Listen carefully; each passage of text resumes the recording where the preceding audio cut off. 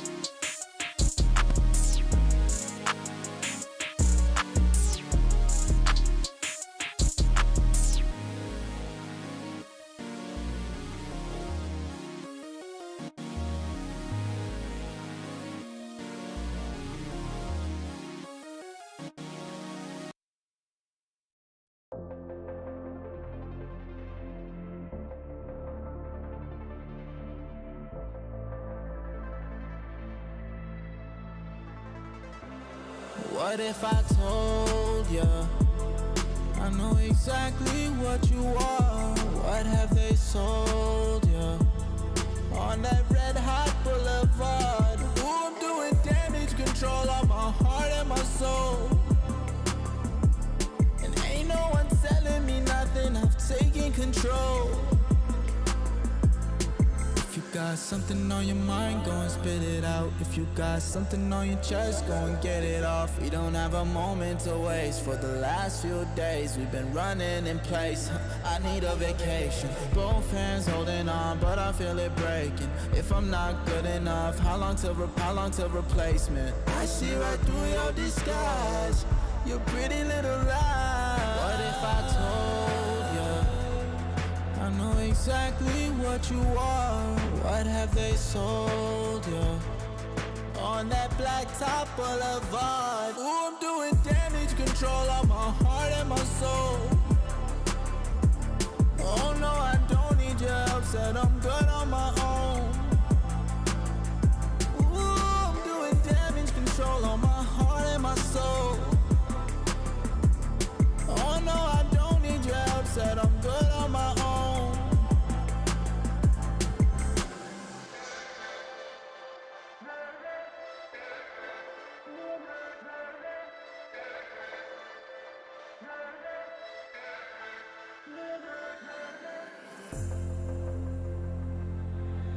Let me be free.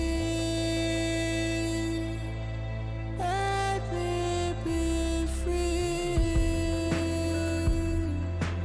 Let me be free. Let me be free. What if I told you I know exactly what you are? What have they sold you on that red hot boulevard? Ooh, I'm doing damage control on my heart and my soul. Oh no, I don't need your help, said I'm good on my own. Ooh, I'm doing damage control on my heart and my soul. Oh no, I don't need your help, said I'm good on my own.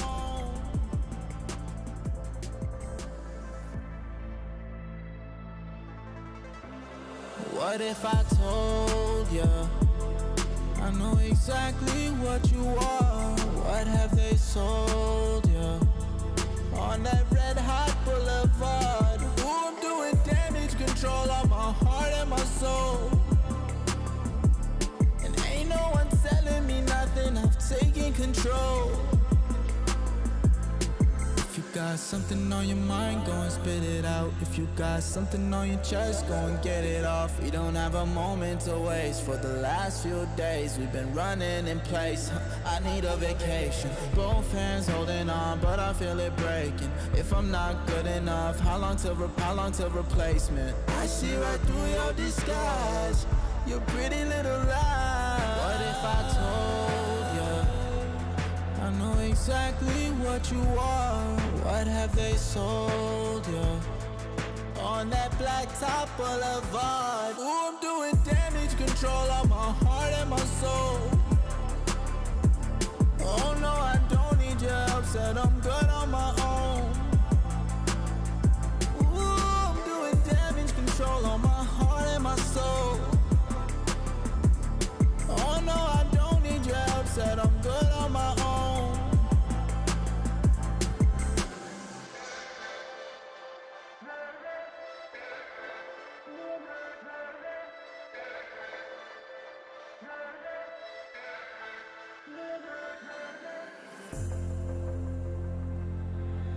Let me be free. Let me be free. Let me be free. Let me be free. What if I told you I know exactly what you are? What have they sold you on that red hot boulevard? Ooh, I'm doing damage control on my heart and my soul. Oh no, I don't need your help, said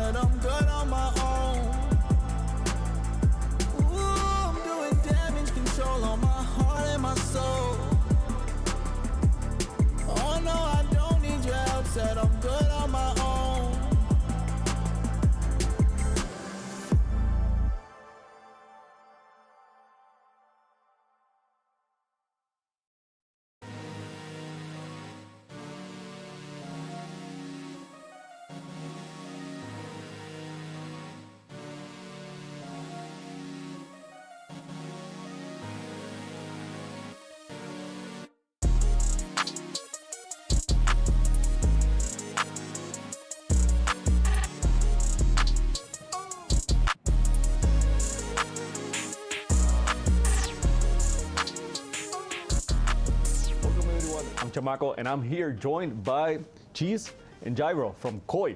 We're gonna be playing Rocket League quiz, although there might be some questions not Rocket League related. Hope you're excited, hope you're fine. It should be easy, so don't be too worried about it. What year and month was Rocket League released?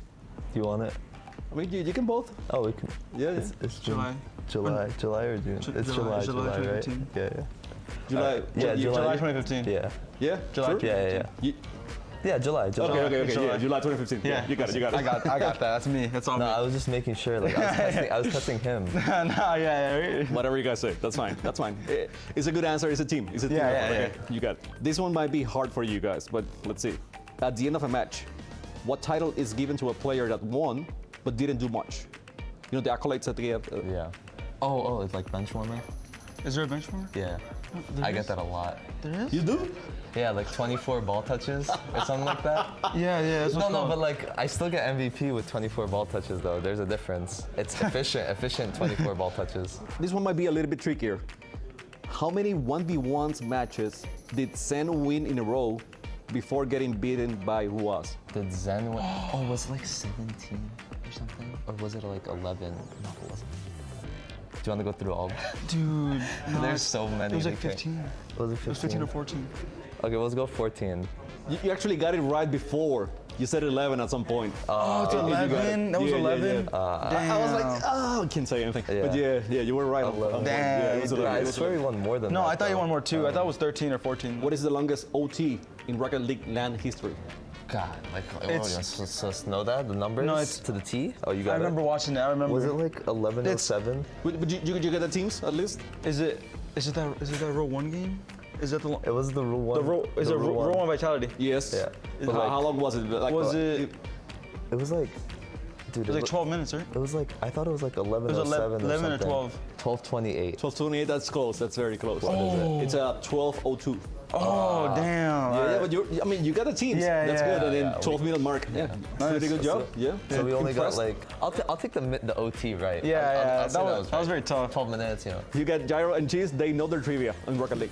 Welcome back to Gamers8. We're hanging out in the lounge here, and this time joining me is AJ from Optic Gaming. How you doing? You ready? I already told you we're doing some trivia. You nervous? I'm not nervous, but I have high expectations for myself. Doing pretty good. Okay, let's get to business. Let's go. Okay. First question for you here is what year and month was Rocket League released? 2015, Right.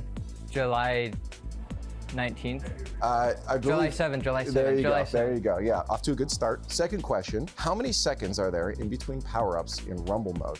10 seconds. Right, okay. Just, knocking these out of the park. At the end of a match, what title is given to a player that won but didn't do too much? Bench warmer. Nice. Okay, have you gotten that a few times? Is that why you know? Maybe once or twice. All right, next one. Who won Gamers8 last year? Furia won. Right, After okay. reverse sweep versus Falcons, and then they beat Gilda and Finals. All right, let's roll into it now. How many 1v1 matches did Zen win in a row before being beaten by Rawas? I have no idea. Do you want to take a guess? Probably You 12. want to guess 12? Yeah. Very close. 11. You're all Yeah, I set. had no idea. I was just guessing. All right, how many Saudi Arabian players will be attending Gamers8? 9. Final answer. 9. Okay, yeah, because you're right. Which teams have players from Saudi Arabia? I don't even know. Rule 1, Falcons and Twisted Minds. Oh, you're talking. Yeah. I'm so dumb. I thought you meant something else by that. That's fair. I'll take the blame on that one. What animal is commonly seen in Saudi Arabia? Camels. Nailed it. I feel like that's the only answer, right? Which American-owned team is comprised only by Saudi Arabian players? Rule 1. Okay, I was gonna say, you better get that one. Yeah. What is the longest OT in Rocket League LAN history? I don't know. Is that? I'm just gonna guess 11:52. Close, very close. You're actually 10 seconds off. It was 12:02, and it was, Rule 1 Vitality at the Yeah. Spring Major. Super good match. All right, last one here.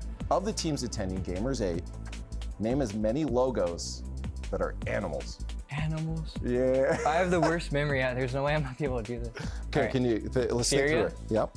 Any more? I honestly don't even know like which teams are competing fully. I could give you the team names. You could tell If me you what give me a animal team it names, is, it'd but help probably. Yeah. monkeys. Yeah. What's the one? Monkey. How about Team Falcons? Falcon. Okay. Pioneers. Horse. Right. Team Liquid. Is that a horse as well? It is also a horse, All right. yeah. Team Vitality. A B. Is it a bee or a hornet? I've heard hornet. Do we give him the point? Half a point. Okay, we'll give you half a point for the whole segment. How do you think you did? I think I did pretty good, honestly. Did you? Yeah. We'll leave that up for you guys to decide. AJ, thank you so much for joining me on the couch and doing some trivia. I appreciate it. Vancouver, Canada, just because I've always wanted to go to Vancouver. Riyadh, definitely. In Brazil. Brazilian people are really passionate about all the games they watch, so the crowd would be really, really loud. Asia or Sam, that would be great for me.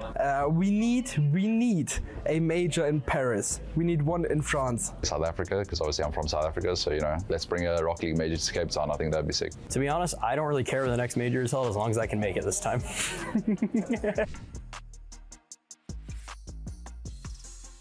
I love Rocket League how it is, and it's hard to imagine it being anything different. I really want the hitboxes and everything to be the same. Definitely more esports integration. Like the highest speed your car would go would be faster. Support VR maybe. I would want the game to be just exactly the same as it is now, but just better graphics. Since everyone has been using Fennec, I'm gonna have to say that Octane. Toyota Camry. I think we should go back to Octane, man. I think people don't play Octane enough these days. I think the most fun would be the Dominus. Je pense la Dominus. The Scarab would be fun. I don't really have one. I like the Fennec and the Octane, so I think it should just stay the same. I think if you could just add a star to the team decal, I think that could be very nice. I'd hope it's like a clean decal for if you won Worlds, if you received one. The MVP would like have his face on the hook of the car maybe. J'aimerais avoir un skin avec une étoile ou une coupe dessus. Very shiny. Yeah, very, very shiny. Be an animated decal with the champions' faces on it. I would love to see like Sasuke in Naruto. I think the best actor to represent me would be Paul Walker. Si, moi j'en ai, ouais. Andrew Garfield. Brad Pitt. It's probably The Rock. He wants to win. He always wants to win. Rupert Grint, the guy that played Ron Weasley in Harry Potter. I don't really know. It's a tough question. I would say Tom Cruise.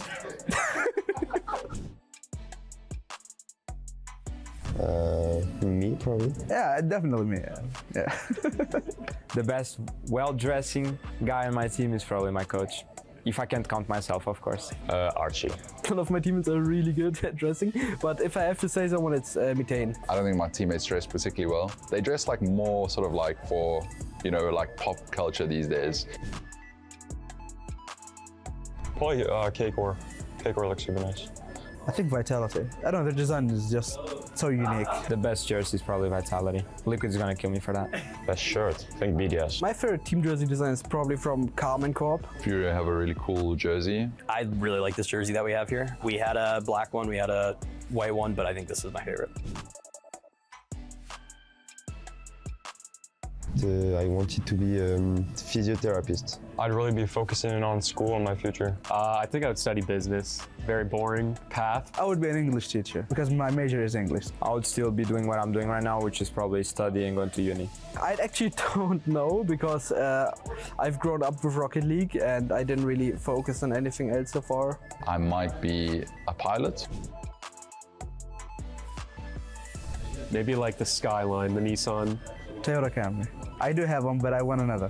If I could have the legend car, would be the R34 GTR. Ferrari. The Lamborghini. Yeah, maybe a Porsche or Lamborghini. McLaren, but man, it would be cool to have an Octane. At LAN, because the environment is much more hype and professional. LAN is definitely the way to go, especially with crowds. I prefer to play on LAN because it's more like emotional and I feel more passionate about the game when I'm playing. On LAN, more fun. Definitely LAN. I think the LAN environment there's nothing like it. At LAN, definitely, because of the crowd and my ping.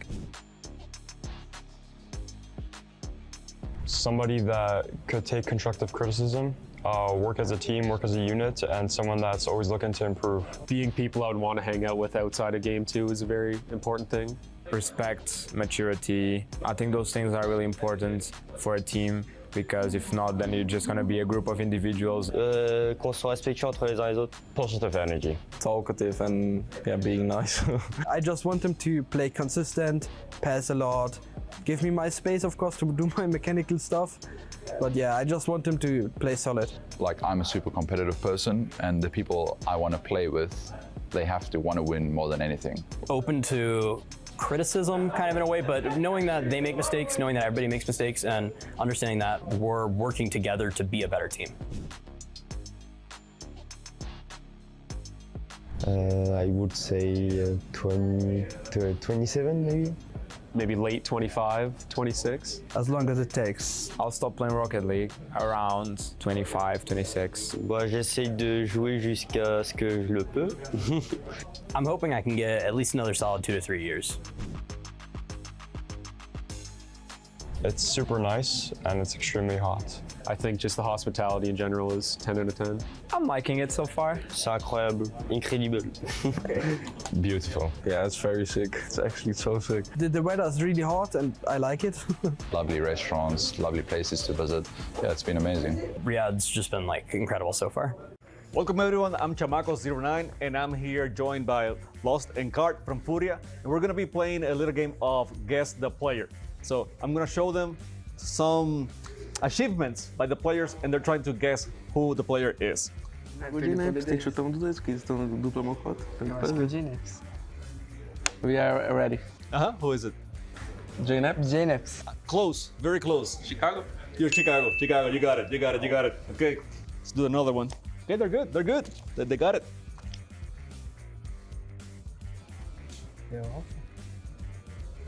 Alpha 54. Alpha 54, the first one, right on. Yeah. What gave it away? What was it? The championships? All of them? Yeah. The Season X. Oh, yeah. Gotcha. Okay. You're on a roll. Number 3. Let's see if you got it.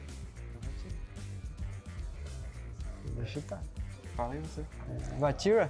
Batira from the first one. Okay. No hints or anything. They're just going at it. That's it. Okay. You guys are good. Let's see the fourth one. You're too fast. You're too good. It's me, bro. It's you. Excellent. O Inter em segundo foi o first. Não, pô, o Inter. Missed? 5 out of 5, no hints or anything. Easy, man. That was impressive. So that easy. was very, very impressive. Okay, I thought I was gonna give you like a few hints, but you got them all. Okay, guys, you got it. Lost and Cart. Know their trivia. They got them all. I'm Johnny Boy, and this is Guess the Player with Genji's Chronic and Nolly. So, very simple game I've got for you guys today. I'm going to hand you a sheet of paper with Wikipedia results on it. It's going to have the results of a player, and you guys are going to need to guess who it is based on the results alone. Do you think you're going to be good at this? No. Yes. No? Yes? All right, Nolly doesn't think he's going to be good at this, but I think you might be quite helpful this first one. Well, 5th through 8th, so that's only 4 teams. Wait, NA Regional 1, Spring 21-22. Was that not a phase player? Wait, RLCS Season 7, that's lame, man. It's G2? It's a G2 player? It's oh, you're right. Yeah, 5th through 8th. Oh, our brains weren't working. Okay. So it's either JNAPS or Chicago? Yeah, it's either JNAPS or Chicago. Wait, we can narrow this. So you think it applies to both JNAPS and Chicago? Wait, hang on. He's saying that, it makes it sound like there's something that... Or to get in our head. No. There could be something that differentiates. It's not a trick question. No, it's not a trick question. So yeah, that result, you got the roster right. It's JNAPS, Rizzo, Chicago. Okay, you got there. So here's the second player. Tell me who you think this is. Oh, wow. Okay. Wait, that's... Okay, wait, World Champion. Wait, why do you say wow? What jumps out at you? It's just a Vitality player. It's just a Vitality player? Yeah. It's Alpha? No. It is? It is Alpha. It's Alpha? It is Alpha. Yeah. Okay, here's the third player. I think you're going to get this one as well. Okay, well, Worlds, 3rd through 4th. It's either a Liquid player or a KC player. It's Vatira? It's yeah. Yeah, it's Vatira straight away. It's Vatira. Well, it is Vatira. Why did you know it was Vatira straight away? Because his best results were in winter, and I know that Moist won both those events in winter. Well done. And then, yeah. So Winter. You were severely underrating yourself in this. I just thought it'd be harder. No, see, I thought so. So Moist, Vatira, and then KC Vatira. That's how you knew it was Vatira. Both. Wow. Let's go for a more tricky one. Let's see if you guys can figure this one out. Okay, well, 2022 NA Spring Regional 3 Spring Invitational. Hang on, it's a Fury player. NA Regional 3 Spring Invitational. Are you sure? Yeah, I'm positive Fury won it. It's a Fury player. Yeah, and last year Worlds. Yeah, but it could be was Jan on Fury for these recent tournaments? Wait, hang on. It has to be cards. I think it does because I'll be with Tinder. Card. What? Okay. Why do you think card? It had to be Yana card because they were the only two people who had both these results. So and then wasn't here. So which card. results were they? The ones you're talking about? Well, last Worlds and then the third regional were both just Yana card, and then Yan wasn't here. So card. So card. Card. That is correct. You're 4 out of 4, and that was a tricky one as well. Okay, last one. Oh, last one. And yeah, I'm going to be completely honest. I think you're going to get this one. Try speedrun it. Wait, it's a winter split major. Oh, it's so SIP? It's just SIP, yeah. Yeah, it's SIP, okay. It's not typical. Wait. Oh, wait, it was missed. Oh, okay. Why'd you say SIP? Why'd you got in my head? I guess it's missed. It was missed. Well, it had to be I mean, I think you guys would have got that if you took your time. Yeah. I'm very impressed that you knew the South America one as well, so good job. And that was Gen G's, Chronic and Nolly, and they guessed every player. Welcome back to Gamers8. It's time for a little fun. I'm now sitting with Scrub, KCP, and you've been sitting over there anxiously, seeing these papers in my hand. Now it's finally time to give you the details. All right. You look nervous. Yeah, I'm scared. I want to do well in this. Okay, so what we're going to be doing is playing a game. I have 5 players that I'm going to need you to guess based purely off of their competitive recent history. If you can guess that right away, you're a genius. If not, I do have 3 hints I can give you for each of these players. Yeah, You want to lock J-Nabs in? Yeah, I'll go. Oh, no, I'll go Chicago. You're going to go Chicago. Is that your final answer? Yeah, I'll now? go Chicago. Chicago. Ladies and gentlemen, he's a genius. Really? Chicago. You almost got it right. I tried to play the friendly host on that one. Okay, let's get to the second one here. Oh, that's Alpha 54. He's so confident because he's completely right. You thought you were going to do bad at this. I think those are the easy ones. I think most people will get those ones right. Okay, well let's move on to number 3 then. This is going to be a fast segment. All right, take a look at these ones. Oh, that's Vatira. Is it 100%? Yeah. Why? Because he also won the Spring Major last season. The Spring Major last. We're crushing it. He's so good. It's Vatira. And let's see if these get any harder for you. They might. Oh, I think it's card. Do you like just memorize, like you watch everything and memorize everything, or is it like is this from like studying? No, teams? I just know, like I just kind of. You got that remember. Gibbs memory. I just remember it, like. Why are we even here? It's hard. Oh my God. Okay, well we're already down to the last one. You had no reason to be nervous about this segment. Okay, so. Walk us through your thought process here. Oh, I know it's Mist because Mist won DreamHack and he came second at the most recent Winter Major. Well, if you ever need a little help with your Rocket League history homework, you know who to call. You got it 100%. It's Mist. I didn't think I was going to do that well. As I said, we're kicking Gibbs off and giving you a spot on the analyst desk. When I retire, I'll take that spot. You got it? Happily. Okay, Gibbs, watch out. He's coming. Anyways, that was it. We crossed through all 5 so fast. I guess just stay tuned for more Gamers8 action.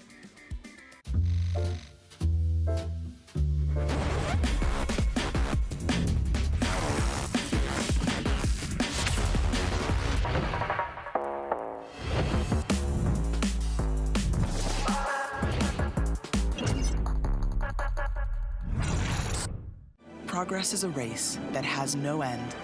After every finish line, another challenge awaits. How can we continue to push innovation in a sport at the forefront of technology? This is how.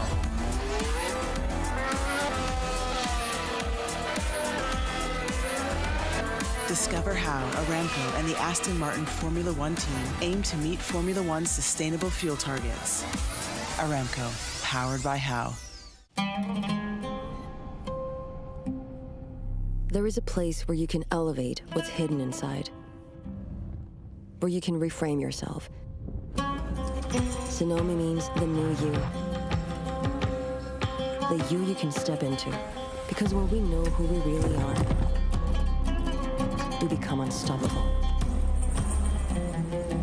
Enter new dimensions of you. Sonomi.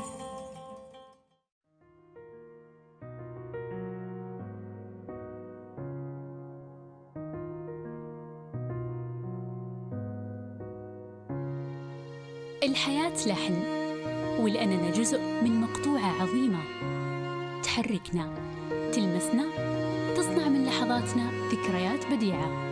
لأن الوجبة، التجربة، المغامرة، حياتك بعد جديد في هيلتون الرياض.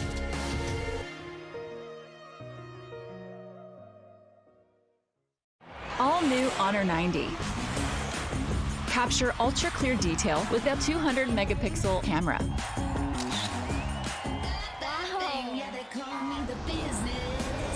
Care for your eyes with risk-free dimming display.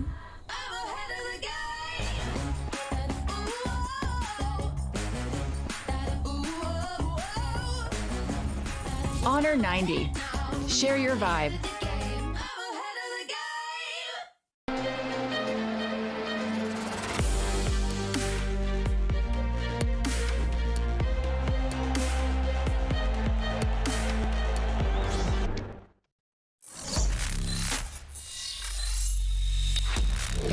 Open your eyes.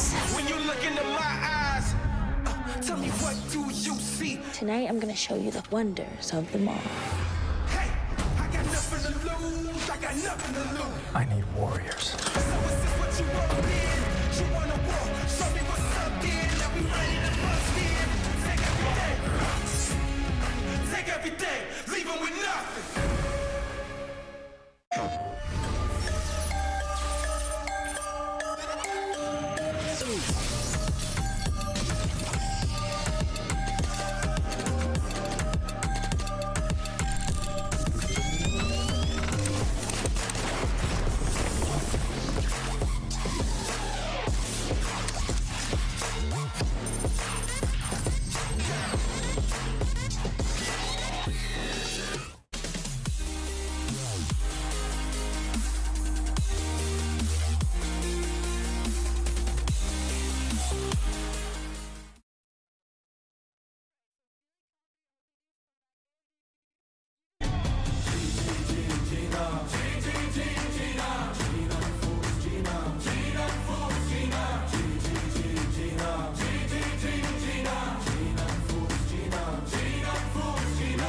Paradise through dirt in our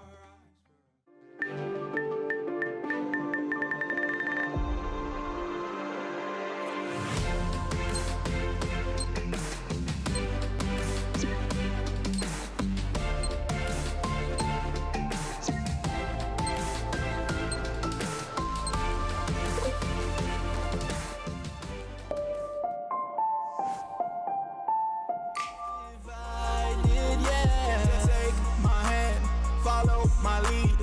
Only one way to be living young, wild and free. Living young, wild and free. Yeah. We don't want too much. We've just had enough. Let me live in love. Let us live in love. We don't ask for much. We've just had enough. The only thing I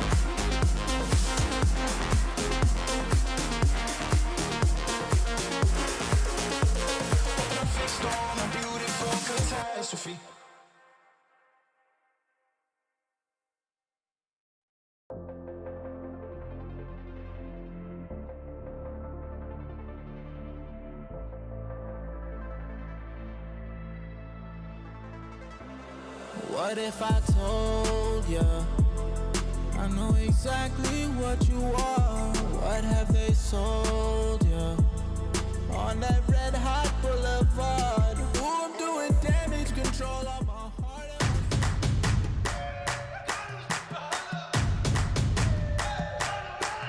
They're dragging us down, face on the ground, but still we so proud. Just look at the crowd, making some noise, making some sound. We ain't got a choice, they're hearing us now.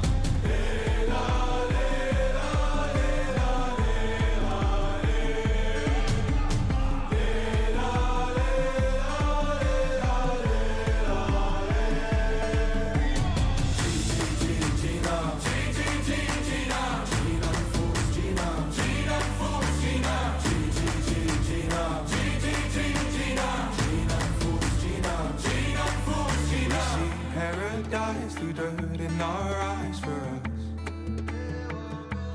Oh, actually, I'll try, actually, I'll fight for us.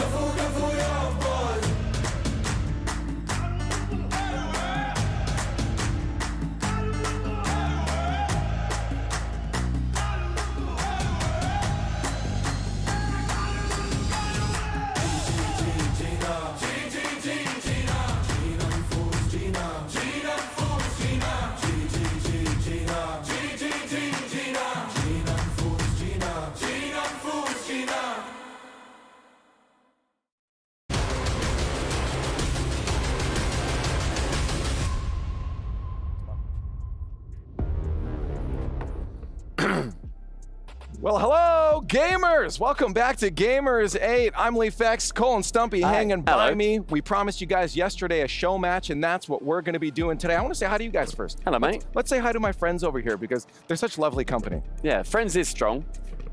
Colleagues. Oh.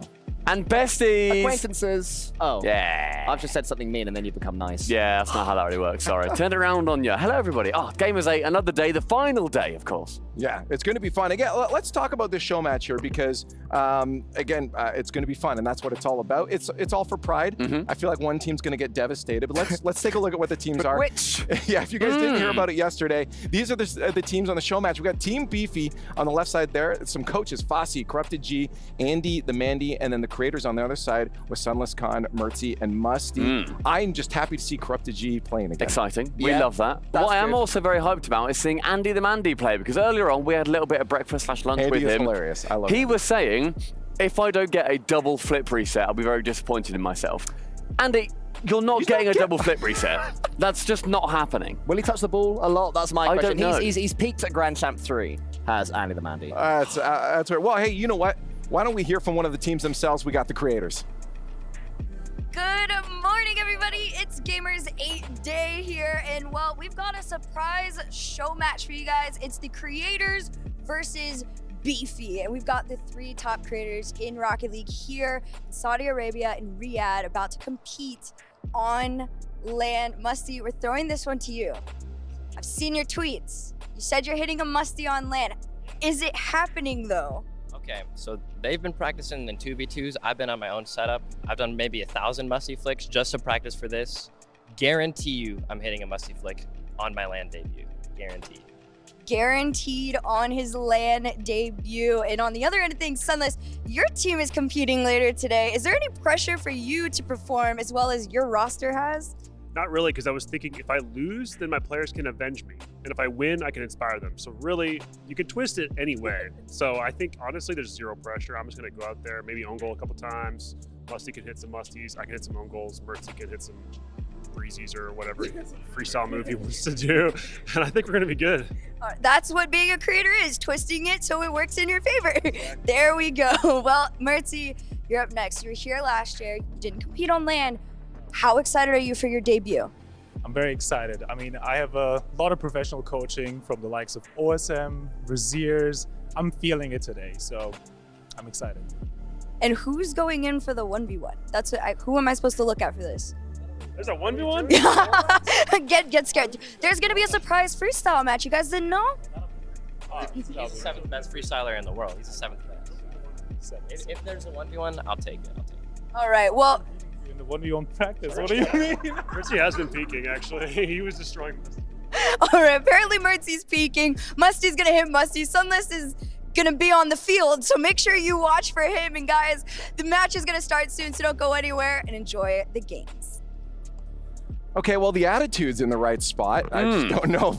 Poor old Sunless, you know, they're all there saying they're going to do their specific moves, and Sunless is like, yeah, I guess I'll be here as well, which seems harsh. But that's always what he's about. Attitude. He's always there just doing his own thing. That's true. Yeah, it's fine. But I mean, Musty, if he can actually hit a Musty flick on his land debut, by the way, as well, that'd be very exciting. It would seem like fate. It would seem like fate, and that is what this competition is all about, probably. I'd love to see it. I don't know if they will against Team Beefy. Speaking of, we heard from them as well.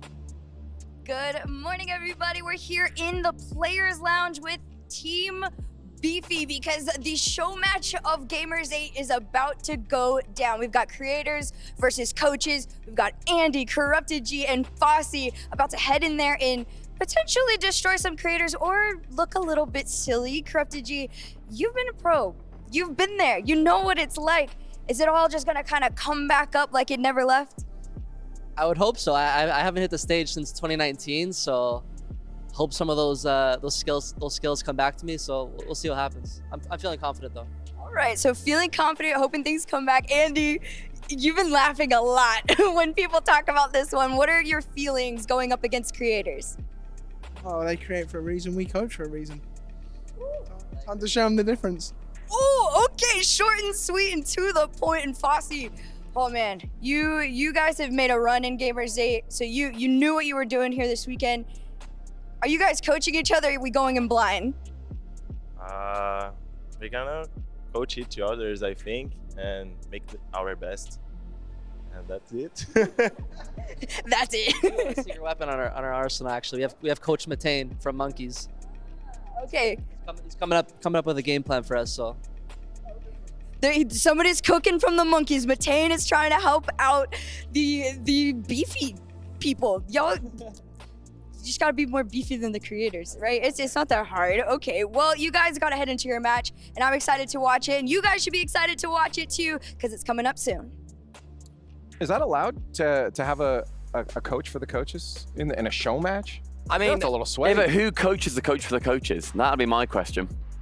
Don't know who. I don't be have anybody. an answer for you. I feel well. It's they've got Matane behind them, so I'm sure he'll be, you know, talking them through some strats, basically saying, ignore everything Andy the Mandy says. Do not listen to this. Don't.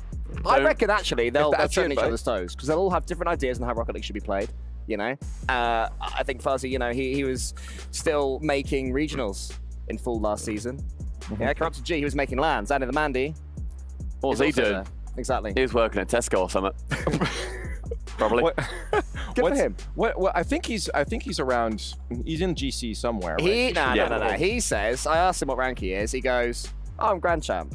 And I laughed at him. No, he says I'm Champ 3, and I laughed at him. He goes, no, I should be Grand Champ 3. Oh, the classic. right. Yeah, I'm Champ 3, but I'm not actually Champ 3. Oh, Andy. Yeah. So, Andy. I mean, well, you can't blame the teammates on this one. Yeah. I mean, both these are veteran players on the field. But when you hear about Corrupted G, he said, I've not played LAN since 2019. He's not hit the sticks in this kind of arena since 2019. It's going to be very hard because I think you can play at home on your own as much as you want. We found this when we played a little bit at RLCS World. It's so difficult. In a different environment. Yeah, and we played in a room. We played just a room. We played in a room together. It is impossible to just play exactly as it is, even if it's technically better than your setup at home. Like I went from like 144 hertz monitor to like the 240 they had, and it was so much harder. I remember in the like season 1, I think it was, Cuxier came and played, and he made his game like a much smaller resolution. It was windowed in the middle of the screen. Oh, that's so because that's what Cooksy. he was used to playing Cooksy on. used to have, if I recall correctly, he used to like install weird settings that no one else used because he was so particular about it. Well, I came from the FGC, right? Those guys are very particular frame data and everything. So of course. I wasn't surprised when I actually admired that because I came from that as well. So it was really fun to Do you think that Andy the Mandy is looking through any settings, or do you think he's going to sit at his computer and just be like, I can win this? I think Andy the Mandy's going to wake up tomorrow and be like, did I play? Like, I think he just finds himself in situations. It's like, how am I here? How's that happen? When did this happen? What's the strategy for him? Because didn't you mention he said he wanted to go for like a double flip reset? Yeah, he was saying double flip reset. No, he's going to go for demos, and his teammate's going to tell him to do exactly that while they play. Yeah, what's more likely, him getting a double flip reset or Musty getting a, let's say Musty double tap? Musty double tap. Musty double tap. By a genuine mile. A genuine mile. But also, the creators, they're decent. They are decent. They're all exactly, right, exactly. But I still expect them, despite all this slander we're chucking towards those coaches, they're still going to get slapped about a little bit. Musty is their clear best player. When he played 1v1s versus Sunless Khan, he played 100 of them. Sunless won 3 of them in the end. Let me ask you guys something then. What would be a respectable par performance for the creators? Bearing in mind, it's a best of 3. And I believe if a team goes 2-0 up, they're not going to play the third game. If they can prevent getting like Brazil'd or something, I think that's just avoiding like, like maybe keep it within like 2 to 3 goals. I think that what would. If they just win? What if they just are the best team? No, because right. So what's Sunless rank? Sunless like somewhere in GC. He's like GC2, I think. He hops about GC. He's a good player. Yeah, he's not as bad as most people think he is. What were you going to say there? He's not as bad as like, you know. Well, no, I think you'd expect. I think a lot of people are just like, oh, he's a creator. He's like, and you see him make stuff about other people, not about himself a lot. So I think people underestimate him a lot of times. But also, I've got a bit of inside information here. We've got some insider goss. Give us some insider goss, everyone. Originally, they were going to be playing some casters. That was the plan. It was going to be myself, Cole, and James Bot. They dodged us. They said, no, we can't do that. Instead, they've now gone to coaches. Unbelievable. They thought that they can't beat us in this format. And they were right. They're running scared. They've run into another brick wall. Pathetic. And now they've got to play Farzi, who was literally making regionals last season, lest we forget, which is quite impressive, really, considering he's going to be going against creators. So. Yeah. I think they had a better chance versus the team that they now have than they did versus us. I think we were a harder opposition. Really? Mm-hmm. You reckon that we would be better than you two, and the Mandy and Farzi? And James Bot. And James Bot. Let's make sure we have James Bot in this conversation too. Yeah, we need some NA mechs. Why are we leaving Corelli out? Because Corelli wasn't in the room when we were on. Exactly. And how do you think these teams are made, Leaf? Yeah. Okay, well, there's more to it than that. No, it's just who's knocking about. That's how Team BDS came together. He was there at the time. In the swimming pool, like, oh, we should probably team. I know they're pros, but I've watched you guys play.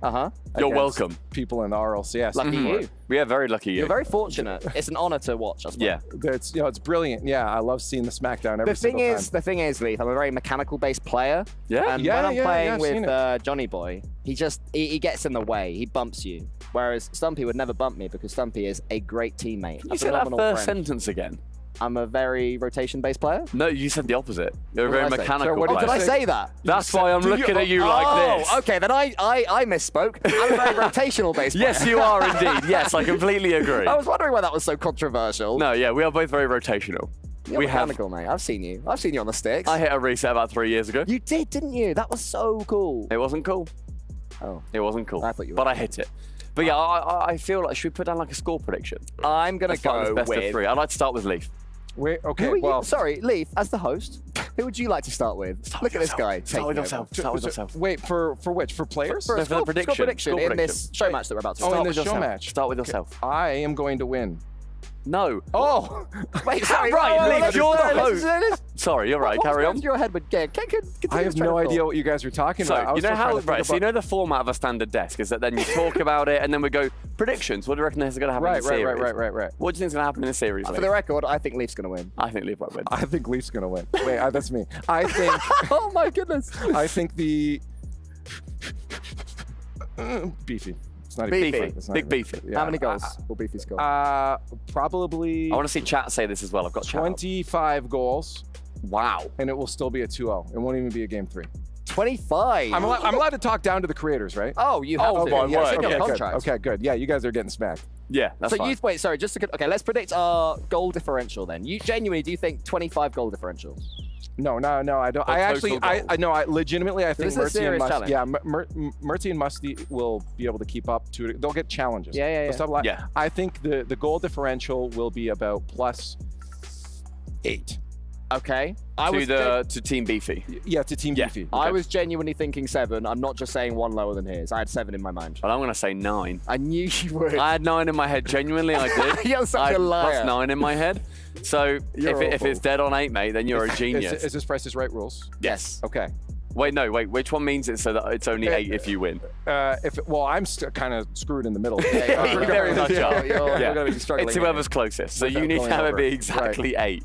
Yes, this is not fair. That's going to be very, very hard. Oh, man. Okay, Mate, if there's what do you think? If there's an 8-goal differential with like 13 seconds left, and the Mandy is lining up his second reset, you're going to go, no, Andy, don't do it. Don't do it, We Andy. need dead on 8.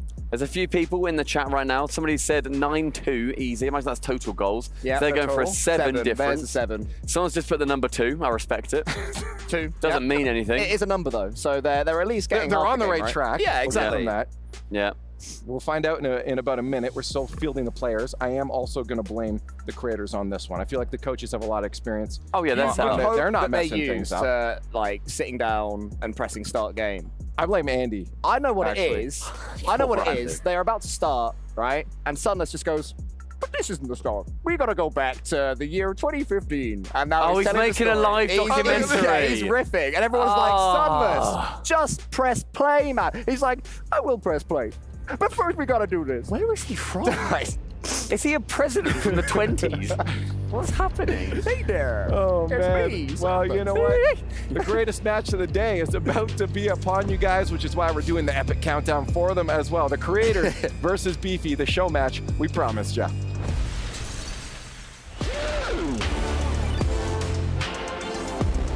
Live from our esports arena, welcome to the final day of Gamers8.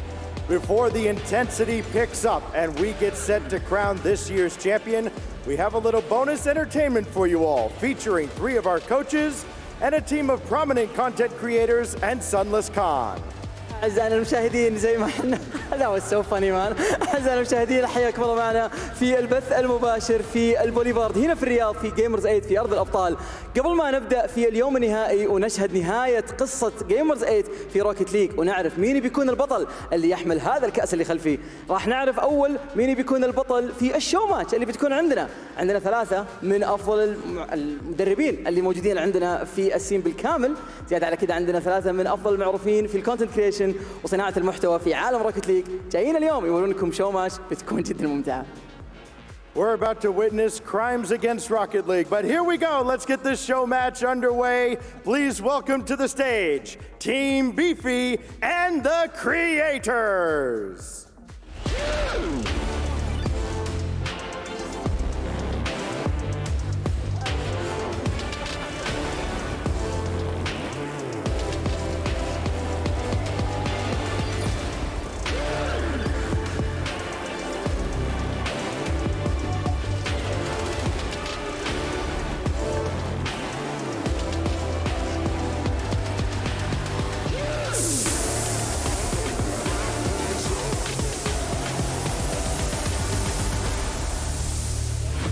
Well, why don't we get a couple of these guys over here for a moment here.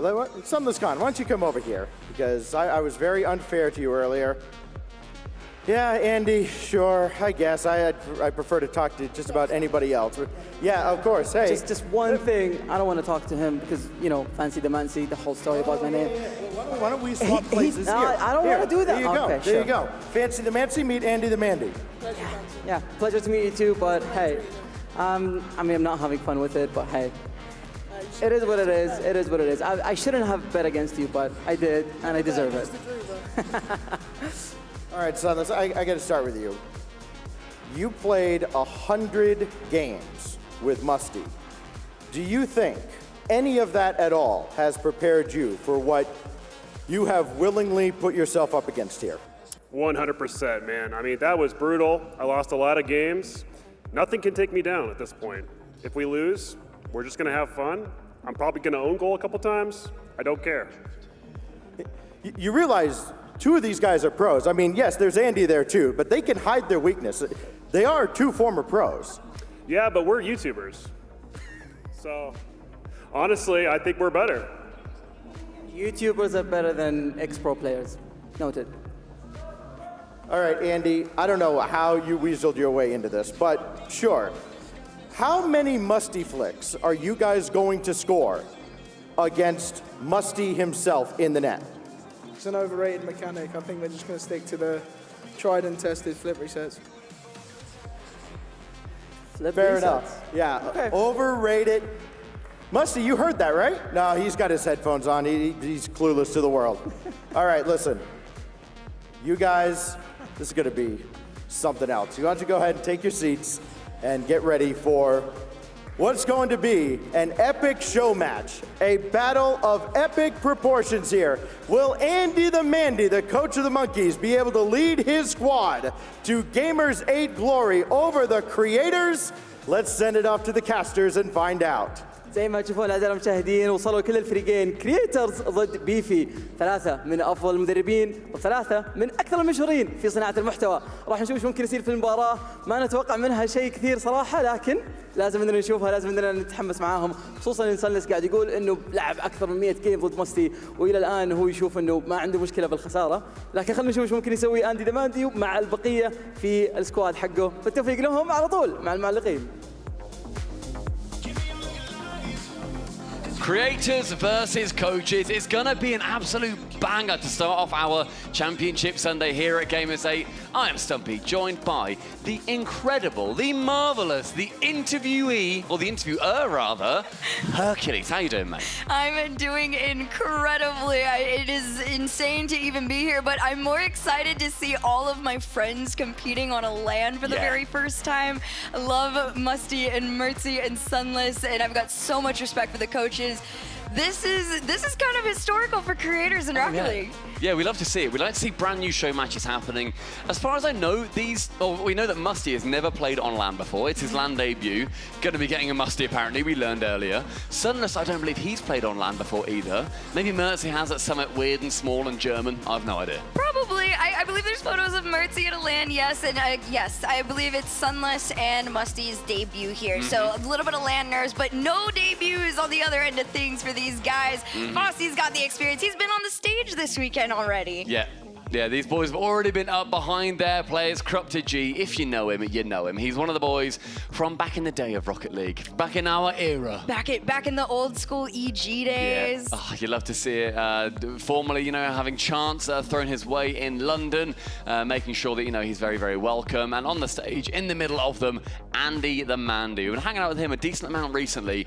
One of the strangest people, and I love him for it. He is outstanding. He is a little weird, I'm not gonna lie. And it's brilliant. He loves dancing to TikTok dances. That's the one thing I've noticed the most. He's a little K-pop dancer in his side time. Look at Musty. Check out his pulse. We've got the meditation coming out from Sunless. Wow.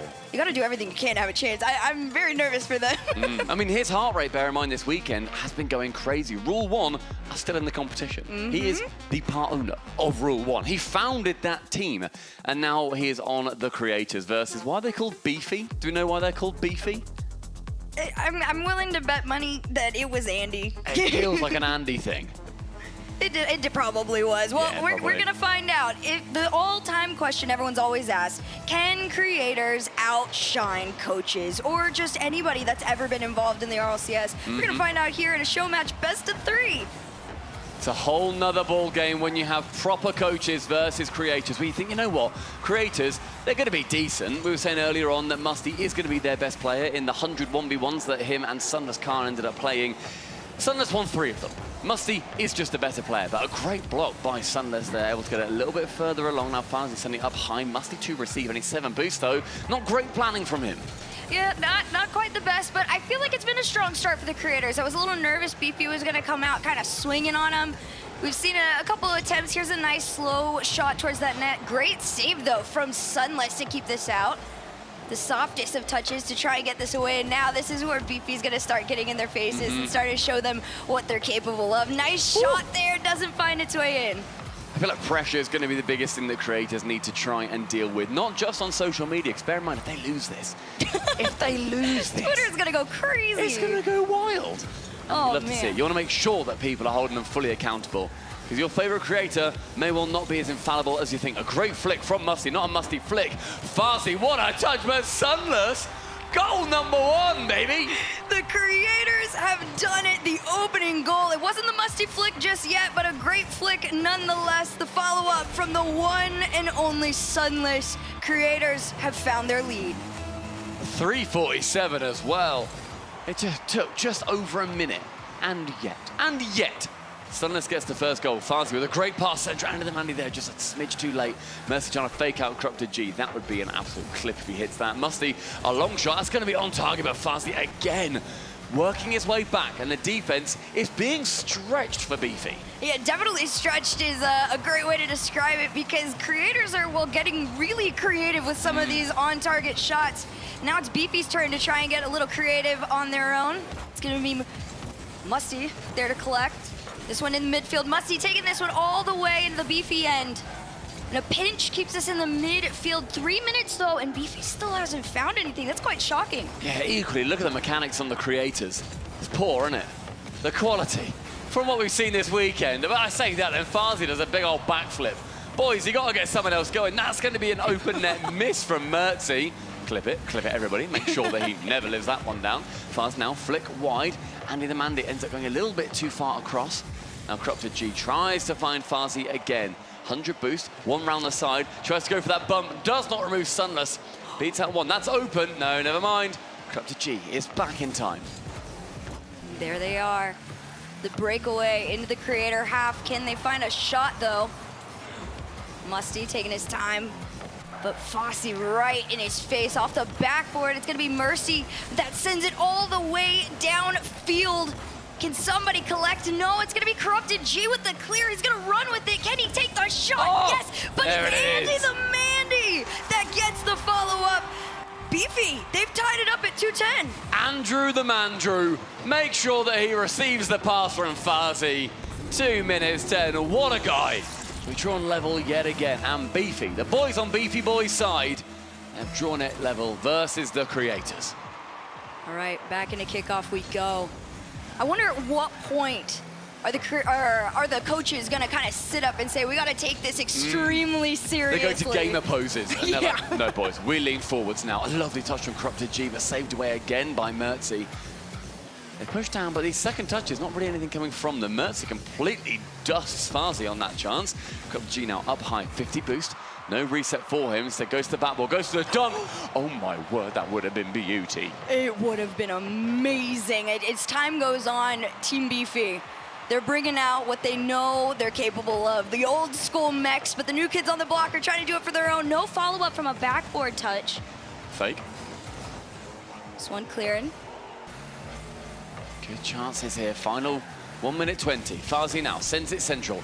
Nobody there to receive it. Corrupted G then shies away, says, I don't want any part of that. Simmons flicks over the top. That's going to be very awkward to commit to it, but Farsi instead picks it up midfield. Yet again, the sight of a battle, but a miss. Sees Farsi. He can bang it. He goes up for the double. He misses high. Andy the Mandy there to clear. He misses a call it an alley-oop. Oh my goodness, it's Farsi. He goes up, tries to double. Andy tries to follow up on his own as well. It's the luck of the fact, though, that both creators were a little scuffed in net. Luck? Do you think Andy the Mandy is here for luck? It didn't. Yeah, no he is. comment. Yeah, you're right. Yeah, you're completely correct on that. Beefy with that late lead. It's going to be a minute ticking down, and creators are going to be chasing, but they've not really had too many opportunities. That's one just wide again. My word, Beefy, the goal is not that wide, fellas. All right, Sunless sending this one downfield. They're getting creative. Mertzy's getting sent up close for those demos, trying to opening up a little bit of an opportunity, but instead it's going to be Farsi that sends this one downfield. Sunless really wants to break out, but I think as time's going on, Beefy are like, our reputations are on the line for this one. Stay in their faces. Can Musty find an opportunity for the creators? It's going wayside. Surely they can't lose it. Surely Beefy hold on. They beat two. It's going to be completely open. Andy the Mandy? Literally, what are you doing? The Andy! Andy! Andy, stop it! You're being so silly. Right, you need to be punished now, lads. I want a goal to go in. Oh, please concede. Oh, Andy, you are such a fraud. What is going on? How on earth have you not conceded there? Oh, that's a good touch high, though. Sunless is there. Goes central. No shot. Good Lord. Andy, no, don't you dare give it all that. Sit down, sir.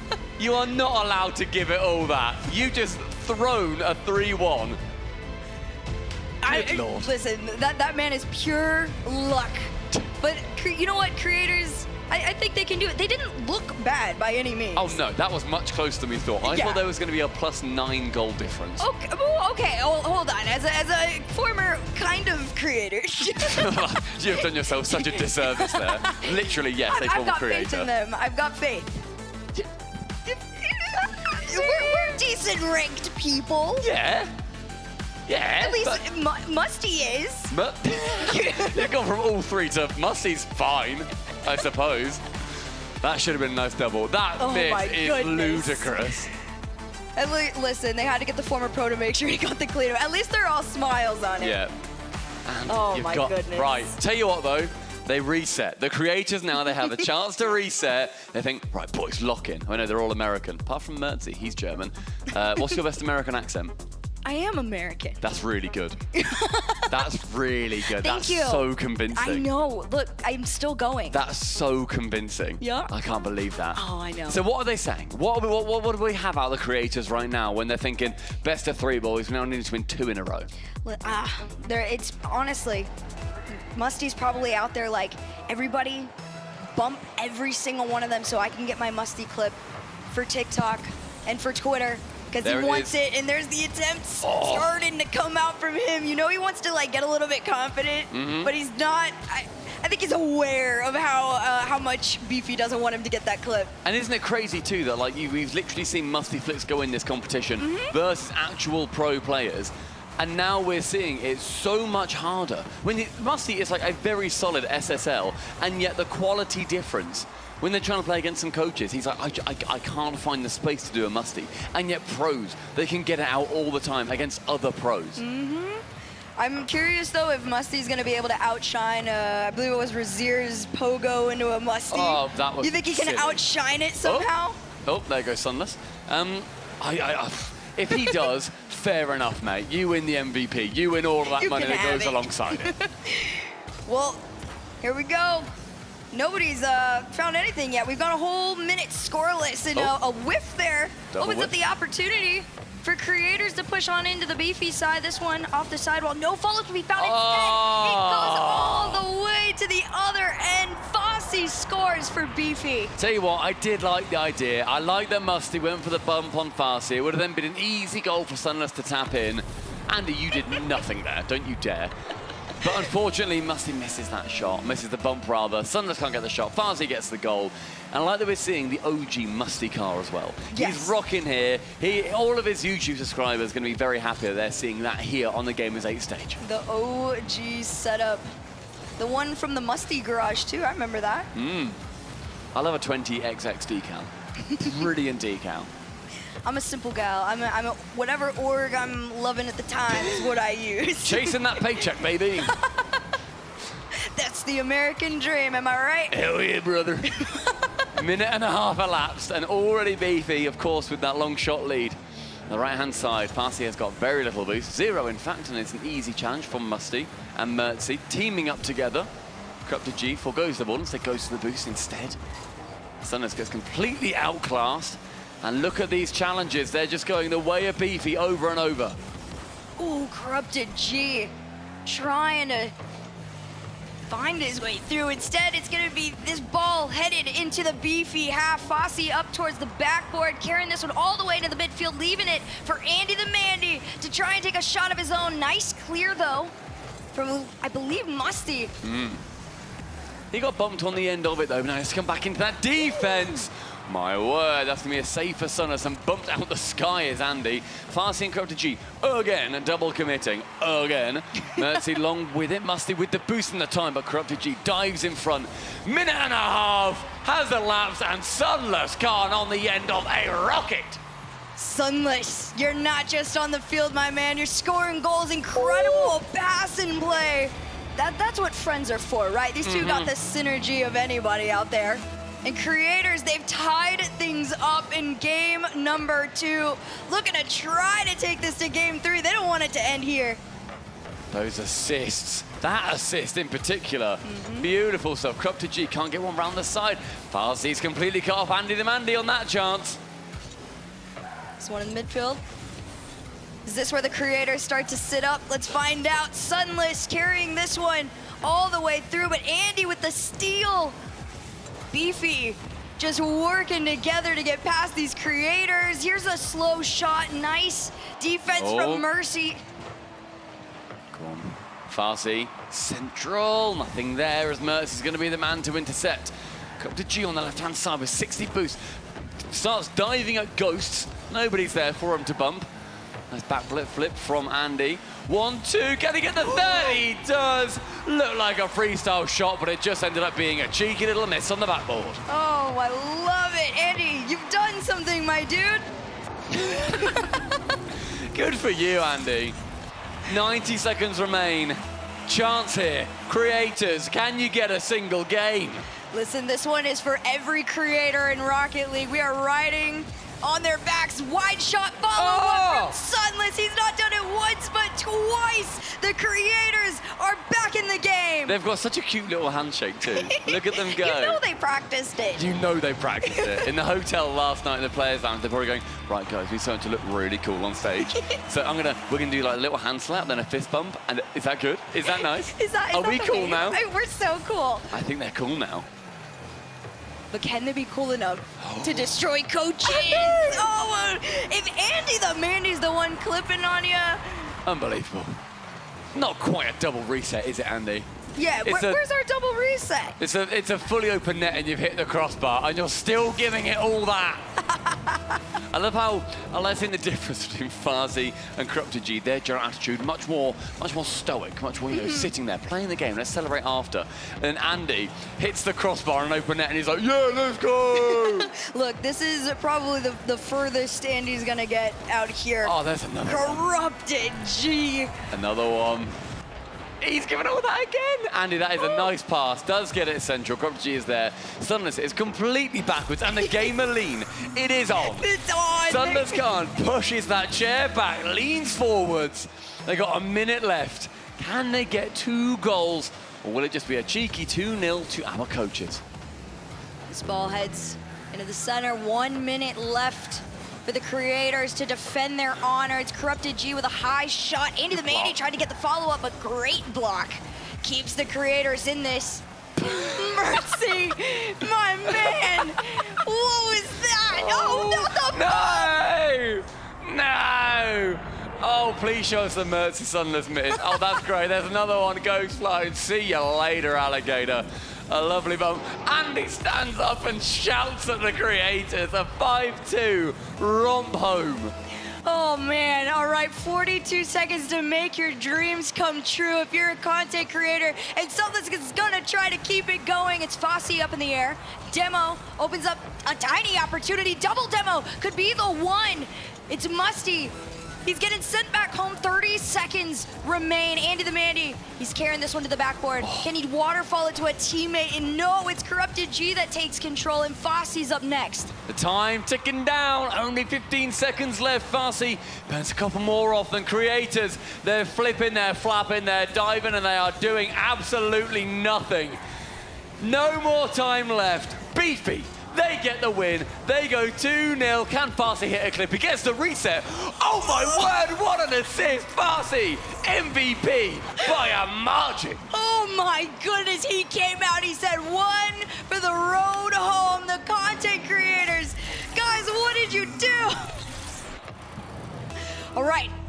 One last one. There's enough time to maybe get a last-second clip, but not like this. There it is. The 0-second goal from Musty is enough to put on TikTok and shine. The handshakes, the hugs, the celebration as if they won, because in my book they did.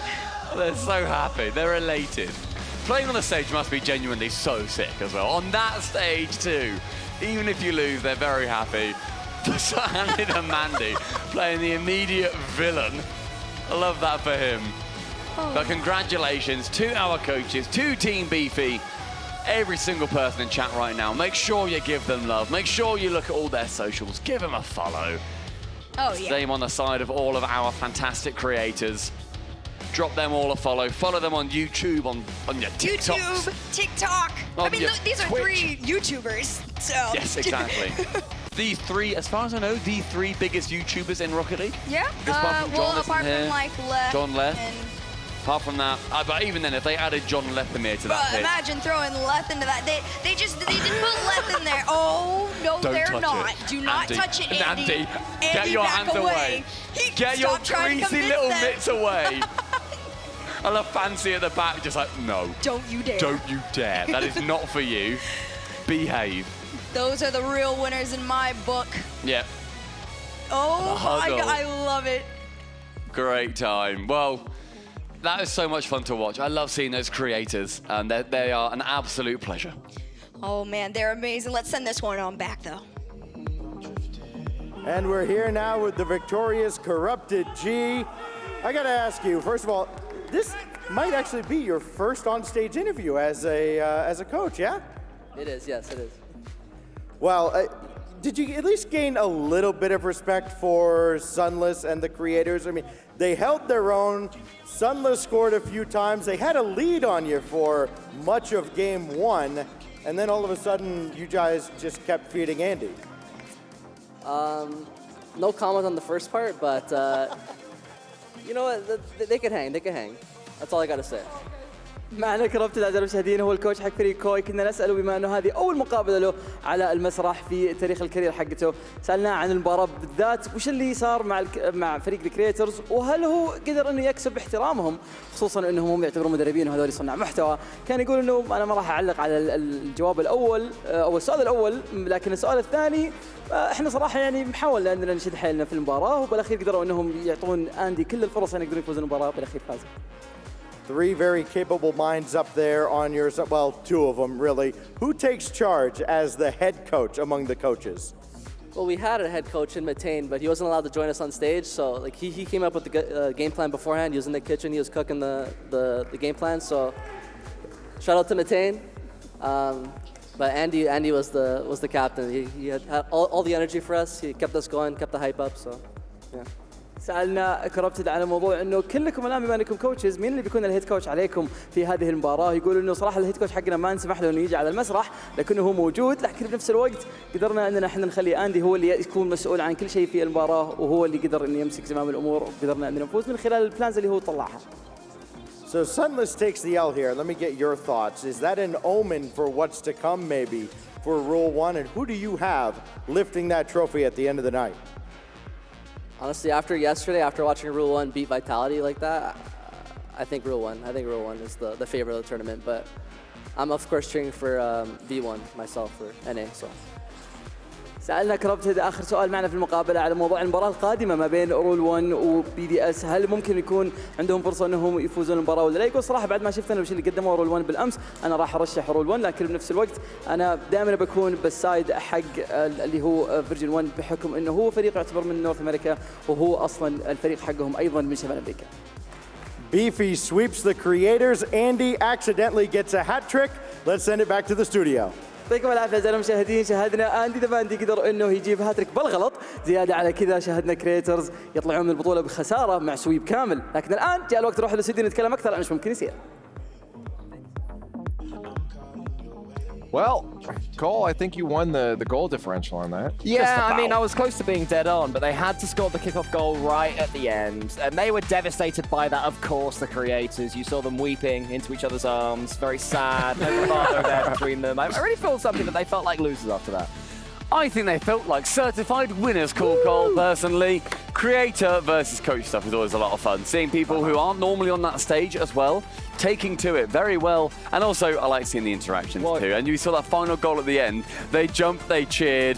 Andy gave it all that throughout the entire series, which was ridiculous. That is, though. Look at that, Sunless cap. That assist was beautiful. Sunless, the B-roll king. There was one lovely play from Farzi that I'm hoping we're about to see as Musty. It's a little bit sheepish after his that one. reset. Yeah, that was for 3-2, right? That's what really seemed to pull I think the that was the rug. 5th goal. Oh, I mean, I've asked you many times for a personalised handshake, Stumpy. You've always told me no. Of course. It's not happening now. It's not happening. All right. Okay, so I'm sorry. happening. That was a little too much. I just liked seeing, again, we've got both Big Rob G and Corrupted There we go, Gabe look at on stage now in an S-tier tournament in 2023. Yeah. To me, that is wonderful. I'm getting old now, so being able to relive the good old times. Does it remind you of Vegas, Lee? Oh, I feel Back so in great. season 6, there was a team called Back Evil in my Geniuses. day. All right, Grandpa, let's get you back. Yeah, all right, mate. I like this. Andy tried to steal the trophy. I can't believe that. I see they didn't include that in the package. We never Outrageous. mention that again. Andy the man. The evidence has been wiped. Exactly. What was he thinking? That was Outrageous. wonderful. I think it went the way we expected, but at the end of the day, that's all good. It was a show match. We were here to have some fun. And the creators did have some fun, too. I mean, even before in the pre-match interviews and during it, too, they were hyping up. Even when they lost, they got up and started hugging each other and cheering along. And that's what it's all about. Let's just show some personalities. What we have to remember is that these guys are all creators and editors. So when this goes out on YouTube, they won. Anything could happen. That's what they will say. They will It's say a we won. 1-0, 1-0 as far as their viewers will be concerned. Amazing stuff. Just tell them right now, they're already getting on Liquipedia and editing Exactly, yeah. the results of that match afterwards. Yeah, no, I think this is fun. I think having this, okay, well, now that we saw them, I'm very curious. There is another creator that wasn't on there. If Lethamir was on the team, do you think the results would have been a little bit In place different? of whom, well, I don't want to call it. No, it's a 4v3. So, yeah, 4v3 they win. You don't want to do a 4v3. 4v3 they win. I think Leth on there in place of Sunless or Mertzy, they get the job. I genuinely feel that having a fourth player hinders you more than helps you. There's no boost on the pitch. Exactly. That's the biggest issue. You're all just jumping and they're freestyling. It's a horrible thing, Leaf. Okay, well, that was wonderful. It's a good way to start our day. Of course, it is Championship Sunday. We have 4 teams left, and later on, we're going to see what's going on. So, yeah, there it is. You have the Beefing creators all done now. V1 Team Falcons are starting things up. And then after that, Team BDS and Row 1G, that will be later on our LG match to watch. But which one for you guys? I mean, I have to say BDS Row 1. They're both good matches, really. They're both incredible matches. I mean, if you're saying a second, I'll go with version 1 versus Team Falcons. Team Falcons, who couldn't quite make the grand finals last year. They were so close. And then version 1, will it be the Beast Mode? Will it be Daniel? Who knows, Leaf? Okay. I'm personally looking forward to TBD versus TBD. Oh, that'll be a big That's one. going to be a banger. All right, well, Big that'll Dog be a little bit versus later. We're Big going to Dog. take a quick break now before we get to those matches, so stay with us.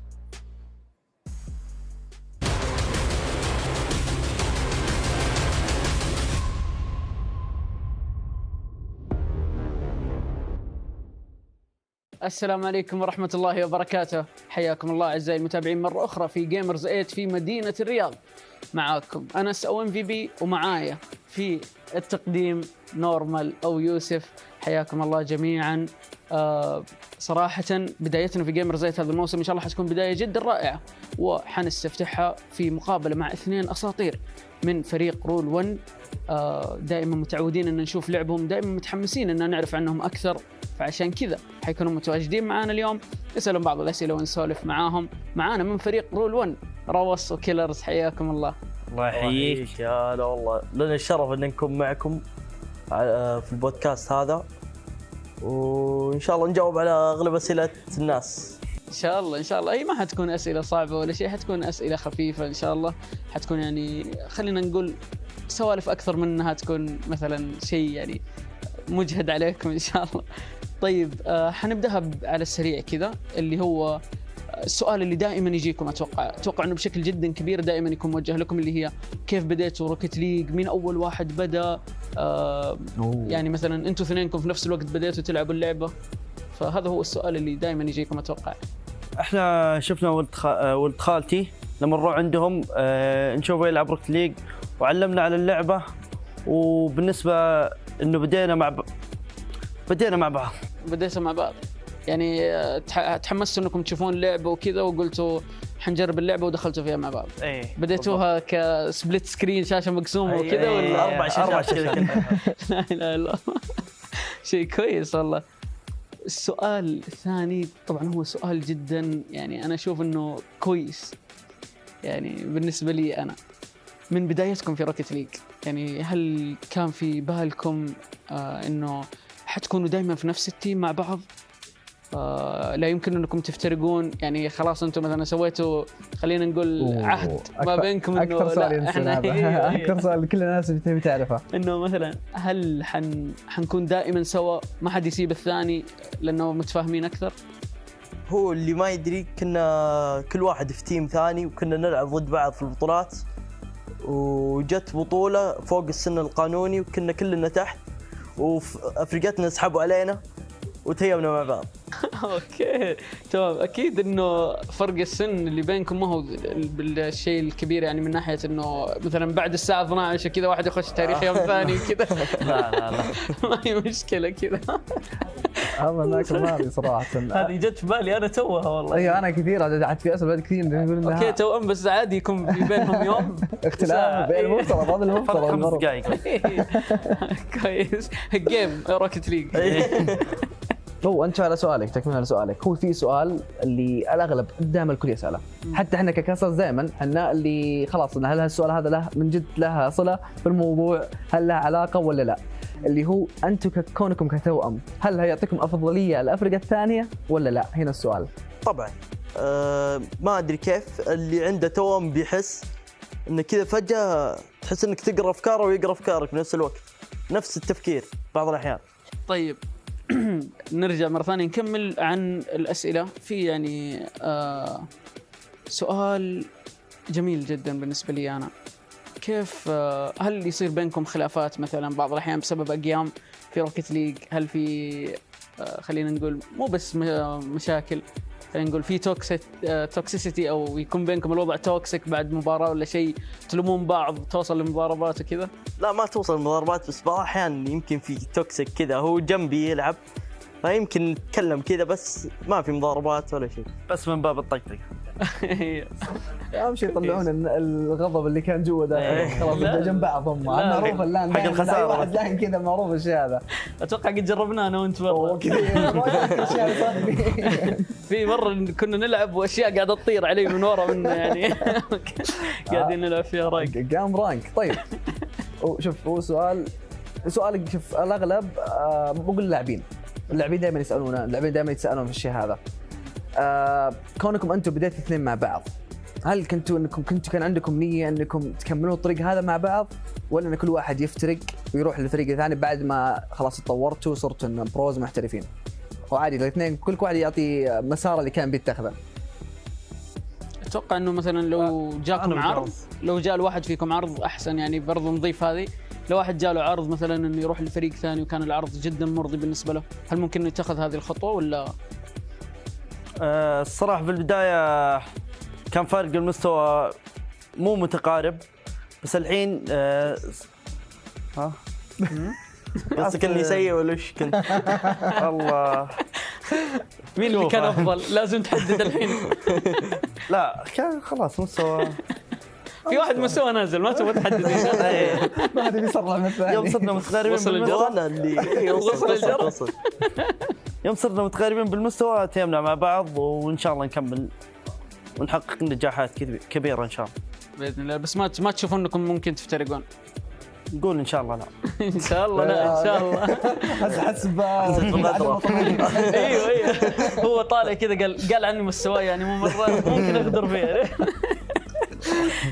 لا ما شاء الله تبارك الله، يعني من جد كنا حتى واحنا مثلا نسوي مقابله برا مع الفريق الاجنبي، لما كنا نتكلم عن مين الافضل عندنا من ناحيه كلعب توز، فذكرنا اسماءكم وقلنا يعني مين اللي ممكن يكون شخص او لا خلينا نقول مين التوز اللي حيلعبون ضدكم حيكونون جدا شرسين، وممكن انهم او يكون عندكم تطلعات انكم تلعبون ضدهم اذا بتلعبون كتوز.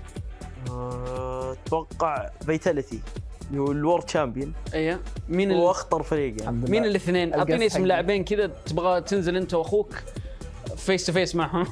زنو الفا. يا سلام القص حقي الحمد لله. هذا خمنها من اول جت معاك والله كويسه. هو قاعد يقول المباراه الاكثر اللي مطلع لها شوف زنو الفا وروس كيلر.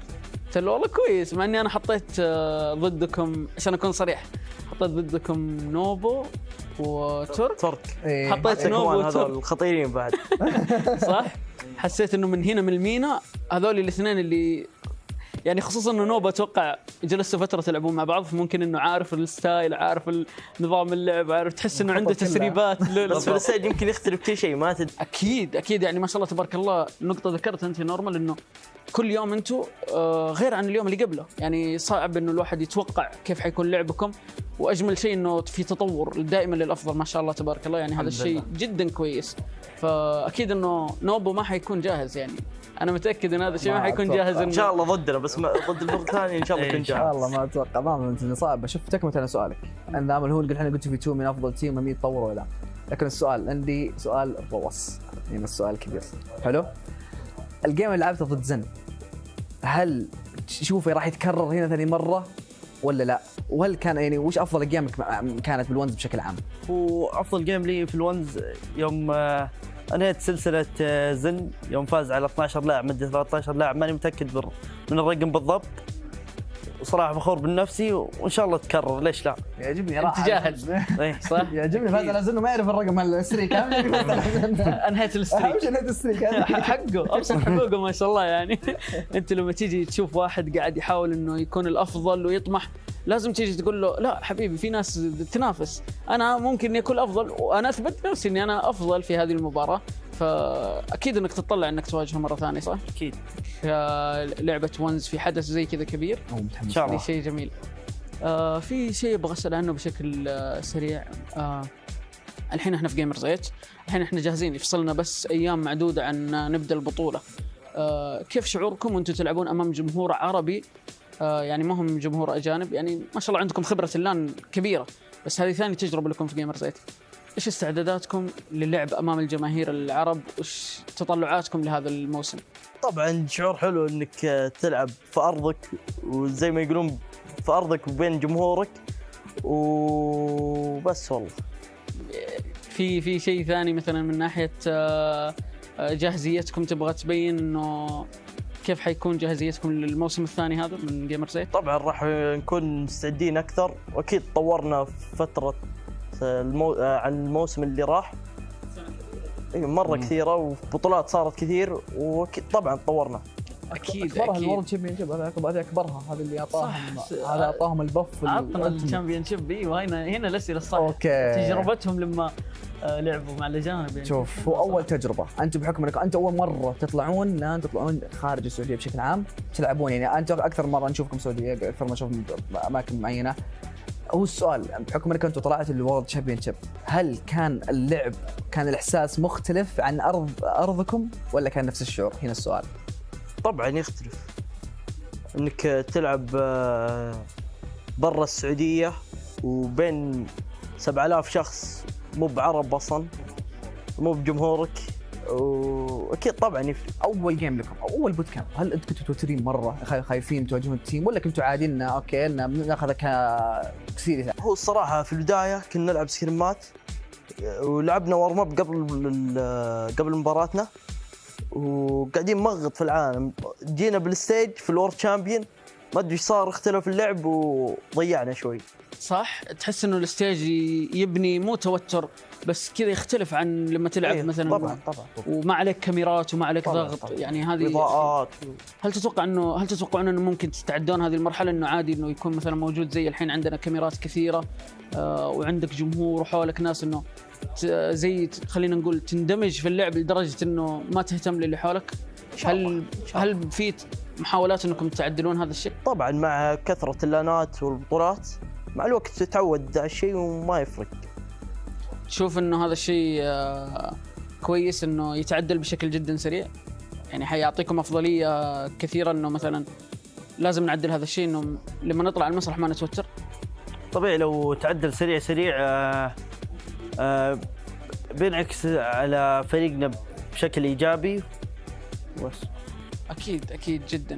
فيه هو على طاري، هو نفس الحكايه على طاري، هو الجمهور هو السؤال الاكبر. الجمهور، هل الجمهور يعني مثلا اكيد في دائما في اختلاف، دائما الجمهور العربي دائما يكون في افضل، لان كان في جمهور عربي بين ميدانكم تحسون بالراحه، ما تتوترون لان كلهم يعرفونهم وكل خلاص يدعمهم ورا ظهورهم. انت الان دخلت كونك عند مثلا عند بشكل عام برا السعوديه مثلا في وورلد تشامبيونشيب، ما هو بجمهورك، توترتوا كثير، هذه خلصانين منها، هذه اكيد جاكم توتر وخوف ومن تطلعون ستيج وفي ناس طلعتكم يمكن يضمونكم يمكن لا. لكن السؤال الاكبر، هل الجمهور العربي تستمدون منه قوه؟ يعني انتم الان جمهوركم بين ارضكم تستمدون منه قوه، يحمسكم تلعبون، يعطيكم كذا الحماس اللي انتم تحتاجونه في البطوله؟ طبعا. ولا لا؟ طبعا. هو تاثيره قوي عليكم؟ اكيد. هو لازم اخذ من كل واحد عندي منكم. جو. الصراحه روكت ليج ما هي كره قدم، ما راح تسمع الجمهور وانت تلعب.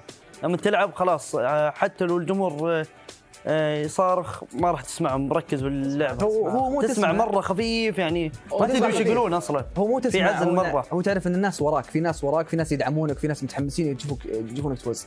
هذا هو. انا داري انك ما تسمع برا كذا اخر الدنيا تلعب، بس السؤال ان انت تعرف ان في وراك ناس، وراك مثلا جمهور يدعمك، ما حتى لو خسرت بيكون معك داعم. هل هذا الشيء يحمسك يحفزك انك تكمل مسيرتك بشكل عام في البطولات؟ مسيرتك جيمرز 8 اكبر مثال، جمهورك الحين تبين كبير. طبعا اذا وراي جمهور راح يسهل علي المهمه في الفوز في البطوله. قبل لا ننهي عندي سؤال جدا متطلع له للامانه.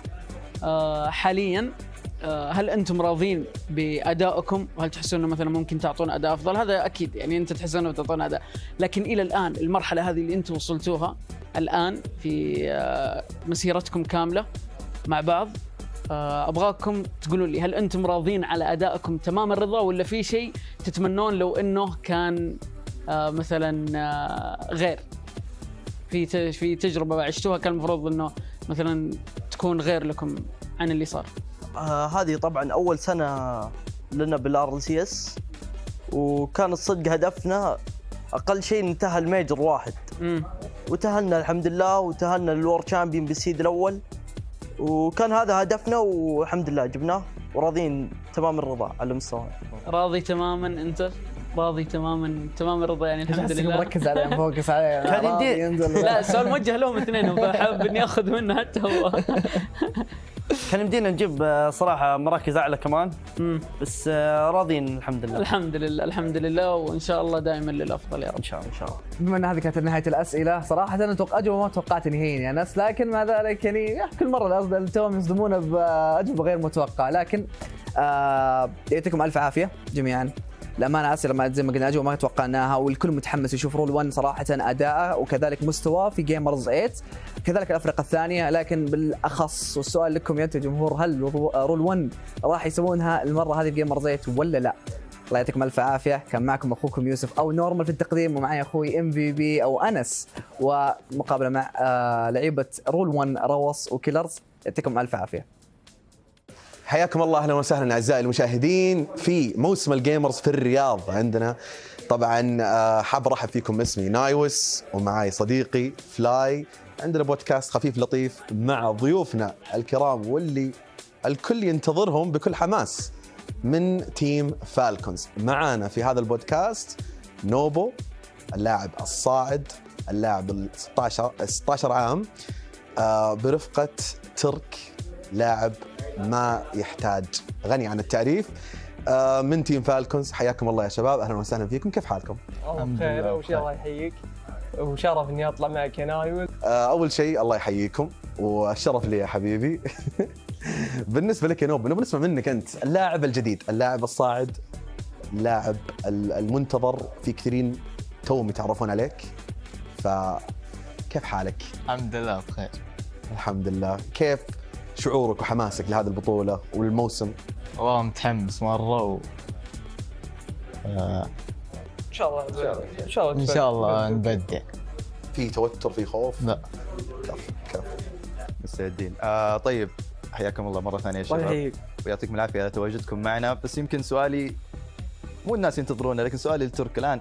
نحن نعرف نوبو طريقة اسلوب لعبه شوي متهور، يروح بالكرة الحالة. سكريماتكم إلى الآن هل بدأ يعدل الموضوع يلعب كلاعب فريق، ولا لسه باسلوب ال2v2 حاليا نحن متعودين عليه؟ بصراحة في البداية كان موضوع 2v2 شوي، بس بعدين مع سكريمات عدلنا الوضع وصار اللعب كفريق أكثر. تمام. وتحسن الحمد لله. طيب نوبو، كيف شعور الانضمام مع تيم فالكونز؟ أبى أسمع منك أنت. سمعنا من ترك. والله شعور حلو، من زمان أتمناه، أول ما تمنيت تقريبا، ودائما أحب ألعب مع ترك من زمان، الحمد لله جت فرصة نتيم معه. كم لكم الآن تلعبون مع بعض؟ 2v2 تلعبون كثير؟ من فترة يمكن قبل أتمند بشوي يعني سنة تقريبا. سنة تقريبا. إيه سنة. تفاهم بينكم التناغم الحمد لله. متوقعين انه يكون. ويمكن هذا نشوف الحين تسريب انه تسريبات مسبقة في 2v2 بس. هذه تسريبات. يمكن تسريبات مسبقة يمكن نغير الامور. يمكن. على حسب الوضع في البطولة. يمكن. لكن دامنا تكلمنا عن التسريبات نبي نسمع منكم مين بيلعب ال1v1 وال2v2 وال3v3 ولا ما تبون تصرحون؟ عادي تبي نصرح؟ صرح. طيب ال1v1 انا. وال2v2 انا وترك. يعني هذه مبدئيا صراحة يعني الفورمات هذا مرة يخدمكم حق البطولة 1v1 3v3 2v2 1v1. أنا بسألكم برضو الآن من الفرق اللي متواجدة خصوصا إنه بيتواجد بطل العالم في لعبة روكت ليج صحيح اللي هو فريق فيتاليتي. التجهيزات بالنسبة لهم في 3v3 بتكون عندكم أفضلية في 2v2 و 1v1 بالنسبة لكم. هل هذا تشوفونه؟ سواء كان 1v1 ضد زن ولا 2v2 ضد أحد من فريقهم. مين الأفضلية في 2v2 و 1v1؟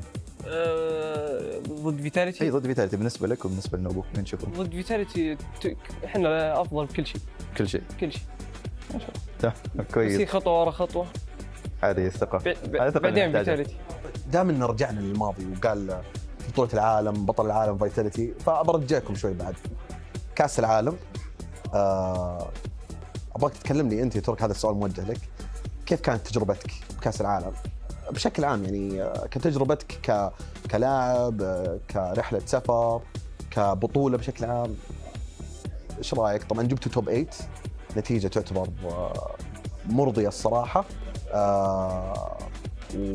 وعطني تجربتك والله اي واحد يتمنى يلعب كاس العالم وشعور مرة جامد وتوب 8 يمكن مرضية للناس بس مو مرضية لنا وباذن الله الورد الجاي الاجيب ان شاء الله. ان شاء الله. طب شطاح؟ لا بسم الله شطاح اقسم لك انت. هي خطه الجيمر سيت الحين همنا الجيمر سيت شطحت الورد الجاي وجيمر سيت الميجر.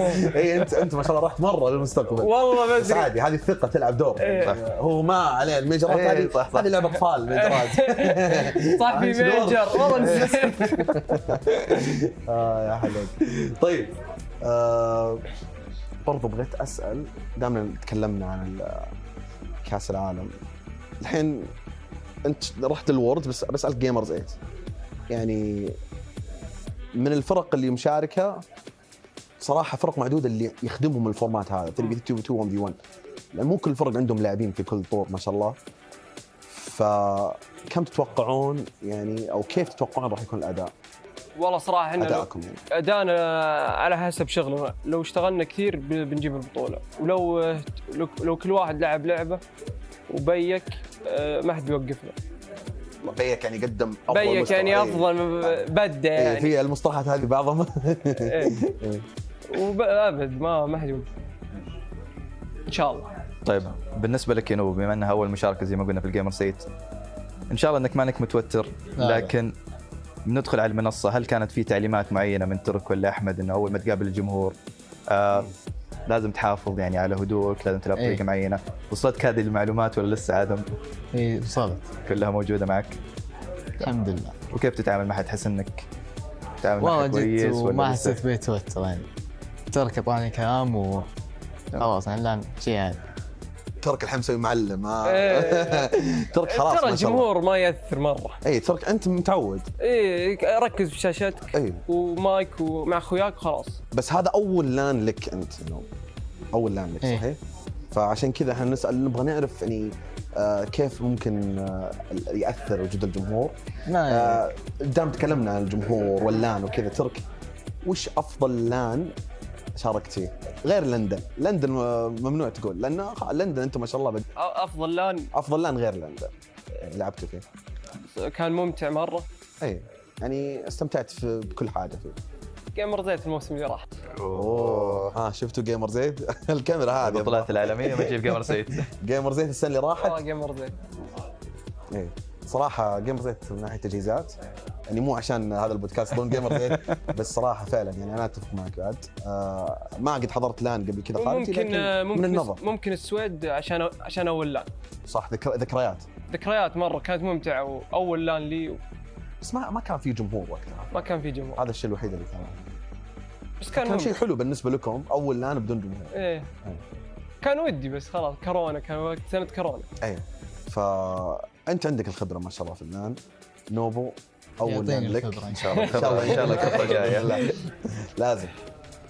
طيب يمكن سؤال هذا عام، مين الفرق اللي حابين توجهونها غير فيتاليتي؟ خلينا نقول اللي اغلب الناس يتوقع انه ودكم قبل. وجه كلام الفيوريا جيم من الجان. اوه حتى أنا معك فيوريا الابطال السابقين. ولا كار وش بعد مين اللي تطلعون تقابلونهم غير فيتاليتي؟ مين متحمسين تشوفون في هذه البطوله؟ كارمن كور قابلهم.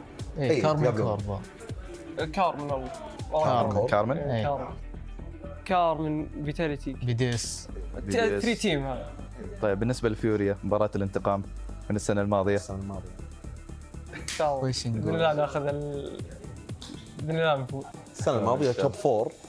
حلو. توب 4 فالكونز.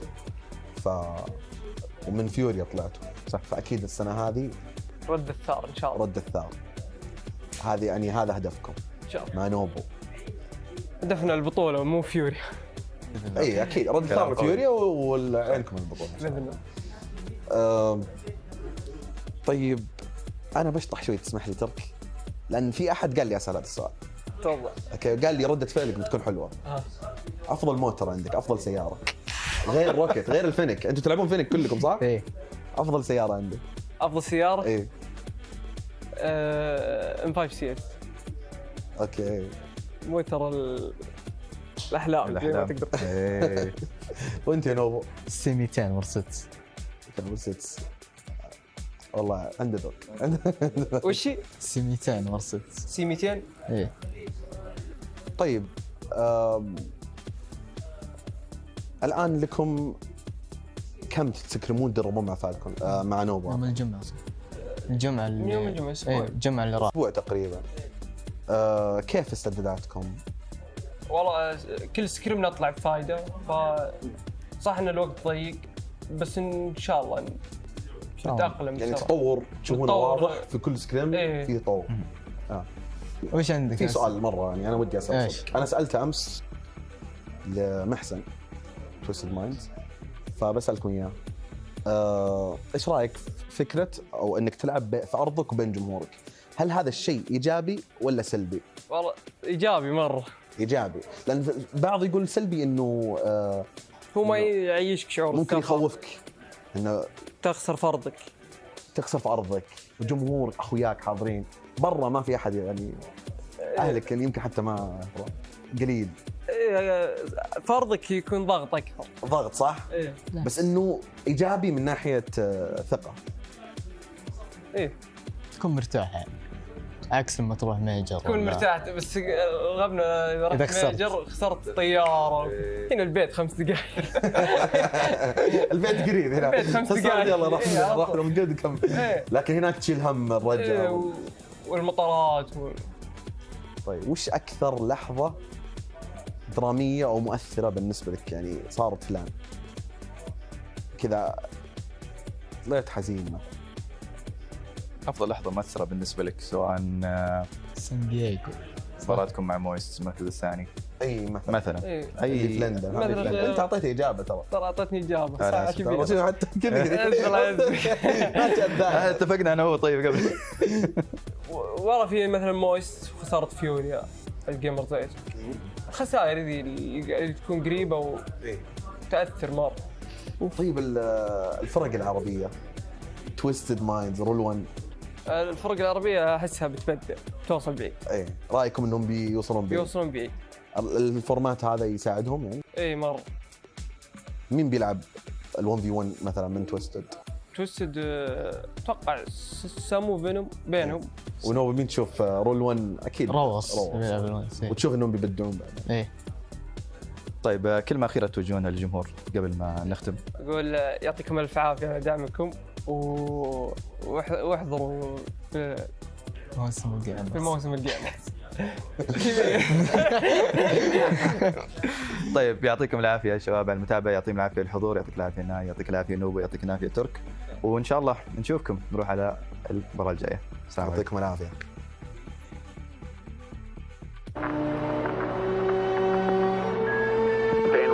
more item for you when you get a chance. We'd like you to stir up your cryo tank.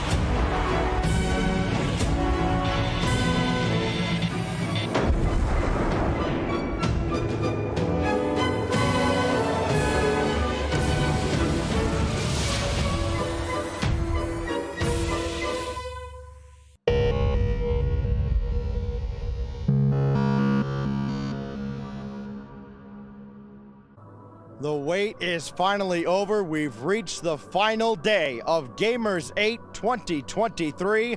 4 teams remain. 2 MENA teams, Falcons in the upper half of the bracket, Rule 1 in the lower half of the bracket. Will they both reach the finals, or will the Boulevard become MENA's Boulevard of Broken Dreams? It's time to kick off Championship Sunday.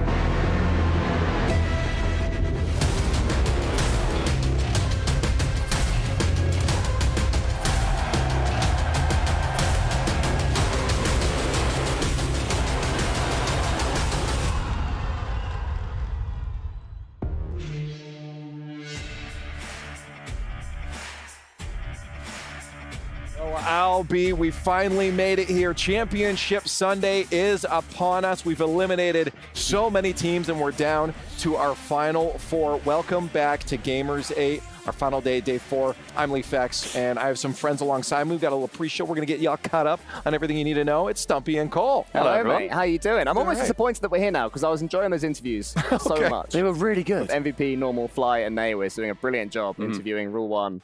And yeah, I mean, it was just good stuff. It was nice. Good Yeah, stuff. Falcons That's all you need to say. Falcons giving brilliant Great answers. I like being able to see those translations on the bottom too, because obviously it's a little bit of a language barrier, making sure that the Arabic guys can talk to each other, get the info out to us. Beautiful stuff. Right, I know, it's absolutely fantastic, but it's time for us to talk now. It is time for our Savvy turn pre-show.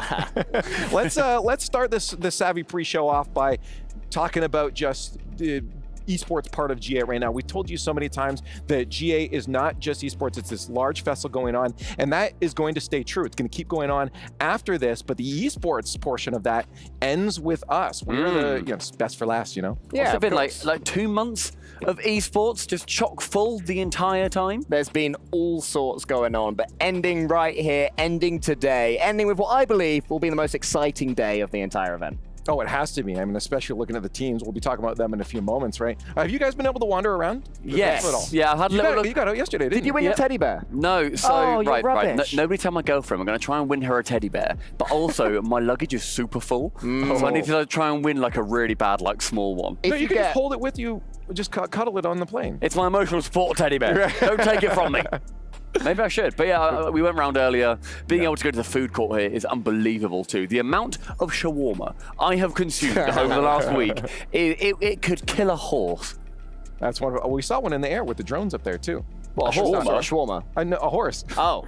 I think that, I think there was a horse. There's like a big floating shawarma. That's what's been in my dreams every day. Absolutely wonderful. Let's get talking about the actual games here and get a little bit of a recap from the day before. So again, pull up your Liquipedias. It's time to sound smart here.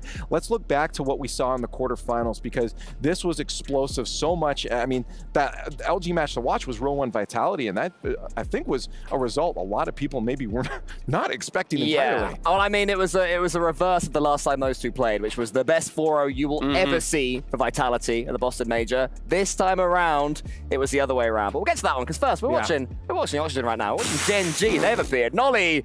He was on one. He was making sure that because there was a big old contingent of Falcons fans, flags fly in a frenzy, and yet Nolly made sure that his voice was heard and he was shouting at that child in particular.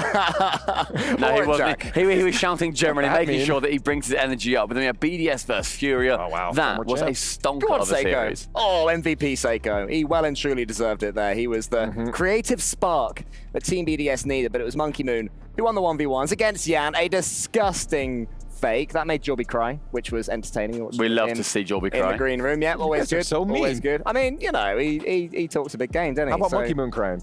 No, I don't like that. Okay. He's in the semis, mate. He's in the semis. No tears for him. Yeah, 4-1 the BDS series, but then it ended up being the Rule 1 versus Vitality. And Cole, you were saying the last time these two played was one of the most entertaining 4-0s we've ever seen. I completely agree with you. I think this might also be alongside it as one of the most exciting 4-0s we've ever seen. I think that was my most exciting moment of Gamers8 Rocket League so far. The double fake from the twins, faking them each against Zed and Alpha as well. You don't do that. To win to Zed in and overtime. Alpha. To 4-0. To make it Vitality. Crazy. Well, unbelievable. What it was, I mean, the Twinergy won the MVP from that match. Because right before that, they also had another fake.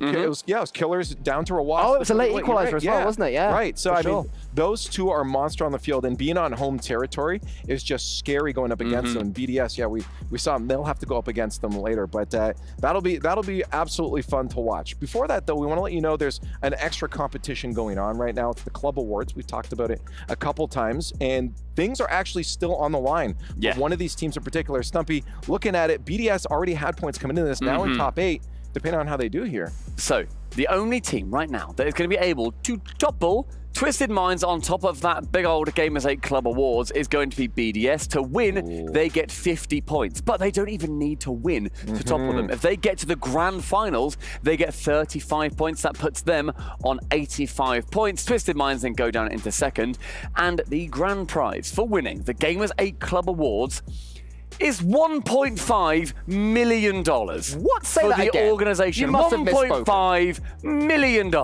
Say it again? Nah, that's enough. 1.5, we get it. God, okay, come on, man. Come on. Yeah, sorry. Yeah, no, it's really fun. So there's that extra pride for your org representing and saying, hey, we're, we got to carry all the other teams too, being that last event. And if you guys haven't been showing up, well, that's kind of weird. You should have been here, but you wouldn't know what the format is then. We are into the playoffs. We're on that right side of the graphic right now. And this is single elimination with 4 teams left. It is still crew battles, but we're into the best of 7s, Cole. So a little bit more time for your team to bounce back, but we're guaranteed now, of course, to see ones in that mix-up because of this. Yeah, there'll be 4 games at minimum, which means we will see the 2v2, we will see the 1v1. At the start, it remains the same. You lose game 1, you get to choose, and then in game 6, if you lose game 5, you also get to choose between 2s and 1s. And you were talking about $1.5 million. $1.5 million. Well, say this number right now, because that total prize pool for this tournament for Rocket League alone, $2.0 million. Surely not. 2.0. That's what the graphic says. $million. That's the top org? Top org, $1.5 million. Numbers I love it. Man. Crazy. I should have been a mathematician. This is I great. should also say that first place doesn't get $1.5 million for the actual competition. That is $500,000 for the winner in this. But for the org, yes, you heard me right, 1.5 mil. Big money. We're done with that bit. Just in case I was being a bit confusing, a little bit theatrical. That's a lot of money, though. Regardless, $500,000. Let's take a look at the bracket right now, what we're at, because again, as I mentioned, 4 teams are left, and those teams are Version 1 representing North America, Falcons and Rule 1 representing MENA, and you have Team BDS representing EU. This is the first time, I believe, 2 MENA teams in a quarterfinals on an S-tier event. Yeah, I mean, and here they're on the semis as well. I mean, it's wild that we could have an all-MENA final here at Gamers8. It would be perfect. It would be the first time since DreamHack Montreal where if, say, Version 1 of Falcons, obviously either of them winning wouldn't matter with the EU, but if Rule 1 beat BDS, it would be the first time since DreamHack Montreal where Peeps versus G2, that at a big event there is not a European team in the grand final. History could be made this very Sunday. Well, we might not even need a graphic for this, but we made someone work for it anyways. Looking at the schedule, it should be pretty straightforward on what we're going to be doing today. But in case you want to know what the first match is, there it is. Version 1, Team Falcons will be kicking us off, and later on, Team BDS and Rule 1 GG. These 4 teams are going to be, they're having fun, but they're going to be giving it their all on this championship Sunday, I believe. No more fun. No, I think the time for fun is over. I mean, we saw between Rule 1 and Vitality, there was some serious, they desperately wanted to beat then Falcons against Genji as well. TRK was having the time of his life defeating Genji. We saw Nolly in that little montage. He wasn't having fun. Things are serious now. Yeah, he wasn't having fun. He was shouting, he was getting up loud, but every single team is now. And we see how much it means to every player too. This isn't just about the money, it's about the pride of winning an international event just 2 weeks after the World Championship. All right, we got our rapid fire out of the way, all the housekeeping. Let's start talking about some of these matches. And the first one is going to be our LG match of the day. And we're giving this one to Rule 1 BDS. I could argue it could be either of these matches, but for me, in particular, what we saw from Rule 1 yesterday, taking down Vitality Stumpy, this has to be the matchup to watch. And it's most exciting when you look towards Roas, the man who was coming up and playing that 1v1 and taking it to Zen. The only player that has consistently beaten Zen. That is the 3rd time in an official event that he's taken him down, unbeaten by him. And then you've then got him and Khalir's teaming up in the 2v2. Rule 1 didn't just beat them in those 2 modes though, Cole. They also beat them in the 2 3v3s. Yeah, I think that's the biggest shift right here. That's what you can make no excuses about if you're another team. Like, oh, it's only 1s, it's only 2s, whatever, fine. You're losing in the 3s, right? It's the same thing of what happened to Carmine Corp, where Furia beat them in the 3s. There was no excuses there because that is, you know, the go-to game mode, and Rule 1 have emerged as a real prospect in that game mode. Well, I want to know then, because I don't know if you guys will be on the desk for it. So a prediction on you guys, if you could tell me which way you think. Yeah, I'm going to give you the opportunity. Versus BDS. Yes, sir. Would you like to I put my hand up, you didn't. That's how this desk clearly works. I will say Rule 1. They are the team. I thought they were going to take down Vitality when we saw this come through. So yeah, I have Rule 1 going to the final. You in the back? Yes? I think Rule 1. Copycat. Take it. Did you copy his homework? No. You're grounded. No. It says here that Ruas is really good, but you didn't have that. I thought it was rubbish. Yeah, well, that's harsh, mate. Because Ruas, no, seriously, I think when you have somebody like Ruas, who is seemingly undefeatable right now in 1v1, that's already a game. It's a game that I would call pretty much as close to locked in as can be against Monkey Moon right now. I'm backing Rule 1 fully. Okay. Yeah. Well, it's about time we start looking towards kickoff and talking about our first matchup, version 1 versus Team Falcons. Before we do, let's hear from the teams themselves.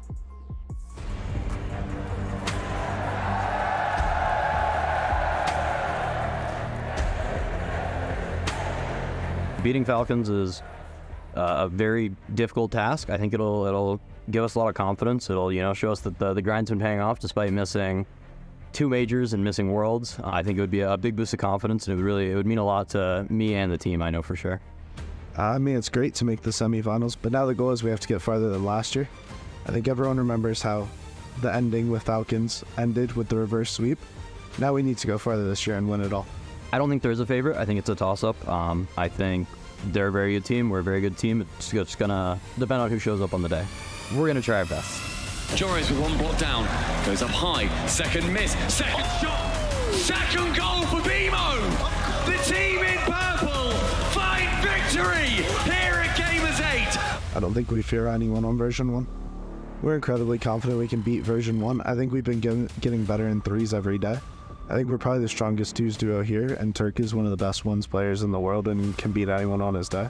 So we're incredibly confident we can beat V1 and anyone else in finals. I think they're a very complete team for sure. I think they're all very solid players. And I think I'm very impressed with them overall as a team, more than I am individually. And there's another infield pass, but it's 15 all the way back. Jack being juggled, and there's a pinch goal! TRK with an impossible angle, Team Falcons, who have shown us dominant gameplay. The fans have been amazing. They've supported us through thick and thin. I'm glad we're finally delivering what they expect and something they can cheer for. Knowing that we have so many fans out there, so many people rooting for us, we're going to go out there and we're going to play our hearts out. We're going to do our absolute best to make you guys proud.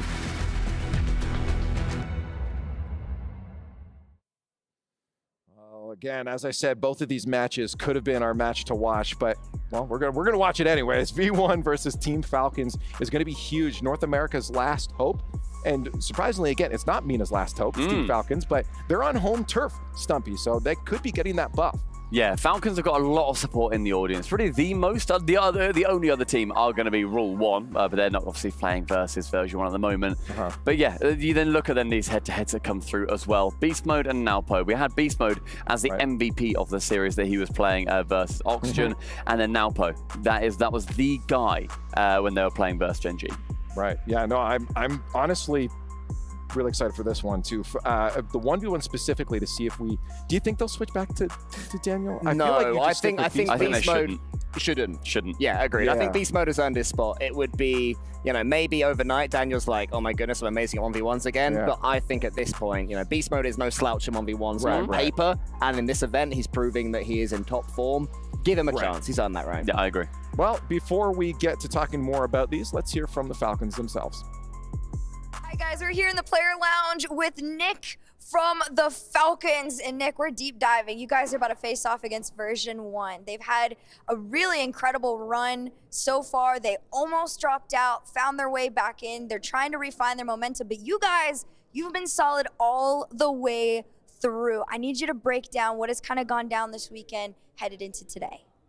Yeah, I mean, I think we've been really good all weekend. I think we started off quite poor against Furia, but we got the result, which is the biggest thing. Against Carmine, I think we're much stronger in threes than we were against Furia. And I think we've improved even more against Gen G, and hopefully we can stay on that same trend today. So keeping it going, learning from any tiny mistakes, because the Falcons don't make many, let's be honest here. And I do want to ask you, what has it been like to see the success throughout Gamers8? I mean, it's been great. At Worlds, we obviously fell short, so we made the change to bring in Nupo, and he's been absolutely amazing to work with as a player and a person. So hopefully we can get the win for the organization back home. All right, staying calm, looking for the dub, but one game and one series at a time. And last question for you, man. Scale of 1 to 10, how excited are you for the matchup against version 1 today? Probably like a 7 or an 8. I mean, you got to keep some excitement for the finals. Got to keep some excitement for the finals and the confidence to make it there, you guys. We've got version 1 versus the Falcons coming up soon. If you're saving some out of the 7 out of 10, that only leaves like 3 left. I don't think that's how it works. I think it's like a logarithmic scale. I don't know. He's the mathematician. Yeah, Tell come on, us. Stumpy. What? Just say $1.5 million again. That's what he wants to say. $1.5 million. Thank you. Well, they said they were excited to play them to some degree, and I guess they're right. You have to save some for the finals, but obviously that statement, if you read under or between the lines, says they're confident they're going to the finals. Oh, of course. Yeah. And you can see why. I mean, the Falcons are unbeaten in 2v2. Nalpo coming out of nowhere and being this insane prospect, right? Him and TRK yet to taste defeat. However, you could, if you wanted to make a counter, say the same against Daniel in Beast Mode. So it's 2v2 that I'm really looking forward to in this matchup. Yeah, being unbeaten is kind of crazy at this point, coming into the semi-finals especially. I think the 1v1 is going to be pretty... a big question of can Beast Mode continue the fantastic play that he had against Jorias, for example. Jorias who took down Zen. Is he going to be able to do the same versus TRK? Or if TRK doesn't fancy it, can you do it versus Nalpo? Do you then put Daniel in? I don't think Has Daniel got more experience versus TRK? Is he the better shout? I don't know. My goodness. Give me my tinfoil hat. I don't know what's going on. I don't know who's going to play.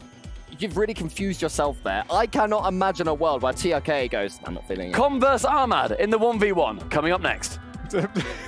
Sorry, there wasn't a thing there. Sorry. Yeah, sorry. Good job. I'm the host. Yeah, he really does want your job today, doesn't he? I'm really sorry. Can you really step sorry. away? Yeah, okay. No, just stay there. Just sit down. I was told not to step back, so I did that too much. It's too dark about that. Stay. Yeah, well, I am curious about these two teams then. I mean, just pitting the fact that you have the 2s and 1s in there, do you think teams rely on that for one of their wins? I mean, they're so experienced with 3v3s. Is that the focus? I feel like this is the first matchup that version 1 are going into where they're genuinely worried about losing 2v2. 1v1 has always been a question mark for them coming into this one. The way Daniel's been playing, clearly he's come into this one not on top of his 1v1 game, right? But they've always had 2s to rely on. Him and Beast Mode, astounding. But now the fact that they might lose 2s, I can see that really shaking version 1. I don't trust their 3s enough to carry them over the line if they lose the 2s.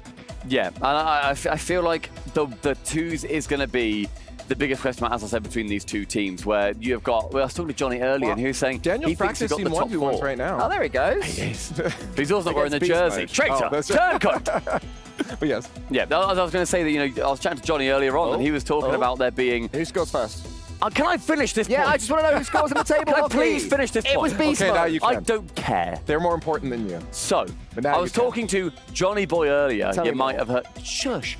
you might have heard of him, and he was saying he reckons the top 4 teams in 2v2 are still in it. The only question mark for him was going to be Zen and Alpha, but they proved that they weren't necessarily at this level right now. I agree with him. These top 4 2v2 teams, we're going to get probably the best 2v2 play that we've had for years. Yeah, it's going to be I mean, 2v2 has always been the sort of odd one out of the Rocket League game modes. You know, 3s is the default. 1s has its sort of underground fandom. And then 2v2 is sort of played in ranked, on streams, in YouTube videos. It should be played a lot more at tournaments. Of course, agreed. But that's my point. I'm a 2v2 bit of war. You are an apologist. You're a 2v2 apologist. But no, but my point is that there's been over the years, what was the one that Cloud9 rose from it? Squishy and Gimmick. They won. Why are you looking at me? You're an old man. All right, I don't have to be smart. I'm the host. Squishy and Gimmick won some 2v2 event. I'm sure chat's screaming it right now. Oh, I feel so silly. Do you want me to give you a second? When they were the Muffin Men. Do you want me to give you a second to think about it? Because we can go to an interview. Yeah, that'd be nice. Okay, let's go to an interview first while you Chat, you better answer. Hi guys, I'm here in the player lounge with version 1 Com once again. And Com, you're kind of like the reason everything's been going down, no? I would not go that far. Morally, I think I'm there for the most part. I think I play a big role in the 1s and 2s for sure. 3s, I'm out there on the pitch for sure. But here we are, top 4. Congratulations on top 4, by the way. And you are out there. You're making huge difference, man. You are about to face up against the Falcons. This is a roster that has made kind of an incredible run alongside you guys. Now you're about to face off. Is there any nerves about any show match headed into the series? Not really. I think the nerves are less now than they were probably yesterday. I think now that we're top 4, that's the floor, I think, for what I wanted for a result. So I think a little bit of the pressure's off. We know that the job's not finished. We want to do better. But I think a little bit of the pressure's off in that way, and we're confident going into this match. All right, a lot of confidence, not as much pressure as one would think. Had a nice hearty breakfast as well. And dude, I just gotta ask you got any words to say to your friends, family, fans out there? Thanks as always. Glad to be repping V1 here at this event. Showing we can finally get back to the in-person events. We can play at the LANs. We can play at the highest level. Thanks to everybody that never doubted us, that was there supporting us the entire time. It means a lot. Well, thank you so much for your time and good luck against the Falcons. The world is rooting for you, man, and the team. And guys, we've got more Rocket League coming up soon. Version 1 and the Falcons kicking off in about, around 10 minutes time here. And Com looks confident for that matchup coming our way. So, I mean, he has to be. He's kind of that anchor for the team. He's always been that energetic player. Com's been playing brilliantly in 2v3 as well. He's someone that constantly, if version 1 struggle, who's going to be the person that gets the crosshair on them? It's going to be Com, right? Yeah. And he's had to come to terms with that, as version 1, of course, have had their struggles. But you can see, he's a confident member of the team. He is somebody they rely on, not just to keep the energy up, but also to keep the team spirit high, and he does that brilliantly. Also, importantly, you literally cannot get this far without winning the majority of your 3v3s. Oh, yeah. You need to be winning some 3v3s in there, and Com has been a vital member of that, where I feel like a lot of people are going to be looking the other way and think, okay, you know what, it's just Dan and BMO carrying. It has been far from the truth. Very, very impressive from him so far. Game 7 against Oxygen as well. Right when it seemed that, Joris had some shaky moments in the 1s, he got through that 1v1 against Beast Mode. All pressure then goes on the returning players, and it was Common version 1 that managed to win it out on Neo Tokyo. So yeah, I've been truly impressed with him, even though he's not the scene-stealing headline stealer of his teammates. Well, I guess looking at the matchup, because we're real close to it now, version 1 Team Falcons, I mean, the back, if we had to look at the 1s and 2s specifically, would you throw, I think you were saying V1 for the 2s, I believe? Yeah, so version 1, I think, need to rely on 2v2. Okay. To me, to take this series, they have to win the 2v2. I don't think because they win. They don't win the 1v1. And I don't think they win 4 3v3s against Falcons if they do lose all of the others, right? 1v1, yeah. Do you back at all a beast mode against a team? Yeah, I back out of nowhere. I back like the first one, where it's like, okay, what can you do? And he does stuff that's not quite conventional. He hasn't played for like a couple of years in 1v1s for a little while. I think you could surprise him. Equally, TRK is a learning machine. It's so hard to actually outsmart him, even if you're playing a little bit erratically. And I think B mode, he was not playing erratically. He was playing very solidly versus Jorias. I think the Falcons get the 1v1. I think the 2v2 is so up in the air. If they play it 4 times, I think it goes 2 apiece. What I would say, though, is the way that Jorius was playing 1v1s yesterday, Beast Mode got away with a lot. Against TRK, he just will not. So while we're saying, you know, TRK will learn, Beast Mode, if he does play, or Daniel, are going to have to step up. Again, I spent this morning, I was talking to BMO's dad, and he's, well, of course he's a dad. He's got to be confident in his son. But how was it talking to a neutral party? Yeah, right. he was very confident. He said how much BMO actually surprisingly works towards ones. He'll walk in there and he's just grinding ones or practicing his mechs. So he's really into it. Like it's not a mode that just is coming out of nowhere for B mode. So maybe the Falcons will be caught off guard, but obviously, yeah, there is still, we've seen what TRK can do. Yeah, and I think also then when you look at the 3v3, that's also relatively up in the air, probably given the edge to the Falcons personally, where I think they have just got a bit more to them. I think Com, although he's a very good player, he is the slighter weak link out of everybody on the pitch at the moment. I would give the edge in this series to the Falcons personally. I think they do take it. I think they are overall a stronger team. They've also got some revenge to take from last year after getting reverse swept. Well, here it is. Our first match of Championship Sunday is finally upon us. Let's get into it. Let's have fun. I love fun.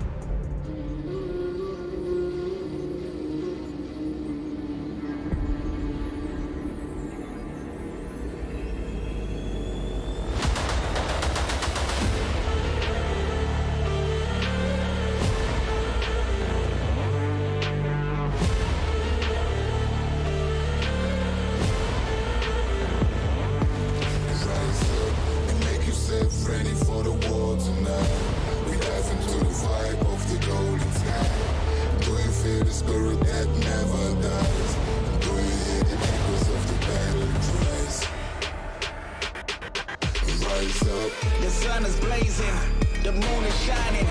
In a land of heroes, where the stars are rising. Nobody can stop me, I walk through the fire around here for fame. Who will us the gusts of the storms in the desert? This is not a game. We fight for glory.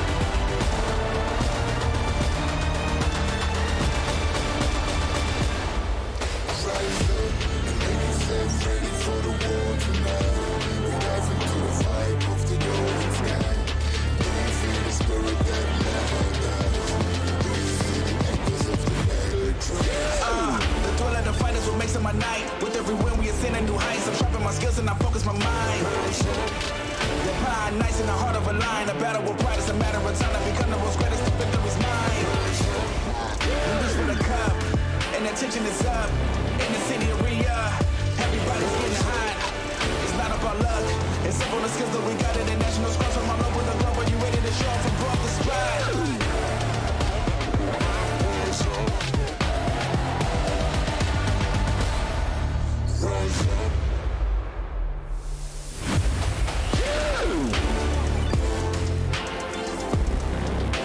Three intense days and nights of competition have led us to this point.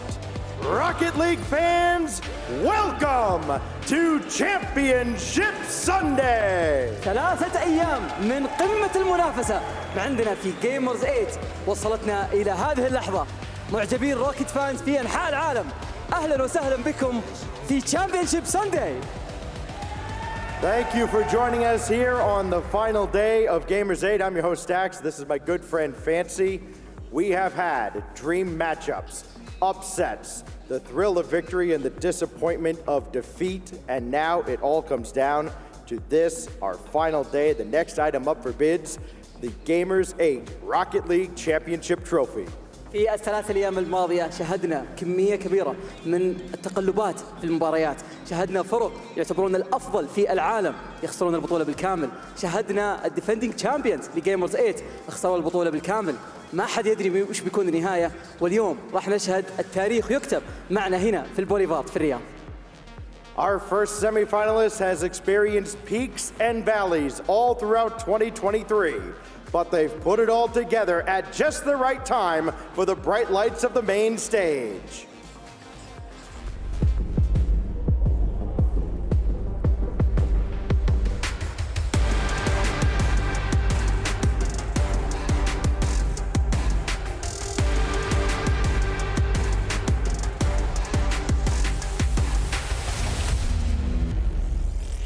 Representing North America, Version 1!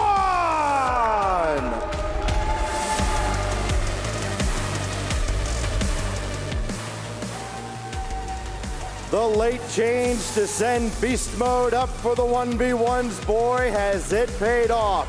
He split with the previously unbeatable Jorias, while Calm and Daniel have added their own form of masterful performances in crunch time.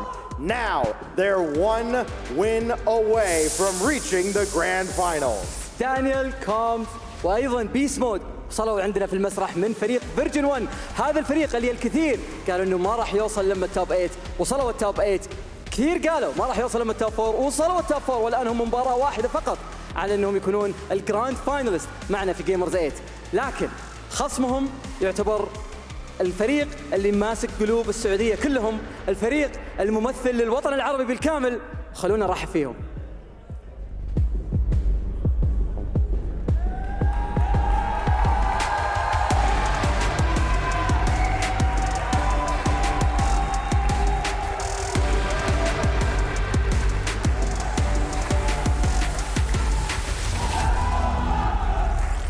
ممثلين للمملكة العربية السعودية، تيم فالكونز.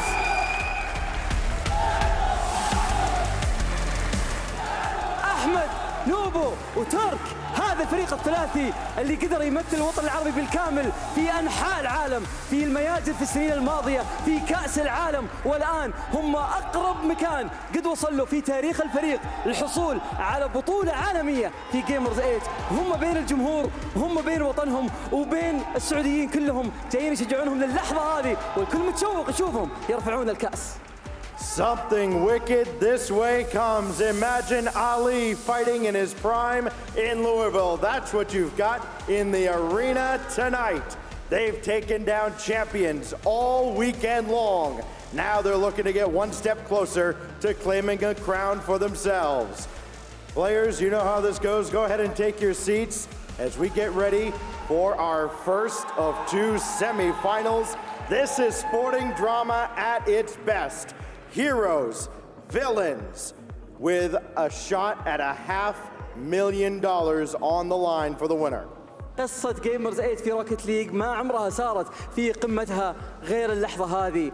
فريق فيرجن 1 عندهم الفرصة، لكن فريق فالكونز جاهزين للحظة هذه. تكلمنا كثير عن ثقتهم، تكلمنا كثير عن الروستر الجديد اللي الكل يقول ممكن ما يؤدي، ما عندهم السينرجي، لكن اثبتوا للكل انهم غلطانين. لكن جاء الوقت ان نروح للمعلقين ونبدا معنا اول مباراة نصف نهائي في جيمرز 8 روكيت ليج. The first of two MENA teams trying to punch their ticket into the grand finals, but the Demo King Calm stands in their way. Who's going to the finals? Casters, take it away. Team Falcons look to fly to the grand finals, but version 1 are ready to play spoiler. Falcons, they were at this point last time, the previous year's Gamers 8, where they fell to Furia, the eventual winners. So they come back in 2023, a chance for redemption here in front of the home crowd. But version 1, as Stack said, stands in their way, and they've had to shake up their roster a couple times here to get to this point. The last North American team stands in front of Team Falcons. And the other North American team was the victim of Team Falcons. If you watched yesterday, they dismantled Gen G. They made it look easy. TRK was unstoppable. And in threes, the Falcons were monsters, but version 1 has seemed to fend off elimination. They faced Team Liquid twice. It went to 5. They were able to get through to the playoffs. Oxygen, who knocked down Vitality, ended up falling to version 1 in 7. Version 1, they've been scrappy, but they've been getting the job done. And Falcons, they have looked the most convincing throughout their run. Taking down Furia, taking down K-Corp, and then in the quarterfinals, a 4-1, convincing 4-1 over Gen G. For version 1, it's been a little more shaky. They're able to take down Liquid a couple times and then lost to Rule 1, but they get themselves to a semifinal through Oxygen, and now a chance for the grand final here. Certainly, I think, James, going to be a series that, at least for me, we're seeing at least 5 here, in my opinion. We will see, because for version 1, they have been fighting tooth and nail. We saw them not be incredibly confident in Daniel's 1v1 ability, so they decided to switch it up and put in beast mode, whereas Team Falcons have been confident and consistent with their beatdowns on their opponents. That is the question for version 1, is how Daniel feels today. Yesterday, clearly not the case. He did not want to get on the field. We'll have to see later on. 3v3 is what we start with. Let's get this semifinal underway. TRK already starting out fast. There's a shot. Daniel turns back and now fakes it past Naupo. Up to the middle of the field. Ahmad leaves it for TRK. TRK and Beast Mode collide, and that one kicks out. There's a demo. Daniel taken off the field. Look out. Double tap, ball denied. Rebound will be scored by Ahmad. And you said it, James. Falcons coming out with the speed right off the rip. And it's been all Team Falcons in the offensive zone. And with that touch, right at the end off the backboard, Ahmad had a clean net to shoot on.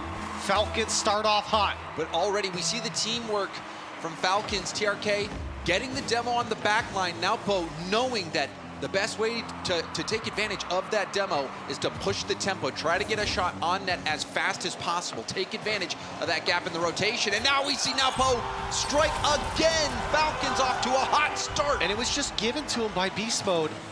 Beast Mode, I think, wanted to put this one maybe closer to the corner, at least to his own back wall, so the angle wasn't there for Naupo, but it was almost like a pass straight to Naupo. And an easy shot for him. Falcons very quickly here, up by 2. Good read from Naupo, knowing that Beast Mode would be clearing it out to the corner. Now that lob gets past Comet, hits off the bar, and goes out. Another scary moment for version 1, who have gotten off to a slow start here. Falcons, they feel like this is their tournament. They went out in the semis at Gamers8 last year. Now, anything but winning it all would be a disappointment. Here's some pressure for version 1, the first of it that we've seen. Another shot on target. And while the defense is tested on a couple of those shots, it's not good enough. Falcons covered all options. But version 1 have got to get the offense going, and another chance. It's the defense trying to stay above water here. The Falcons doing a great job. Daniel with no boost. It's going to be tough to keep this one going. As version 1 trying to circle on the Falcons side, but they push back, and a quality clear for Falcons to get out. Pitching off the back wall. Huge hit downfield, but it gives up possession. Cash by Ahmad. Can't get it around Calm. Naupo moving in beast mode with a 50. Bounces out there, but TRK the only one even close to the ball. That's a wonderful pass. Naupo hitting it softly with the underpart of his car. But Daniel now looking for a way to get this ball out mid. Goes for the backboard pass, but nobody from version 1 in position. It feels like version 1 starting to get their bearings here, at least with the speed from Falcons. That's a quality touch again, and the finish is there. Falcons all over version 1. A disgusting pass from Ahmad. Look at this play. Gets the tip, lands, and then jumps and gets the slightest touch on the ball to make sure the defense doesn't have a read on the clear. Falcons are working together seamlessly. Well, I take it back, James. I thought version 1 was starting to turn things around, at least with the pace, and now that was a free shot on target. Now Poe's there. It doesn't matter. We're not even halfway in this game, James, and it's 4-0. Oh, and this is gone from bad to worse for version 1. Calm not able to even get a piece of that ball as Valpo blasts it in. 4 goals in the first half of the game. Version 1 struggled in threes against Oxygen as well. They lost 2 out of 3 of them. It was in the 1s and 2s category that Version 1 were able to fight back and get those wins to allow them to even have a chance in Game 7. But so far, this 3v3 game so lopsided in favor of Falcons. It already seems like Version 1's in trouble. Oh, they certainly are. Daniel, he's got Boost to work with here, but he's got all of Falcons in front of him. Is this one just going in? No one's back, and it sneaks in on the left side. No one there for Version 1, and Falcons are running away with Game 1. And you see Daniel was trying to do some heavy lifting, trying to take matters into his own hands. Takes it airborne, and Nelpo says, hey, thanks for that first touch. I'm gonna go ahead and score it from downtown. An absolute disaster. Game and another 1. goal potentially. Beast Mode has to come up with a save. At this point, you're down 5 goals. You haven't shown a lot of offense here from Version 1. They have been crushed in the first 3 minutes of this game. TRK, oh, that's a miss, and it's gonna be punished. Calm, trying to save some face for Version 1. And that's good for Version 1, but they're gonna have to keep it going, and this one only came to him because of a misplay from TRK, a blunder defensively, but you know Falcons are not gonna give that to you very often. And with the buffer they have, they're not too worried about it. TRK lapping it off, as you saw on the player cams. Nalpo to the back. There's the demo on the back line, and Version 1 start to make things interesting. And the first chance that they've really generated themselves is a quality touch from Daniel. It's actually Nalpo that sets up Calm on the shot. He puts it low. He knew Nalpo had to go down. And with the demo, that secures the goal. Version 1 back-to-back scores here. They've got 1:53 on the clock. It's a big ask, but it's not impossible. A 5-goal swing. It is almost unheard of. Calm. Air dribble shut down. Double tap from Beast Mode off the sidewall. It will bounce. Calm tried to fake it, but it did not fake the Falcons defense out, who now move in. There's a whiff. Beast Mode. Air dribble gets by 1. Now a double commit. Off balance are the Falcons. Now a team bomb from Calm and Daniel. Will let that attack die. That was a big break there for Falcons. Well, the touch was heavy anyways. I think Falcons would have at least gotten the challenge there, but yeah, a little miscue. And honestly, some interesting whiffs coming out from Falcons. Here's a shot on target as TRK makes the save. Falcons going past the ball a couple times and allowing Version 1 to have some chances. But you're at a minute left in this game. A shot is on target, and the bump is there. Daniel will put it away. And Daniel is already made up his mind that he was going to shoot this ball. Look at that touch. That first touch is unbelievable. Oh my and gosh, the bump from Beast Mode, the confidence. That is the Beast Mode Daniel synergy. Beast Mode caught him as he came in and out on the goal. And now, just under a minute, Version 1 have tried to claw their way back in. One more goal will certainly secure it. The time is not on Version 1's side. Maybe a chance here, another bump attempt. And now the save is made by Ahmad. Version 1 ramping up at the final seconds. Oh, there's another goal! The 5-goal deficit has been cut to a single goal. How have Falcons allowed this? A slow start from Version 1. Falcons, it was 5-0.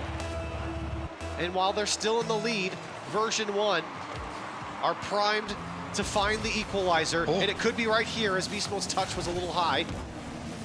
But Version 1, a burst of life. Ground pinch from Nalpo. Trying to pinch it off the wall. Up off the ceiling, now in the hands of Beast Mode. Early challenge. TRK has been doing that so much in every game mode. Jumping before anybody expects it. And that was a big moment on defense for TRK and Falcons. Now, chance to put this game away. Beast Mode moving in. Possession for Version 1. There's a demo from Calm. Daniel pops it up for Beast Mode. He's got no boost. Daniel with the challenge. Beast Mode trying to fend off a bump. Now Bo over around Calm. Beast Mode has to turn and keep this up. And that's going to be spiked down to the ground. Despite that 5-goal lead, Falcons started to make people nervous. However, in the end, their defense held strong. I had some anxiety there for Falcons in that last 50 seconds to allow version 1 to come back like that. And that was a very sleepy start from version 1. I mean, let's give some credit over to Falcons as well. They played great to go up 5-0, but version 1, they looked asleep defensively and offensively there. They finally got it going with about 2 minutes left in the game. The Falcons get out of this 3v3 and almost a disaster ending for them. Almost is the key word. They still managed to get that win. And you're right, version 1 looked like they were sleeping, and it took a cold bucket of a first half from Falcons to wake them up, but they did wake up. Daniel, amazing touch there on that play. Beast mode thinking ahead, knowing and trusting that Daniel was going to be able to put a shot on target if he landed the bump. Wonderful comeback from version 1. That game really went from a doom and gloom, what are we getting ourselves into moment for version 1 to a, hey, if we play like that from the get-go, we have this series. Even though we lost, we can still do this. I think version 1, they were teetering on the brink there, and they managed to bring it back, even though they didn't win. And I think up on version 1 now, you go to 2s here. They're undefeated right now. Daniel and Beast Mode have not lost a 2s game yet, and it will be 2s, but they go up now against TRK and Nalpo. Kick the ball way downfield, TRK. Challenged immediately by Daniel. Back pass from TRK. Nalpo with a lot of space. Will catch it and take it up the wall. Beast Mode off the ceiling with the challenge. Floating, does break up that play. Daniel back down to the ground. Hard flick, is it over TRK? It is, and it's gonna be good. Daniel, he's struggled in ones at this tournament, but the ones mechanics coming out, that's a great flick from Daniel to beat TRK to his own net. And version 1 are able to get on the board first. And that was a smart defensive call from Beast Mode to drive off the ceiling and float to make sure that Nalpo was not going to be able to get a threatening attack on net. And then the control from Daniel. You can really start to see why these two are undefeated in this playlist. Off the ceiling again, Beast Mode low on boost. It bounces up for TRK. Daniel up early as well, goes for the bump. But low boost, Beast Mode still able to make the save. However, we see Falcons threatening. And boost here for TRK into the air dribble flip reset. And he tried to go under. Beast Mode had him red. 71 boost now for Nalpo. Demo comes out. It's just Daniel. Flip reset over Daniel to the backboard. Needs one more touch. That'll do it. Oh, Daniel, what a save! In front of his net. You thought he was beaten for a second. Comes up big defensively for version 1. That save from Daniel looked hopeless. After the demo, you saw the immediate flip reset shot. And now Daniel again will win it here, steals the corner. Tries to pass down. Nalpo being juggled off the ball, but a great catch from TRK, now on the offensive. Doesn't take the shot. It's boom downfield, low boost situation here for Nalpo. Loses possession in his own corner. Daniel, chance for an attack, early flip reset hit. TRK being challenged by Beast Mode. Kicked out to the side.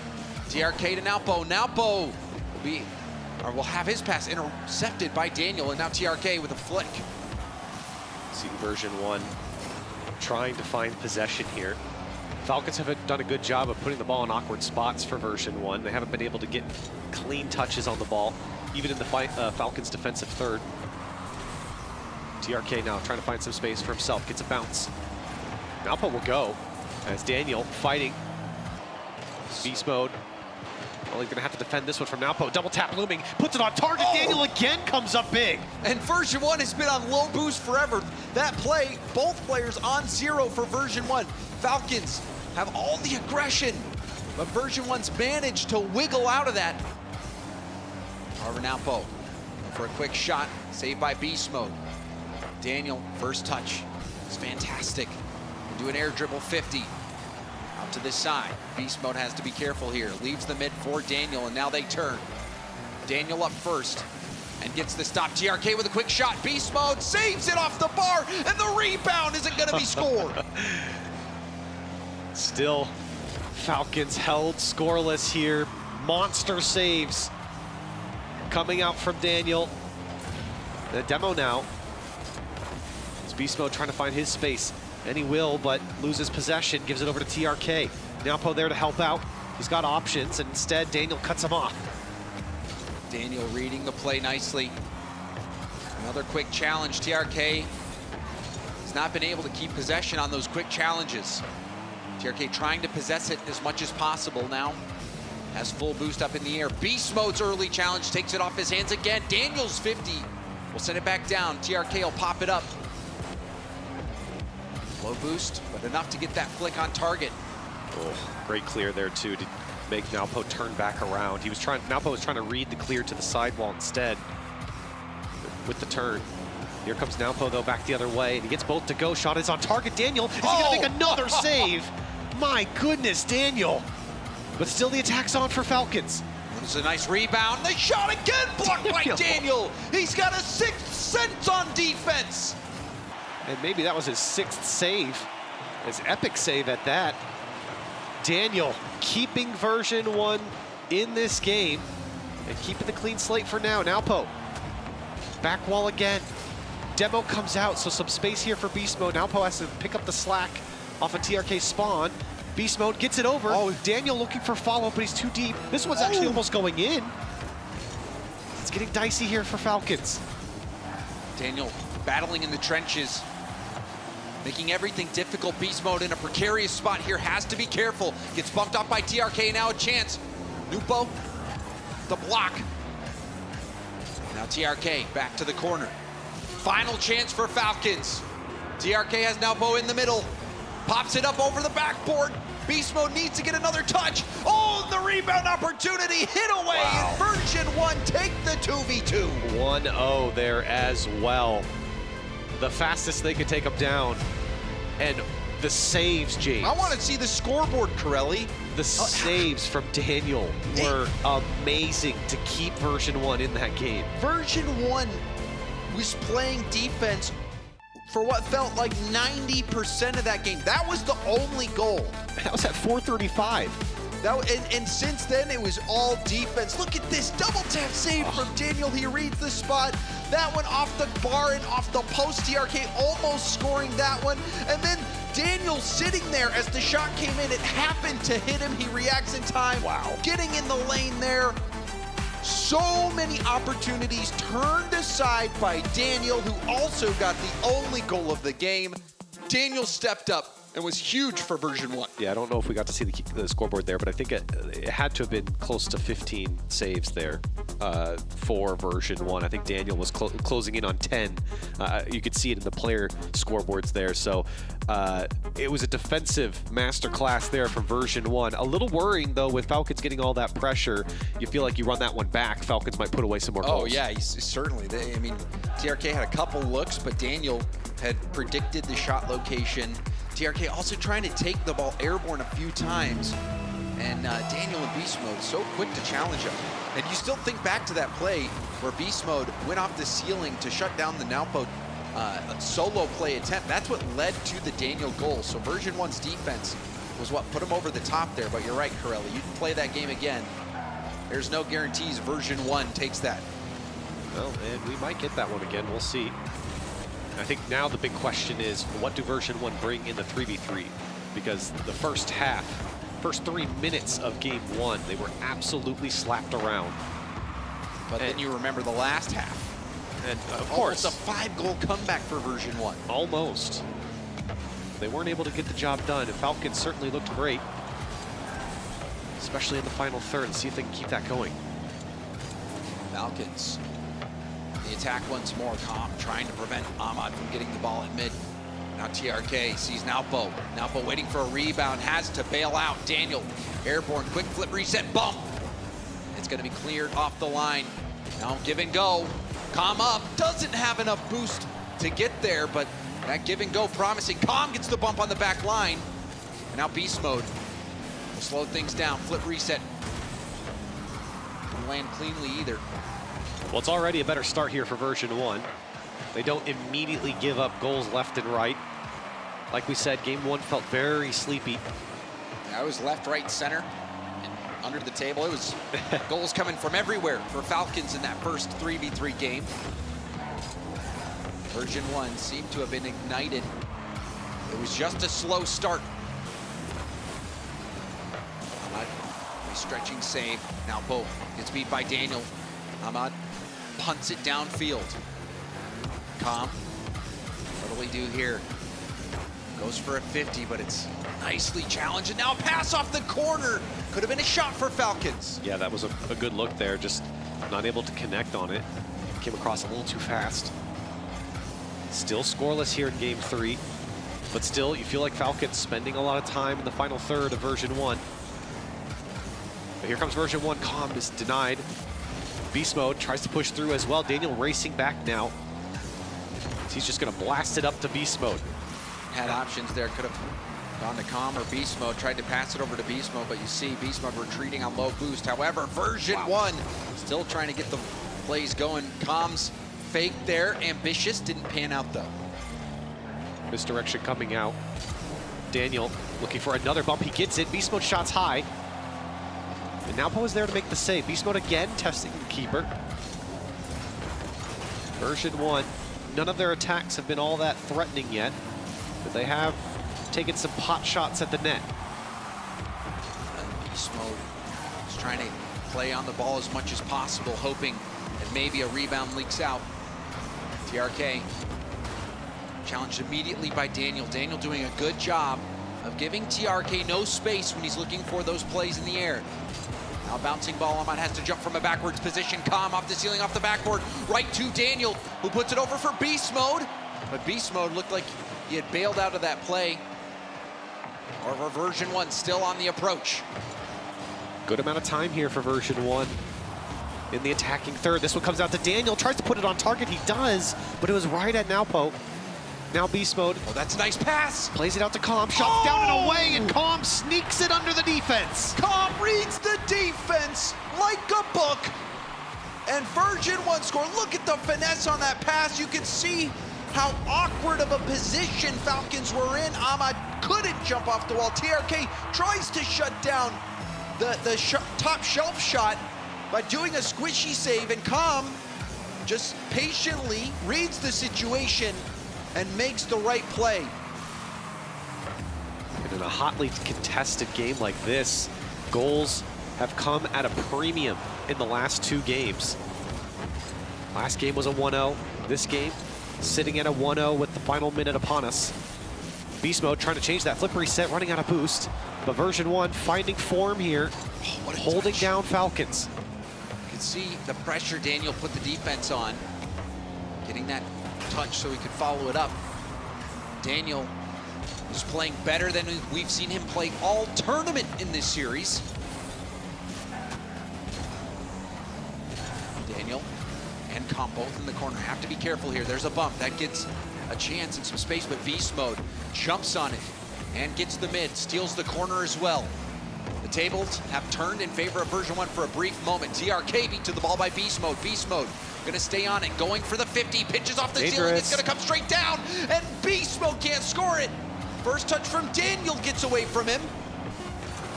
Daniel's gonna wish that he had that touch back. It has to be now for Falcons, 5 seconds left. Beast mode trying to deny. Now Poe has to go, he has to keep this attack going, but it's going the other way. It's gonna drop version 1. Take the lead in the series. After the first half of the first game, you might have just picked up your snack and gone to another room saying, oh, Falcons have this in the bag. Call me when it's over. But since that turning point, version 1 almost coming back from a 5-goal deficit, fending off the 2v2 assault by TRK and Nowpo, and now winning this 3v3 game and moving into the lead. This didn't seem like this was the script when we first kicked off. Certainly not. And now I think James will probably get the 1v1, or we will get the 1v1. The question is who we are going to get from version 1. And you know, that is a solid question. I think we would expect beast mode considering his success against Jorius, but you just never know. Calm mentioned in the interview before that they were playing private 1v1 scrims, and how they were playing in those scrims is what determined who was going to go out there on the pitch. They may have done the same thing. Maybe Daniel has recaptured his confidence in the 1v1 department, certainly has been stand out in 2v2s. Yeah. And we see Beast Mode take the pitch. TRK has only lost one time at this tournament. It was to Yan in an 8-7 banger of a game. We'll see what TRK can do here against Beast Mode. One thing that we've seen from TRK is that TRK is quick to jump the challenge, and already we see him be all over Beast Mode on that play. Yeah, Beast Mode floating too much behind that ball, and TRK knew he could take that challenge safely. No momentum there for Beast Mode meant TRK was going to barrel through that challenge, on target or not. And an easy first goal here for TRK. Beast Mode perhaps will have an unconventional style against TRK, who loves to play fast. Beast Mode kept Jorius off balance. Now going for the demo, lands it, needs to turn it around quick, easily puts this one in. Beast Mode catches TRK out. Beast Mode getting the job done with the physical play here. Not a lot of deception in Beast Mode's 1v1 gameplay. It's very straight up mechanical. You get a lot of physical play as well. He doesn't throw a ton of fakes, but he gets the job done, especially with the aerial play, as TRK is going to win this kickoff. But can he win the goal? As he'll have to back off and allow Beast Mode to pick it up. Is it fair to say that Beast Mode relies on brute force, Corelli? Oh, certainly. Like I said, he relies a lot on his mechanics. You see how many aerials he's taking. Now a flip reset. He got TRK to fight, and that's exactly what we mean, James. You saw it coming, Corelli. In the air, Beast Mode will tear you apart. And the second TRK jump, Beast Mode knew. He takes the flip reset, and that's the power. He didn't have to use it, but when you get your flip reset, it allows you the agency to read the player under you. And now a fake kickoff comes out from Beast Mode. It's not going to pan out perfectly here. In fact, he misses the touch.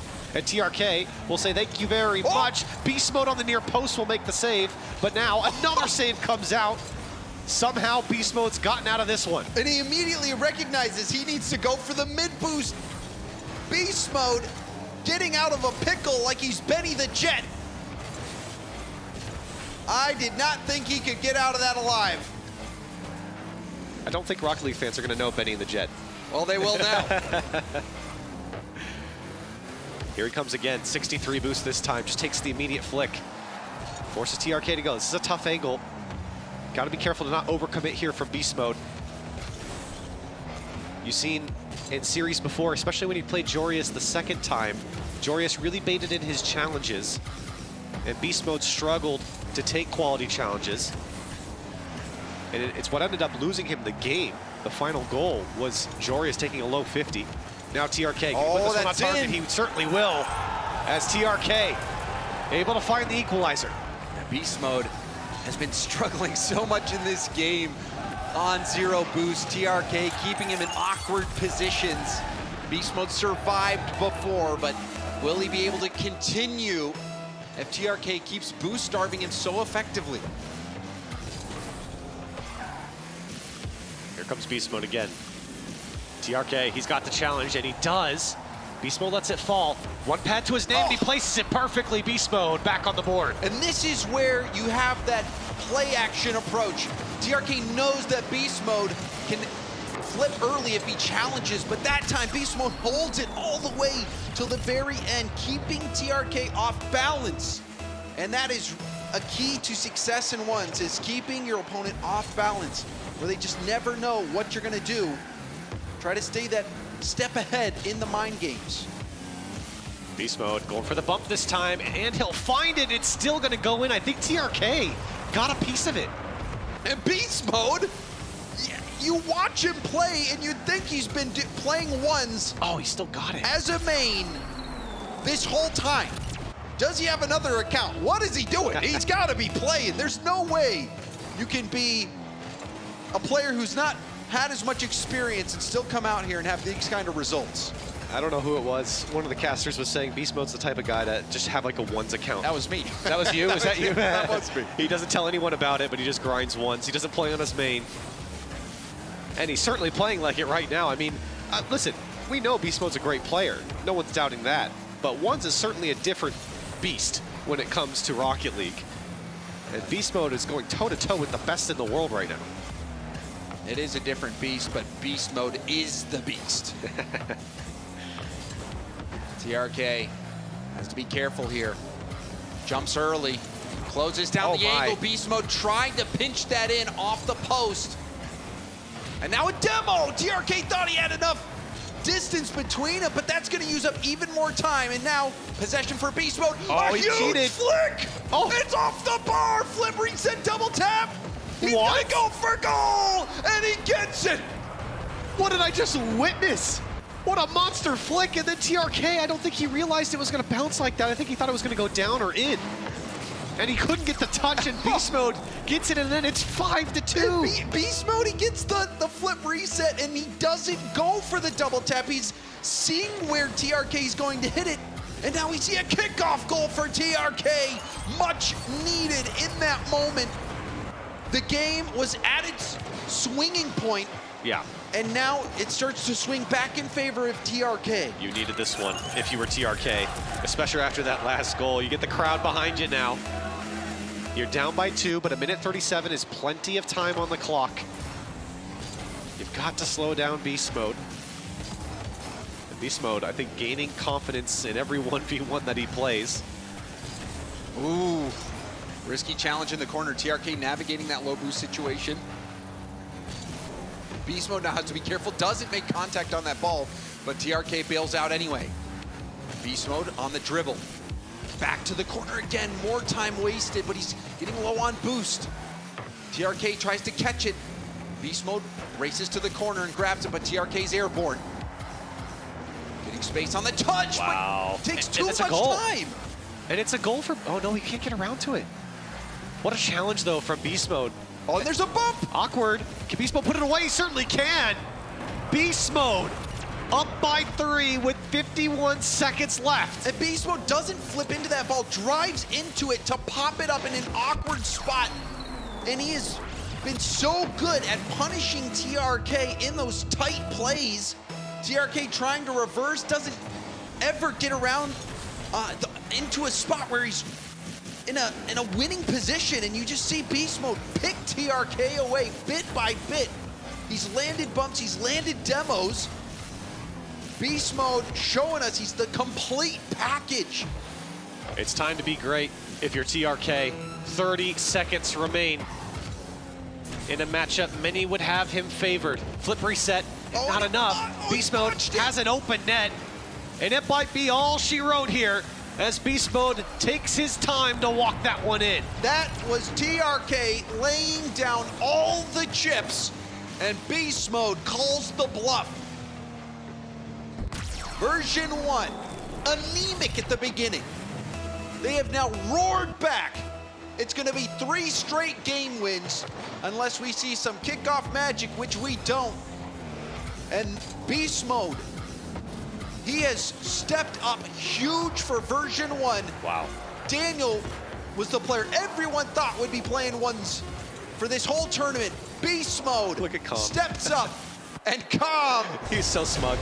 he's happy about the result. Oh, absolutely. I think everyone on version 1 can be happy with that result. I think this was the matchup that if I'm on version 1, if I'm Fireburner, I'm the most concerned about, right? That 1v1. I think you have one of the best 2v2s in the world, but that 1v1, with the way TRK's been playing, with the competition that he's played so far, this was a scary matchup, and you're not even sending in Daniel at this point, but my goodness, the confidence coming out from Beast Mode was unmatched. And then the zero boost saves. Beast Mode, he's like a human calculator, calculating impossible odds on how to make it out of plays, how to score, when it seems like TRK has the position. Look at this, the flip reset, doesn't even use it, gets back to the ground, had TRK panicking, tripping over himself, gets the bump. Beast Mode showing so many different looks, making it impossible for TRK to defend. And now version 1 are on match point. I mean, that's unprecedented, James. We did not expect this. I had a feeling that this one was going to go at least 5. I thought the 2v2 was going to be the one that version 1 had the best shot, in my opinion. You would have been right. I mean, look, but even in the 1v1 game, Falcons had so much pressure. Even in that game, we see version 1 navigating defensive situations on low to zero boost. Even into 2v2 as well. In every situation, that has been where they excel. Falcons have been having setups, have had the advantageous position, but have not been able to convert, except for the beginning of this series. We saw Falcons win that first 3v3, and now they have to win this one if they hope to stay alive in the tournament. They are about to go out at the same exact stage in the tournament as last year if they don't find the solution. And last year, they went out in 7 against Furia. It was an overtime loss in Game 7. This year, staring down a 3-1, now a 4-1 if version 1 were to win. Very scary situation here for Falcons, and certainly a lot of pressure to win this 3v3. And then, you know, you have to take it one game at a time here, James, because you have to go and think about, well, now we've lost both the 2v2 and the 1v1, and we're forced to pick another one if they win this game. So it only gets steeper for Falcons, but you got to take it one game at a time. And that is the way it is here at Gamers8, one game at a time. A shot on target off the bar, and it actually is cleared to the corner. Ahmad maybe trying to pinch that in, but it didn't work out. Beast mode jumps early, but recognizes Ahmad had the position. Ahmad with a bump attempt. Daniel booms it downfield. Is that just gonna go in? It's an awkward situation here for Naupo. Naupo, with help from TRK, they give up the ball. Remember last time, this was a 1-0 game. Daniel scored in the first 30 seconds, and then it was just a defensive game after that from both teams. Here's a shot.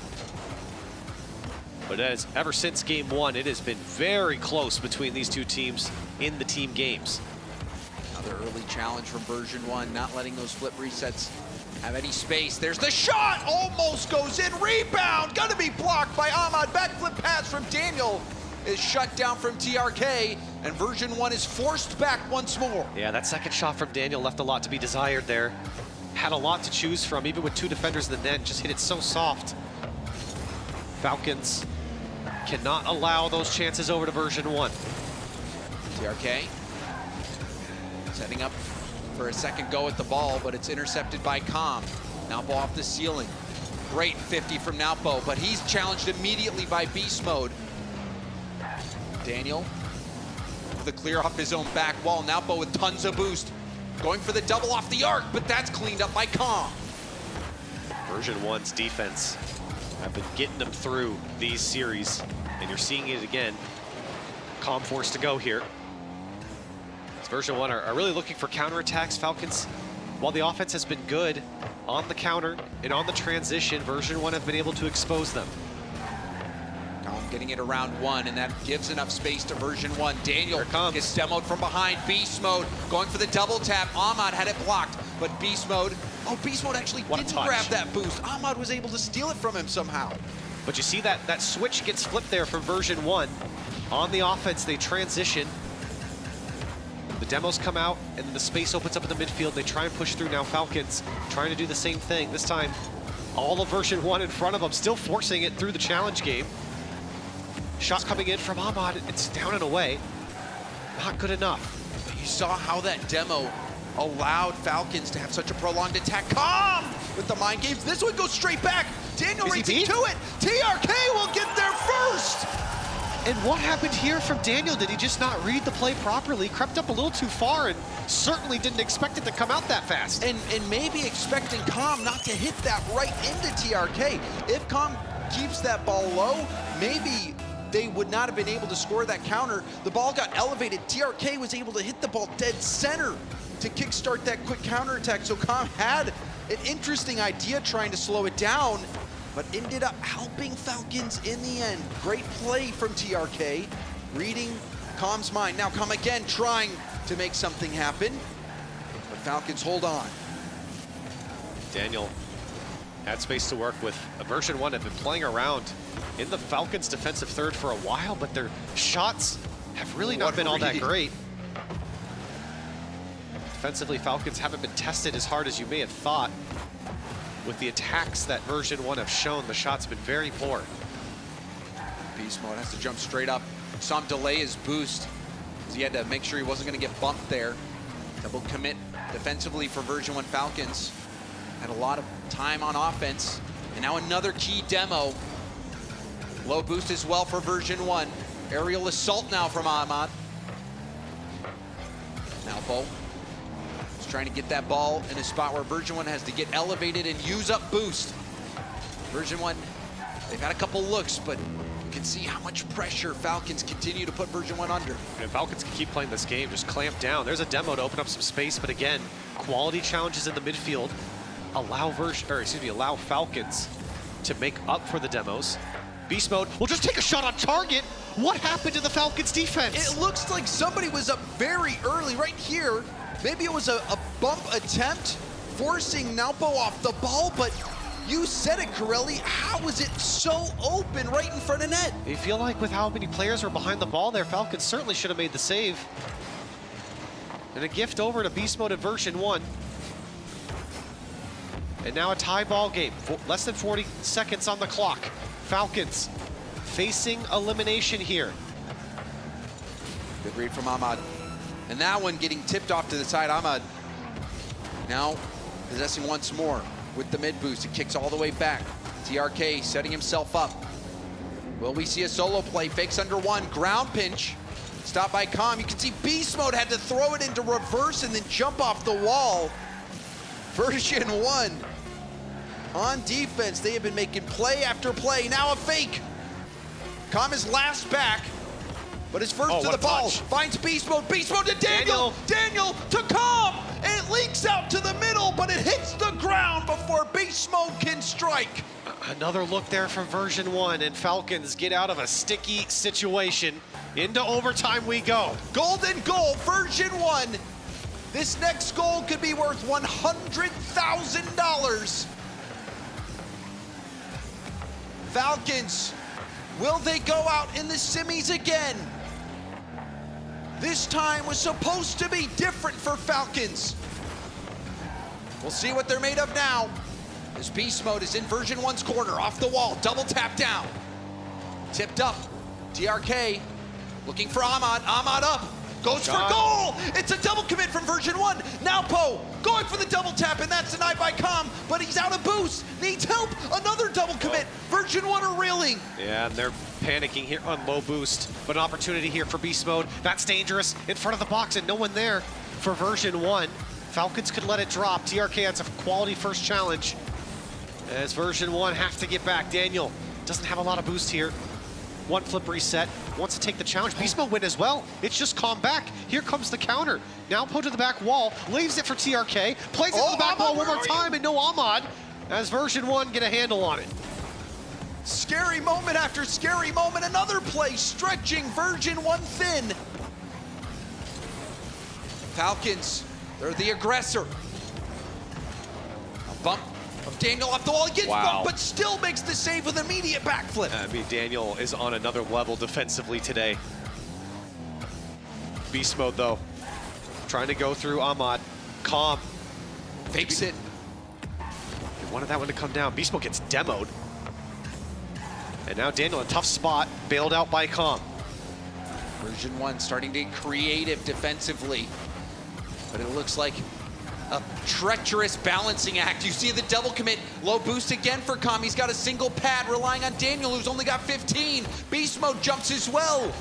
At what point what a touch. will they finally topple? Daniel, can he do off it? The ceiling, goes for the double rebound out to Com. Com is denied by TRK, and now it's boom ball back and forth. This game going in every direction.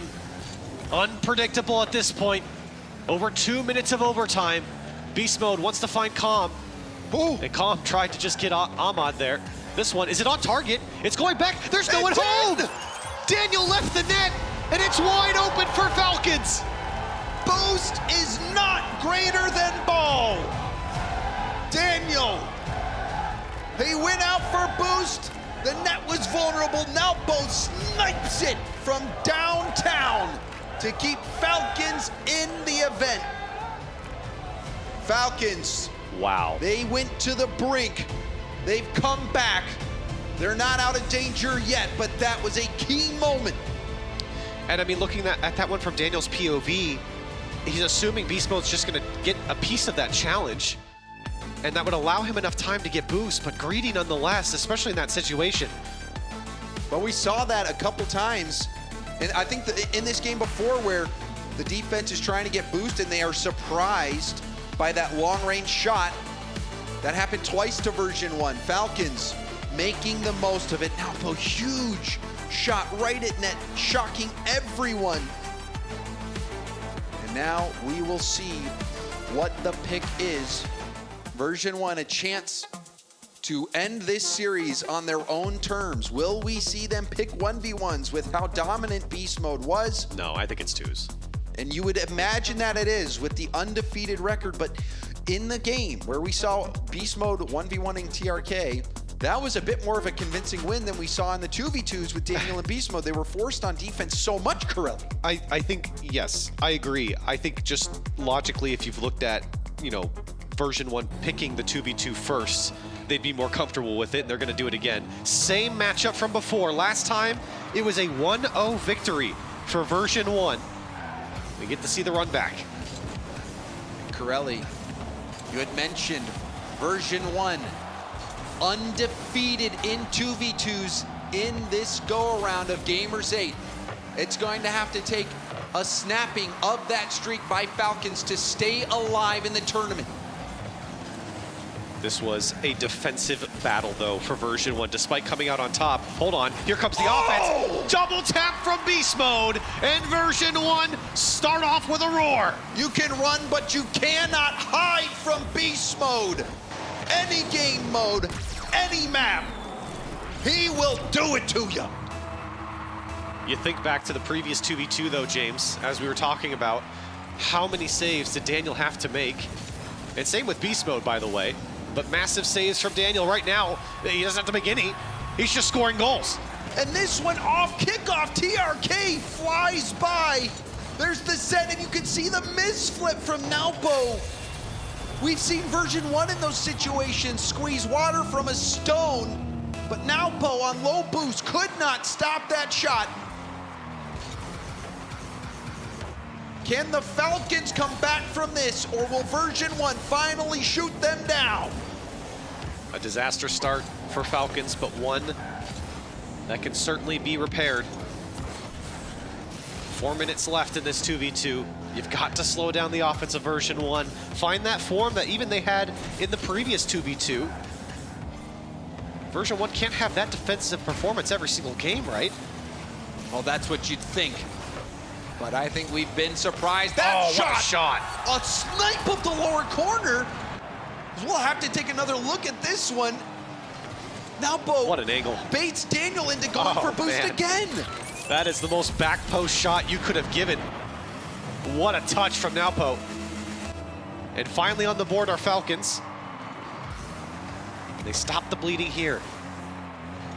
When will Daniel learn that Naupo is always in shooting position?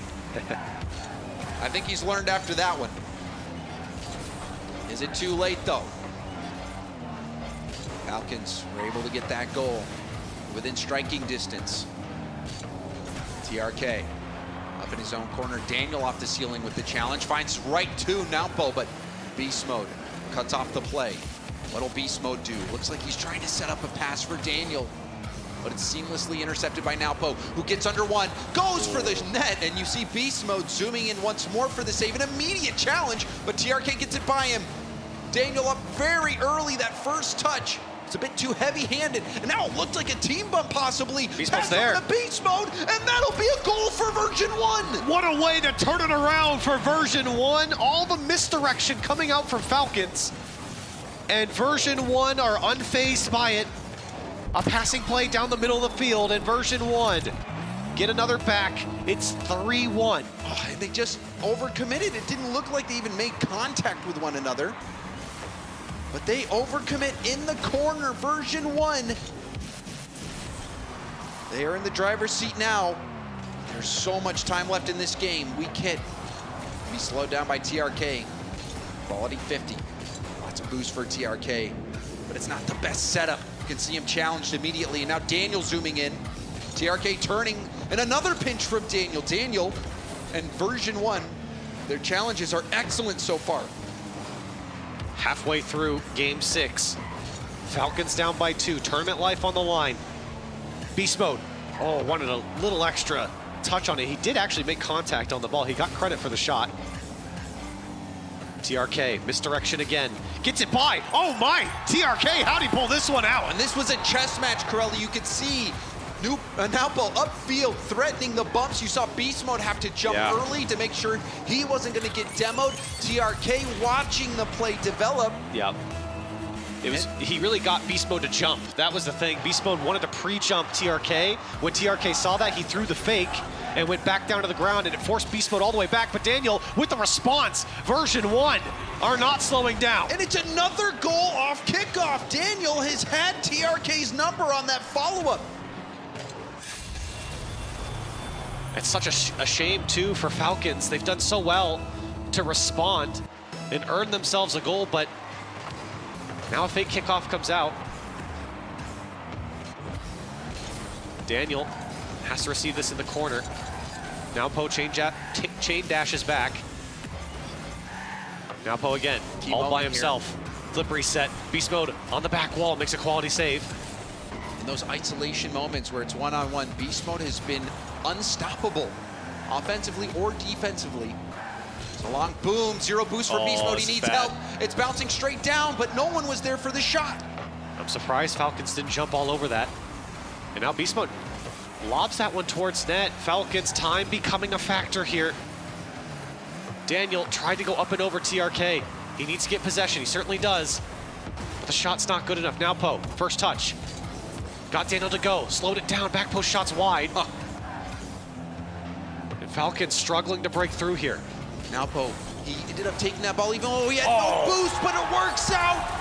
Now Poe able to set up TRK on the pass. And you're just trying to push your opposition into the bad spots. Beast Mode way above the net is not gonna get down in time. And you could see what Beast Mode was thinking. He was expecting the aerial play that Naupo was going to go up the wall, but out of necessity, Naupo could not take that line. He had no boost. And that load shot now off the bar. That could have been the game. Beast Mode retains possession. Third of a tank. Staying behind the ball. Falcons also have to be careful here. Looked like they were overcommitting. Beast Mode has the corner boost spawn just as he leaves. 0 boost for Naupo, now up for TRK. They collide in the air, Daniel gets it down.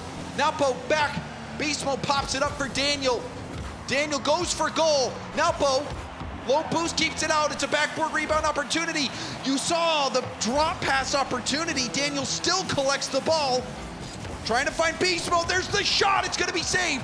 Version 1 has to be careful to not overcommit. Here comes the transition. TRK to be the hero off the crossbar. It was saved by Beast Mode twice in a row. Somehow he keeps Falcons at bay. TRK denied again. That was in. You can't convince me otherwise. Falcons, they have been robbed. A last chance. 50 boosts, the shot's denied again. Beast Mode will shut the Falcons down, and version 1 off to the grand finals. I truly do not believe my eyes. I will need to see that replay as of immediately. How was that not a goal? What a save by Beast Mode. And again, throughout this series, James, it was the defense that got through for version 1. That is so true, Corelli. Offense can win games, but defense wins championships, or so it is said. And after that series from version 1, I would believe it. Beast Mode. The saves that he made, you can make a montage out of just this series alone. After the first half of that first game, Falcons looked to be unstoppable, but version 1 showed their grit, showed their determination. They played their hearts out on defense, scored when they needed to, but Beast Mode, let's talk about him, Corelli. Beast Mode was something special. Got the job done when they needed him most, and North America back to a grand final in what feels like forever, James. Oh, wow. Heartbreak for Falcons. Leaf said it on the desk yesterday. It's guaranteed that Mean is going to be to the finals, but version 1 had other plans. We're here now with Calm from version 1. What a performance. Granted, you got to kind of take a back seat for some of it. What is it like watching Beast Mode with a front row seat, watching him go to work like that? Honestly, I should be paying them to be on the org. I should be paying them to be sitting there, like, having front row tickets to watching the best player to ever touch the game play. زي ما تشوفون كومز معنا من فريق فيرجن 1. سألنا السؤال الأول إنه وش شعورك وأنت الآن موجود في البطولة بجانب دانيال وبيست مود، بالذات بيست مود وهو جالس يلعب الونز والتوز مع دانيال ويؤدي هالأداء اللي احنا شاهدناه. يقول صراحة أنا المفروض إني أنا بنفسي أدفع لهم على أني أكون متواجد مع هذا الفريق فقط عشان أني يكون عندي تذكرة أني أكون جالس قدام أتابع بيست مود، لأنه هو حرفيا برأيي أفضل لاعب لمس اللعبة بالتاريخ. We sometimes talk about near misses, like in game 1 where you guys had that near comeback. Did that actually give you some kind of momentum? Because otherwise it looked like a nightmarish start, but you almost salvaged that and almost turned the entire game around. Honestly, it felt like we won that game. That's how impactful that was, because, going down 0-5, I just said, all right, let's get on the board, get something going into the next game, and then we got one, got another, and, got 4 after that. And we felt like, even starting off down 5, we felt like we could have won that game. So for starting off 0-0, we felt really, really confident going into the next 3 games. في الجيم الأول شاهدنا فالكونز يتقدمون فقط ب4 أهداف مقارنة بفريق فيرجن 1 اللي كان عندهم هدف واحد فقط، بعدها قدروا يسوون كمباك وانتهى الجيم بنتيجة 5-4. فكان السؤال إنه هل الجيم الأول تعتبرونه أنتم أنكم فزتوا؟ هل الجيم الأول أعطاكم ثقة أنكم تقدرون تكملون المسيرة في باقي الأيام؟ كان الجواب يقول إيه فعلا، إنه إحنا برأينا وشعورنا تجاه الجيم الأول نحس إنه فزنا الجيم بالكامل، إنه أداءنا كان مرة متميز وعرفنا إنه من الجيم هذا نقدر أننا نأدي أداء كويس في باقي الأيام. This journey has not been easy. You've had your ups and downs. How proud are you, though, of this team coming together and putting it all together right here at the end? I'm so proud of the guys. Me and Beast Mode have been teammates for a year and a half. It feels great to finally be in the grand finals of a major. It's an incredible feeling being here with that guy. And then, of course, Dan. Been on the team for a few months, but he's already a good friend of mine. I enjoy hanging out with them. Our team environment's great, and it's just it's a fantastic feeling to finally be where we want to be with the people I want to be there with. في السؤال الأخير الكوم سألناه عن شعوره تجاه التيمة اللي معاه، هل هو فخور فيهم؟ يقول أنا جدا فخور إني أكون جزء من هذا الفريق، وخصوصا إنه أنا وبيست مود صار لنا سنة ونص تقريبا نلعب مع بعض، وإحنا أخيرا مبسوطين إنه قدرنا نوصل للجراند فاينل لأحد من أكبر البطولات في راكت ليج، أحد المياجر اللي موجودة عندنا. زيادة على كذا دانيال صحيح إنه ما له إلا كم شهر موجود معنا في الفريق، إلا إني أنا جدا مبسوط إني أكون متواجد معاه وصار أحد من أصحابي، وبنفس الوقت أنا مرة مبسوط إني أكون مع هذا الفريق ومتحمس للي ممكن يصير في النهائي. Version 1 stands tall. They get the job done. Grand finals next, but we've got one more semifinal to go. Let's send it back to the studio. انتهينا من قصة فيرجن 1 وفالكونز ودعوا البطولة، لكن باقي عندنا فريق زيادة من الشرق الأوسط. رول 1 راح يلعب في الجيم القادم قدام أحد أقوى الفرق في العالم BDS. راح نشهد شو ممكن يصير في المباراة، بس أول شيء سد تحليلي. Well, I think I certainly jinxed it yesterday. I mentioned that this should be a throughput for the Falcons. I'm sorry. I apologize. This is my fault. So, as far as I'm concerned, what that flipped on was the 1v1 between Beast Mode and TRK. Everything else sort of went to plan. Version 1 taking the 2s, the 3s, could have gone either way. Falcons shading it, as we saw, even though they were, 5-0 up in game 1. It ended up being a shading. But that 1v1, Stumpy, that was a performance from Beast Mode. We were all saying that Beast Mode could have been the guy. He could have taken down TRK. And he managed to, really in the style that he was playing Jory in as well, making sure that he stayed confident throughout, making sure that he wasn't giving TRK too much space, which is what I think a lot of people do fall prey to.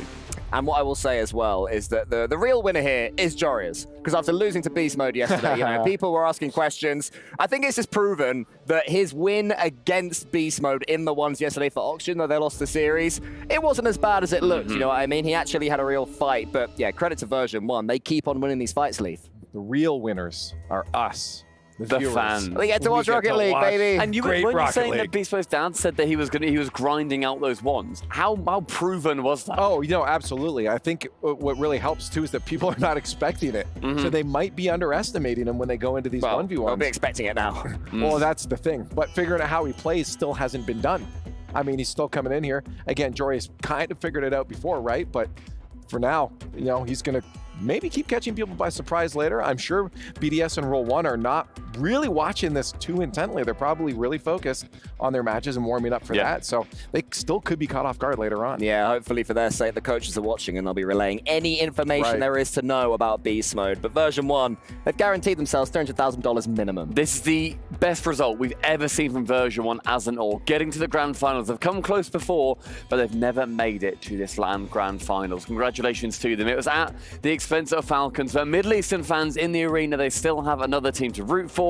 Rule 1 are going to be on the other side trying to battle through BDS. I guess that begs the question now for version 1, is this where pressure starts to mount? Because now you say, hey, we've not done this before. Can we do it now? And if you overthink it, that could get to you, right? I think they'll learn from Falcons' mistakes, Rule 1. That's all they've been doing since they became an org, since the Twins started playing together. They'll continue to do so. Well, let's get over onto our STC play of the game, and this is going to go to the man of the hour. We're going to hand this one to Beast Mode. A little flip reset in the 1v1. You got to give it to him. Going for these goals in a 1v1 with no defender behind you to help you out. Cheeky. Yeah, making sure that as well, he grabs that mid boost, knows that TRK is going to be low, keeps it nice and high, forces TRK to only go via boost pads, and can then flick it over at the last second. He holds onto it for such a long time that TRK doesn't quite know when it's going to be used, but Beast Mode ensures it's completely deadly.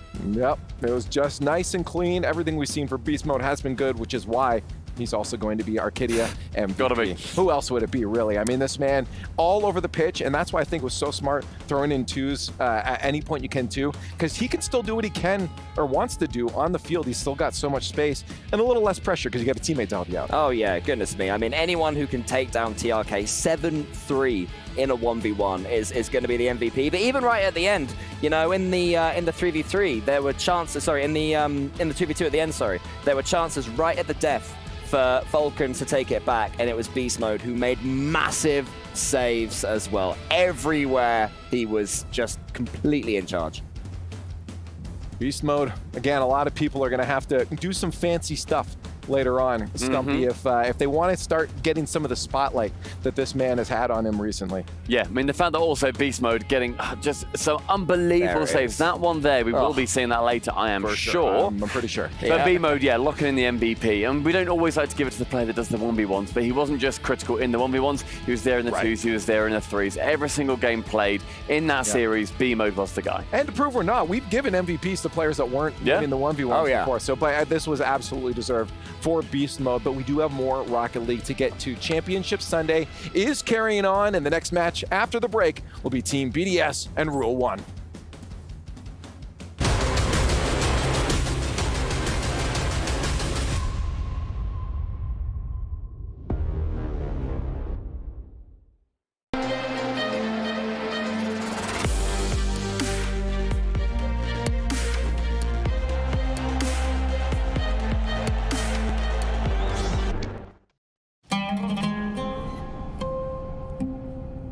There is a place where you can elevate what's hidden inside, where you can reframe yourself. Sonomi means the new you. The you can step into. Because when we know who we really are,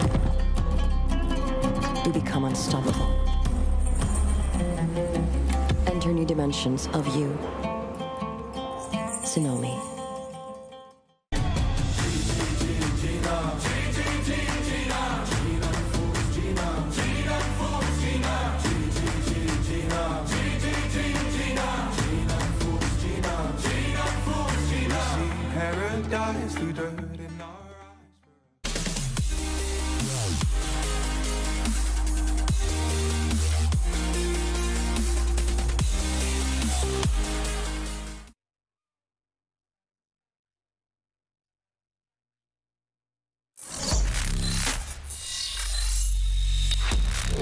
Open your eyes. When you look into my eyes, tell me what do you see? tonight I'm gonna show you the wonders of the mall. I need warriors.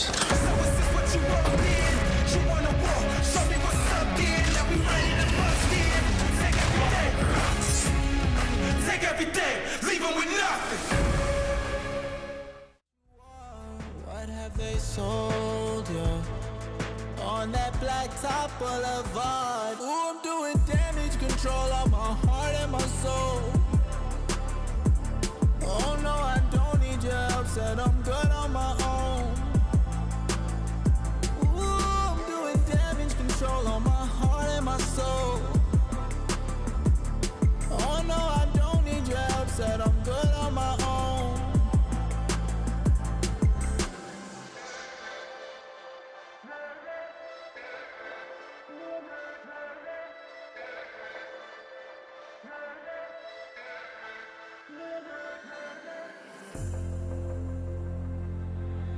Let me be free.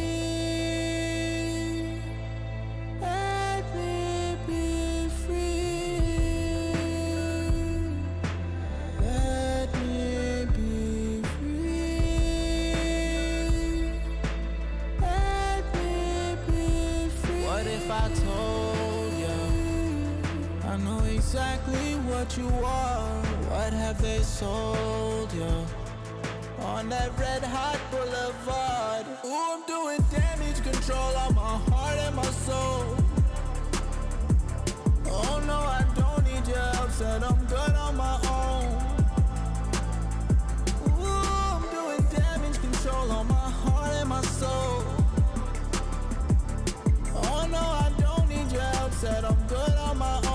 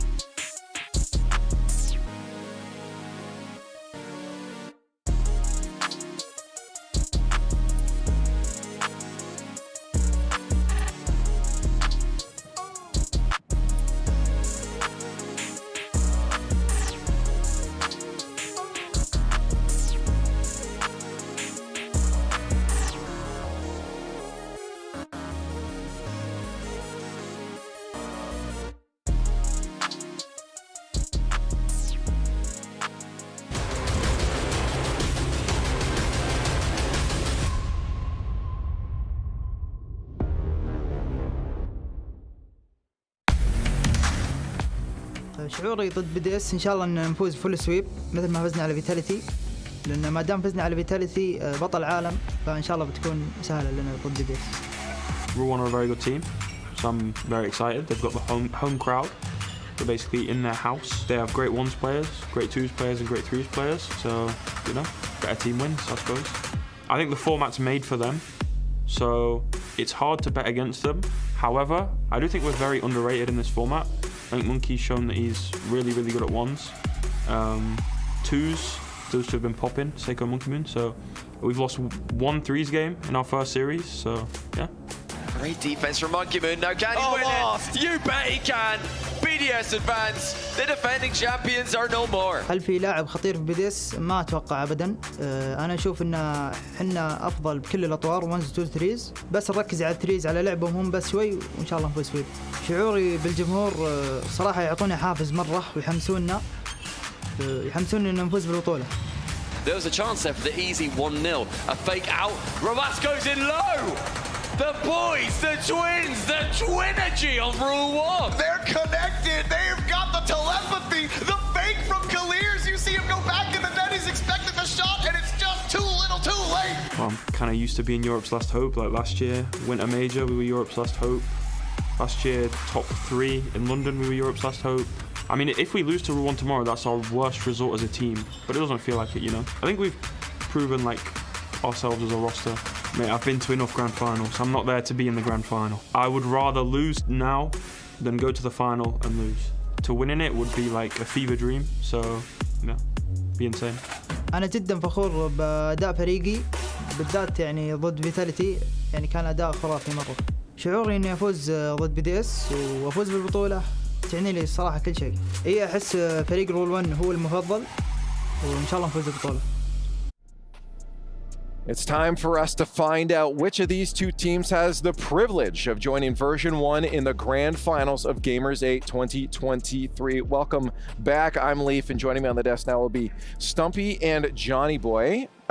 Stumpy. Hello, mate. This is going to be a good match. It's our LG match to watch. It is indeed. It's going to be a banger. Yeah, BDS versus Rule 1 is going to be, I think, one of the most anticipated matches coming into this entire event. And also the fact that now Rule 1, Johnny, are the only team from MENA trying to work through to that grand final. Yeah, and we could clearly see the pressure got to their bigger brothers, the Falcons, there. So if that is something that happens here for Rule 1, I do think it's over for the BDS. Like Rice said, I think they're underrated in this format. They've only lost one 3v3 game in their opening series. Since then, they've got 6 wins. They have not yet lost a 1v1. Monkeyman is one of the 2 undefeated 1v1 players alongside Rawas, and it's not been easy opponents. Chronic, Yan, and Venom, all quality wins. So yeah, Monkeyman really stepping up here. That's kind of been the story of the tournament, this step up for players not really known for their 1v1 ability, Beast Mode and Monkeyman.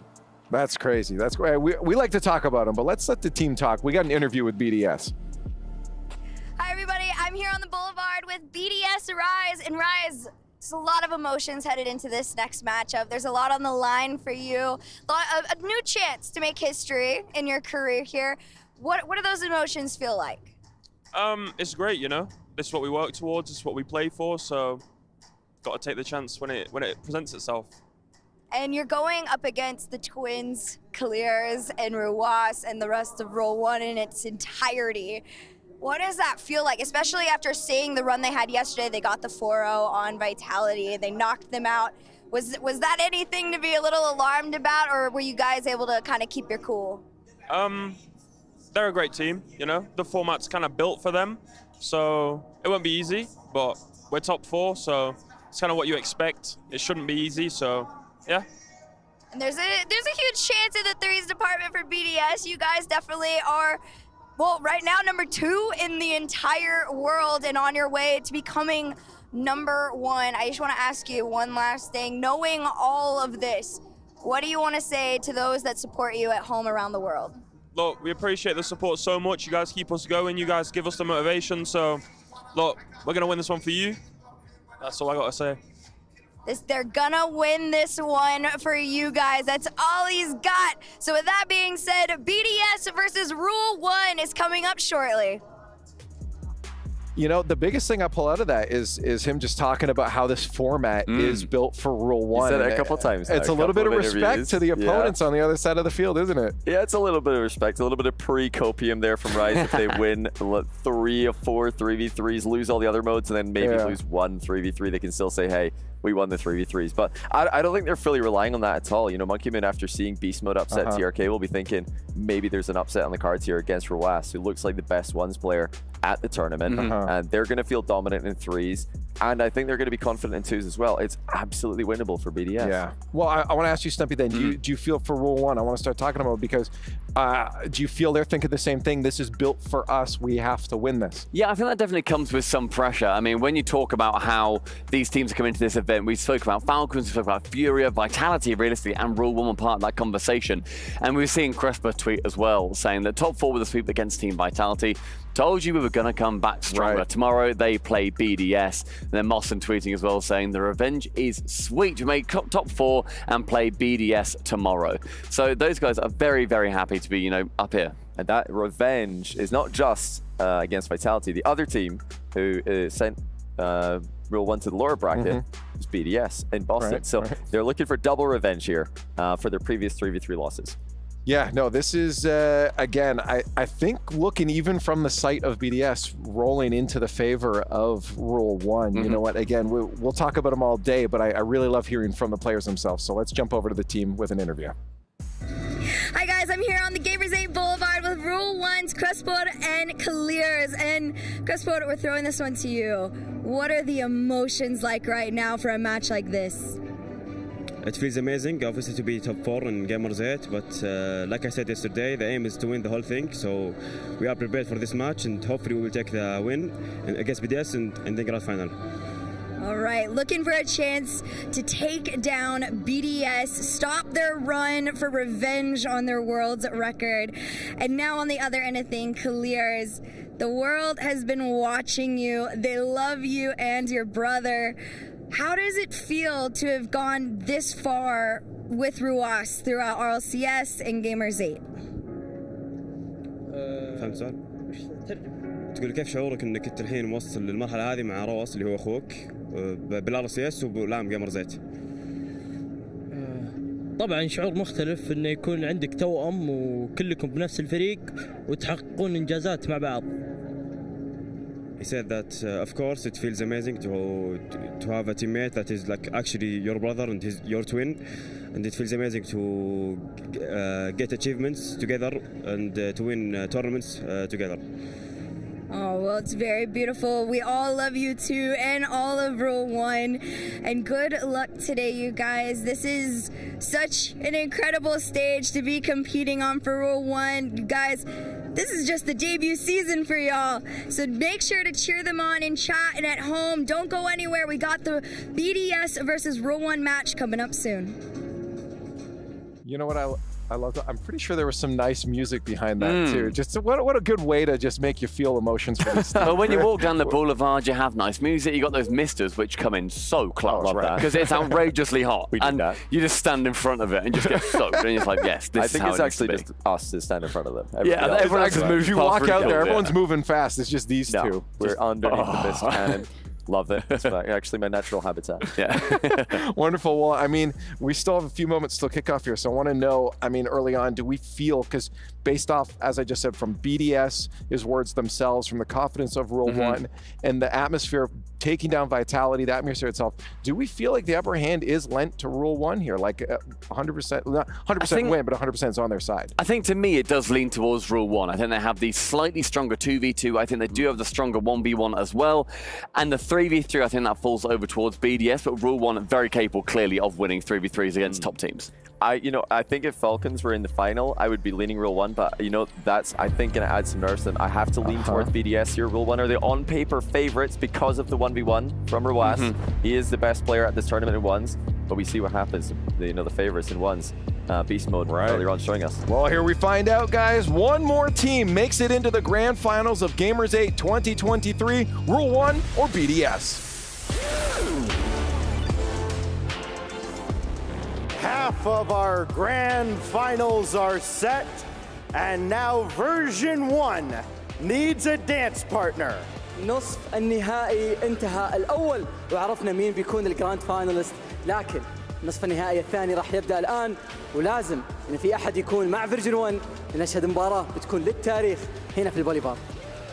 Both of our teams here in our second semifinal have saved their best for last this season, but our first team coming to the stage, they don't want money, they don't want fame, they want championships, and they've got plenty to their name already.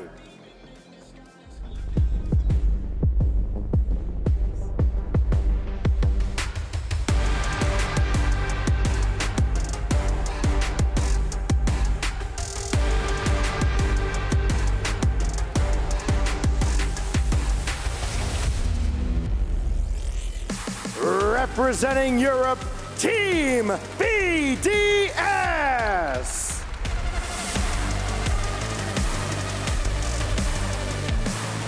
4 overtimes yesterday, and they won them all. Seiko with 2 winners. Monkey Moon vanquishing Yan in the 1v1s. But no matter how dominant they are, someone, somewhere, always finds a reason to doubt them. We call those people fools, and by the end of the night, we may be calling these people champions. تيم BDS واخيرا وصل المره الثانيه على المسرح. بالامس شاهدنا مباراتهم ضد فيوريا الرينينج تشامبيونز الديفندينج تشامبيونز لجيمرز 8 واضطروا انهم يطلعونهم البطوله بالكامل. 4 مباريات انتهى فيها المطاف تكون اوفر تايم فقط عشان يقدرون يتاهلون الى المرحله هذه. لكن خصمهم احنا عارفين انه عندنا ممثلين للشرق الاوسط وشمال افريقيا. انتهى المطاف في الاول منهم يستبعد من البطوله، لكن الثاني امال الشعب العربي كله معاه، فخلونا نرحب فيهم.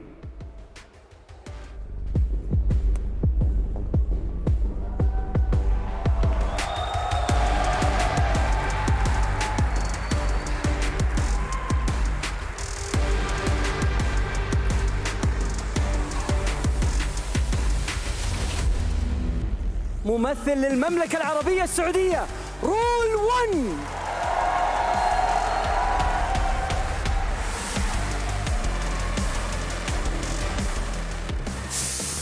روص كيلرز محسن توأم قدر انه يكتسح السين بالكامل من اول ميجر، من اول بطولة تواجهوا فيها.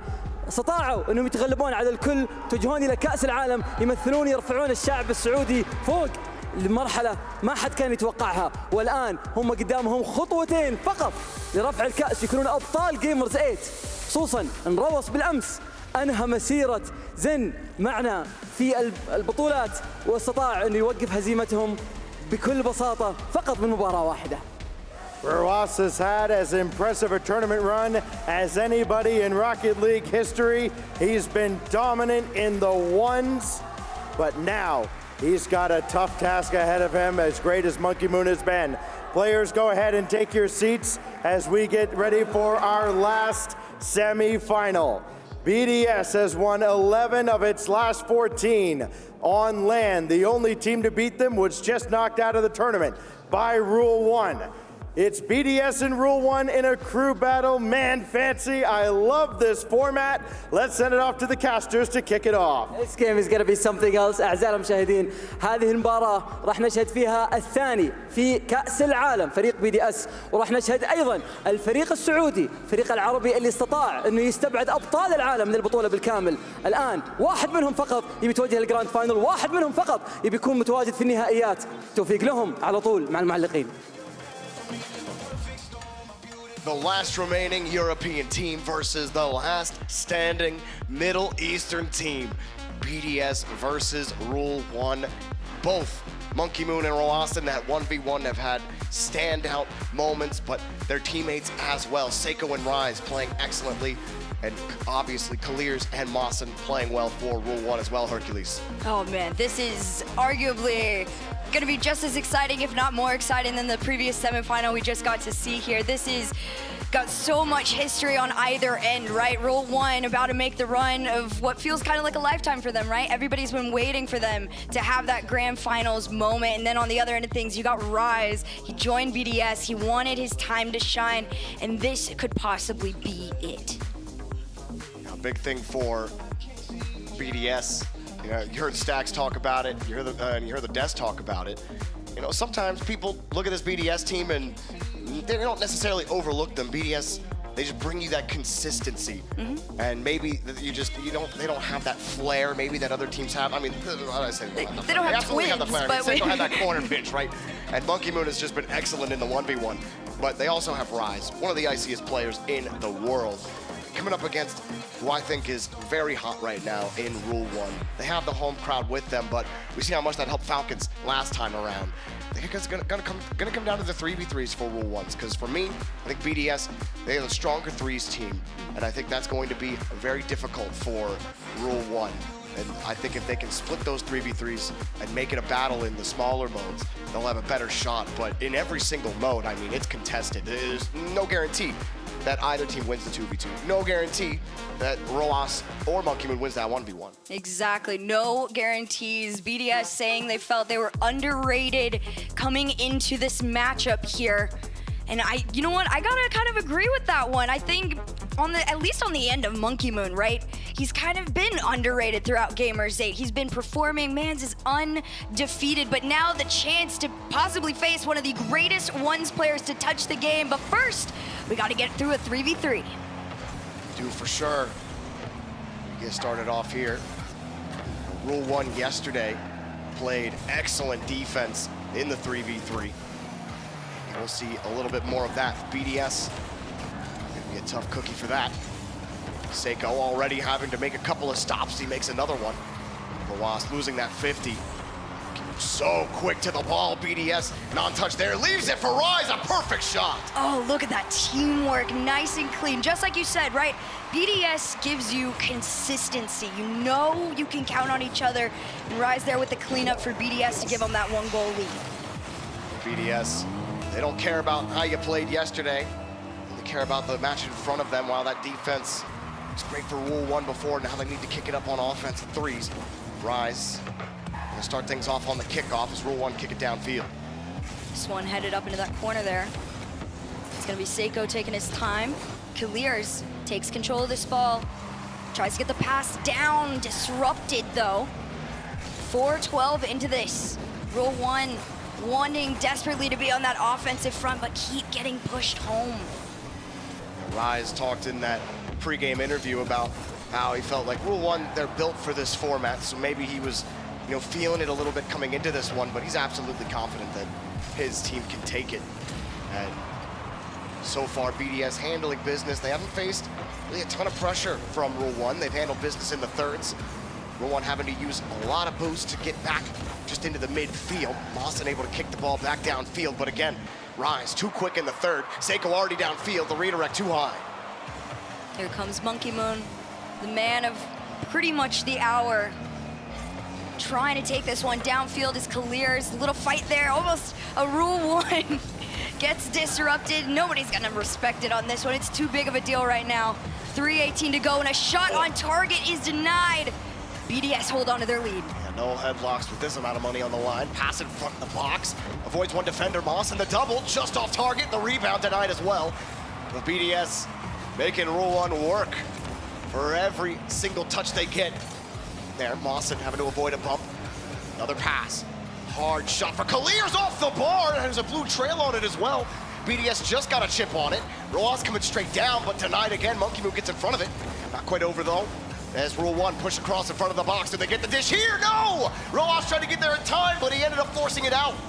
It's just too close for this squad, but the threats keep coming out. Who's gonna be the one to take control though? This ball falls down. Seiko keeps another touch on it, but it's gonna be Mosen trying to get past that midfield. Rise sends it back. Trying to carry this around the corner here. Up into the air. It's just tug of war for re-control. Rule 1 have had so many opportunities that have been so close. But right now, BDS just looking a half step ahead. Well, Monkey Moon has just been so annoying to deal with, and he almost gets it. He finally gets it. And before this, he's roaming around, he's stealing boost, he's getting a little chip, and then he gets back in the rotation in time to take that pass out. And nothing Rule 1 could do, not expecting Monkey Moon to take that shot. Roas tries to backflip in time, but instead just puts it into his own net.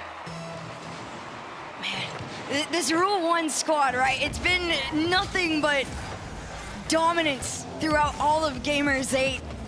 It feels like this is one of the first times we've seen a proper challenge come out from a squad onto them. Rule 1 having to play catch up with less than 2 minutes in this game number 1 here. Kaliers, his opportunity taken away. Instead, it's Seiko on the attack. Into the corner we go.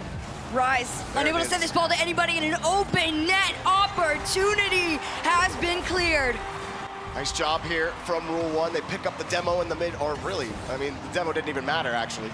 Saw the explosion, but he was the whole way in the third. That was always going in no matter what. What happened on the backside of that rotation?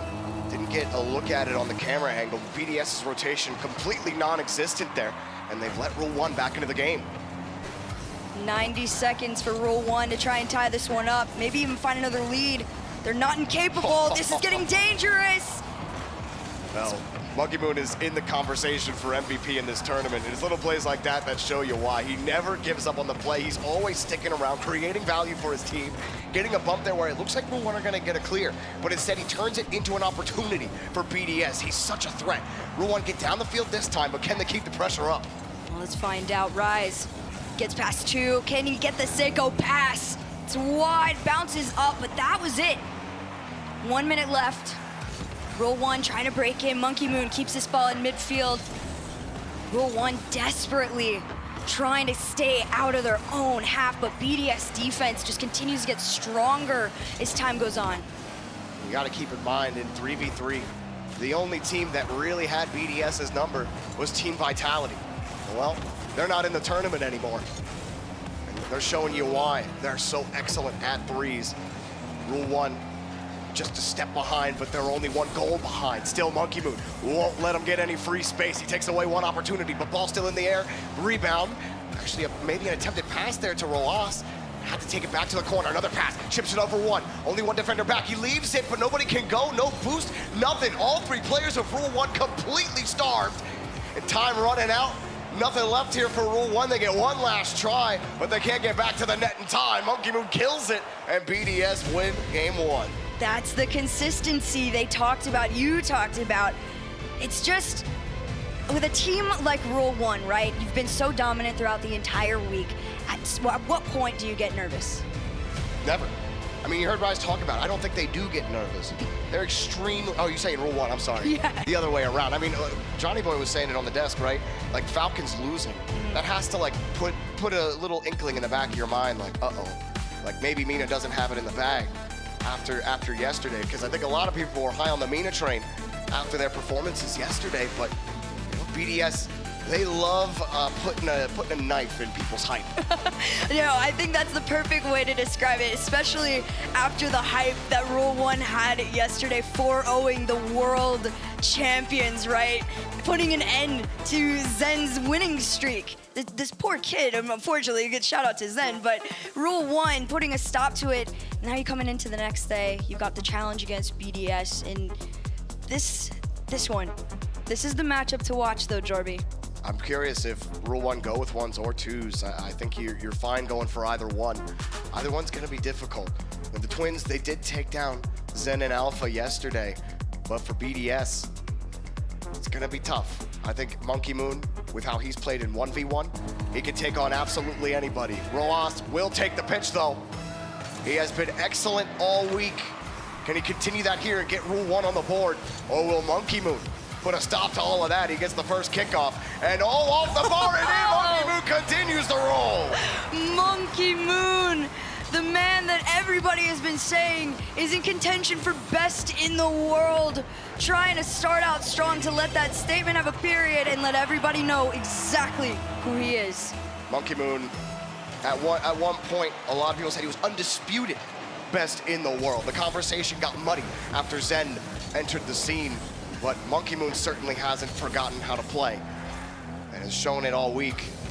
Roas go for the hard kick, gonna test Monkey Moon here. Monkey Moon passes the first test, gonna have to recover, and he does well enough. Gotta get back in time. Roas not a lot of boost, has to kick it away, wants the corner. Monkey Moon avoids the demo and able to get back and reset. Ruas off the backboard, just trying to stay in control. Nice little bump there, disrupts an easy open goal there for Ruas. Monkey Moon, he's coming around the corner, tries to keep it close, and Roas, he didn't see Monkey Moon, he knew a quick flick was the best option he could have. You know, worst case scenario, Monkey Moon forces it up and the ball goes out to the corner in the blue. You get a chance to maybe steal some boost, put on a little pressure, but Monkey Moon was sitting too close. Ross flicks it right over him, and like you said, the bump helps him out even there. A nice response from Ross. Ooh. Oh, was that in? That's in. All right. Right off the rip on the kickoff. Just shoot if you win it. Monkey Moon, just a little hesitant on where that one was going after the kickoff. Does he go for the boost? Does he get back in position? Even he didn't know, and Ross made a punish. I mean, a player like Ruas, there's no room for hesitation. critical thinking, tough decisions, and a potential kickoff goal. This one gets put into the corner. Monkey Moon takes that corner boost. He's gonna turn around, try again. Up into the air we go, up towards that backboard. Can he double it? He gets the angle, and in Monkey Moon re-ties up the game. Now, Monkey Moon was doing this to Yan as well. Just beautiful placement. Ross going to the top of the net. Monkey Moon knows it, so he lets that ball get right underneath his car to go as low as possible. Brilliant shot from Monkey Moon. Incredible shot. I can't help but picture Ruas as almost like a little bear, and every goal you're just poking him, waking him up, waiting for the attack. This kid is insane, but Monkey Moon, he can put up a fight on him. 345. Spall in control with Monkey Moon. Soft shot towards that net, taken aback by Ruas. Monkey Moon gonna let him hang. Gotta be a little careful because that's gonna happen. A little hesitation, he doesn't know initially. He wants to stay close in case Roas gives that ball up. But Roas keeping it close enough, able to flip it right over him, and Monkey Moon just didn't have the momentum to avoid the demo. Roas taking him out and getting the goal. Oh man, this is definitely gonna be one of those high shooter games. It's been 7-8s, 6-8s. It's insane the amount of goals these two could put up against each other until we reach a point where maybe we start to see some crazy defensive master classes coming out. Monkey Moon sending this one. It's Ruas now on the attack. You know, not everyone can be beast mode, Herc. An insane defensive performance that we saw from him, but right now, you're absolutely right with 5 goals scored in the first 2 minutes. Monkey Moon gets the demo, launches it on target, ties it up easy. It's too easy. Demo's name of the game right here for both players. Roas taking out Monkey Moon on 2 of them. Monkey Moon taking out Roas on 2 of his. The most lethal option for sure in 1v1s. No one's judging the demos in this, right? This is for a spot in the grand finals. You do what you gotta do to break on into that last opportunity to keep going here in Gamers8. Roas carrying this one off the side of his car. Can he get the challenge on him? Monkey Moon keeps this one out.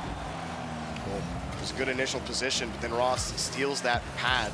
Just delays a little bit. Oh, the nice canister spawn for Monkey Moon. And a perfect flick, my goodness. No chance Ross saves that. No, not at all. Look at this. Just perfect and clean. Toasty. Toasty. That's a whole heap a whole loaf of bread for Monkey Moon there. It is. I mean, if you take it, you're going up a nice chunk of change in the prize pool here. Oh, what a fake! Oh, Monkey Moon, you're desperate after you lose this 50. You gotta hurry up and recover, and a nice enough job.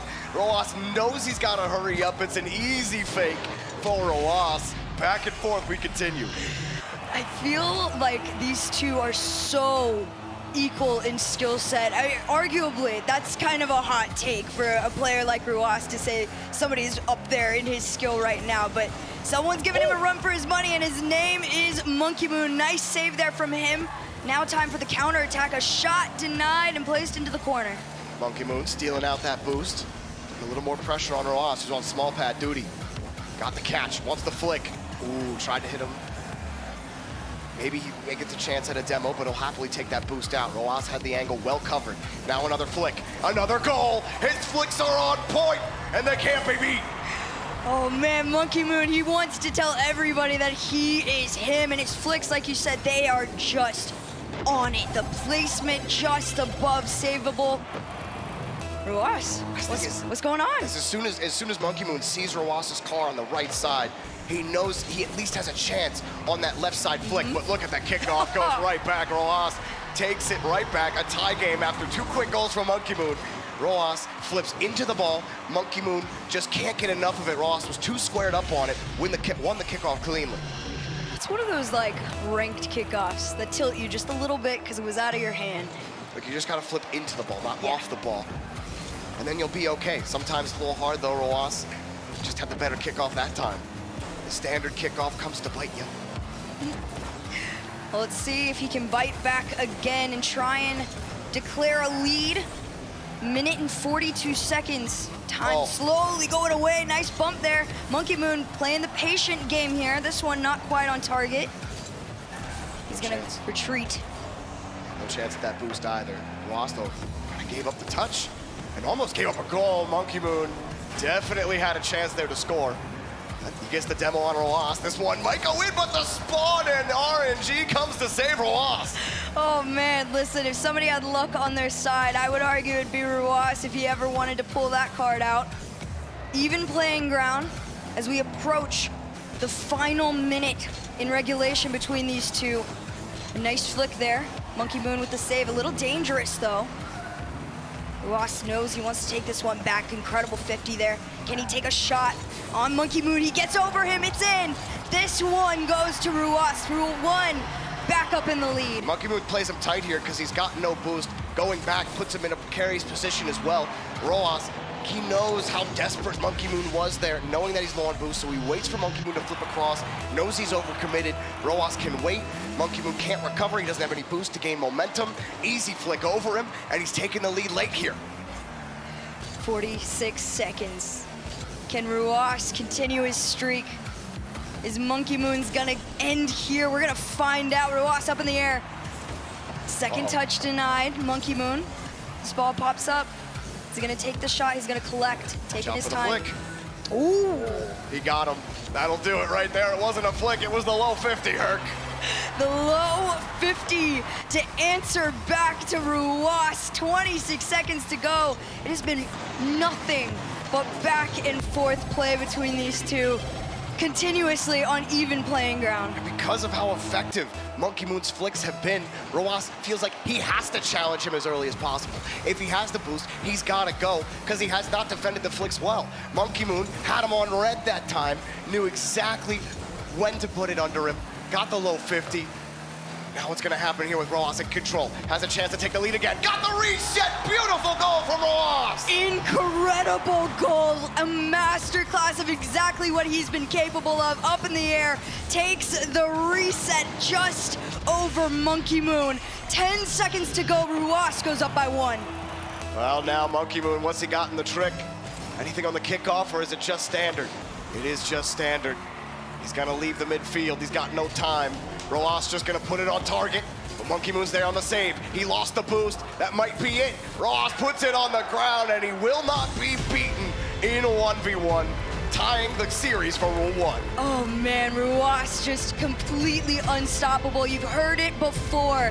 He is the best ones player in the game right now. Zen couldn't stop him. Monkey Moon couldn't stop him. Feels like the world is just behind on him right now. You can see the frustration on Monkey Moon's face, but let's go back to this one. That one, that little angle right there at the beginning, I had some hope for Monkey Moon after that. Oh, but those side flicks were so good from him. And Roas catching Monkey Moon out when he's on low boost. Monkey Moon trying to challenge him. Do what he can in a tough situation. And then Roas, a perfect touch here on the reset. That time Monkey Moon did have boost. Just misread exactly where Roas wanted to go. He had to defend the center of the net. Roas puts it backside. Really an excellent showing from both players. Roas just got the last laugh with the amount of time that was left. He definitely did, but we prevail. You keep moving forward. I keep going back to Rise saying that they're underrated, right? You want to believe in the statement that there's a chance, you know, to kind of find a little bit of a regain here in the series. They're not out. Threes, they definitely have a solid opportunity against Rule 1, but giving any space to a player like Ruas could flip that like a coin. Back to the 3v3. Rule 1 had struggles getting any offense going. It took a botched BDS rotation for them to score their only goal. BDS gonna give them another one of those. I certainly wouldn't count on it if I were Rule 1. Ruas trying to take his time. Nice flick. Unfortunately, that one, no connection there to take a shot. Instead, it's gonna be BDS on the attack now. Nice challenge. Monkey Moon taking a shot of his own. This one gets sent out. We stay scoreless for now. Rule 1, more defense inbound. Up high again. BDS happy to take the time and the space. Rise pushing forward and gets the 50 on top of it. Rule 1, they happily approach that 50 thinking, okay, we'll easily get there, jump in front of it, we'll win it. But then Rise always finds a way on that reset, getting it to the ground, winning that 50. BDS fast on the rebound, but not quite fast enough. Monkey Moon, center field, wants the pass, back to Rise. He's got him. Rise on the high dunk attempt, he doesn't get him. Seiko back in front. Oh, hard shot from Seiko, hits him backside. Oh, you know Seiko saw this coming from a mile away. The bump off the backboard just opened up the opportunity to realistically place this wherever he wanted, and he decided, let's go behind, turn it unsavable. BDS up by 1.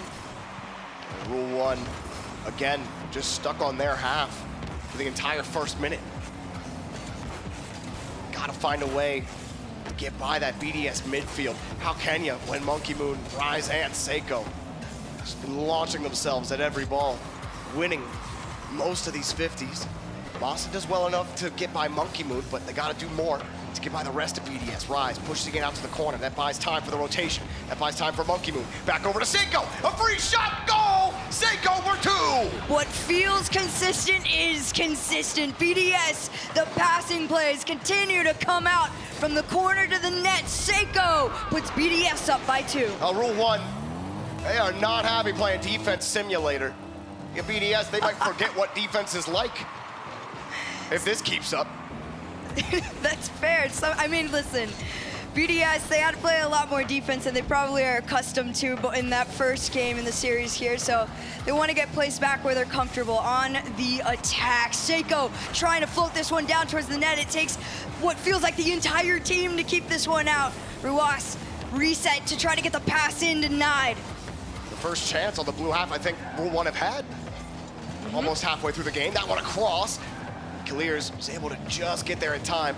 Lawson able to 50 that back out to Roas. On the point now, Roas off one in. Roas does it all himself here off the initial 50, and he gets a goal for Rule 1. Look at this one, Ruas just on his own, doing the flick.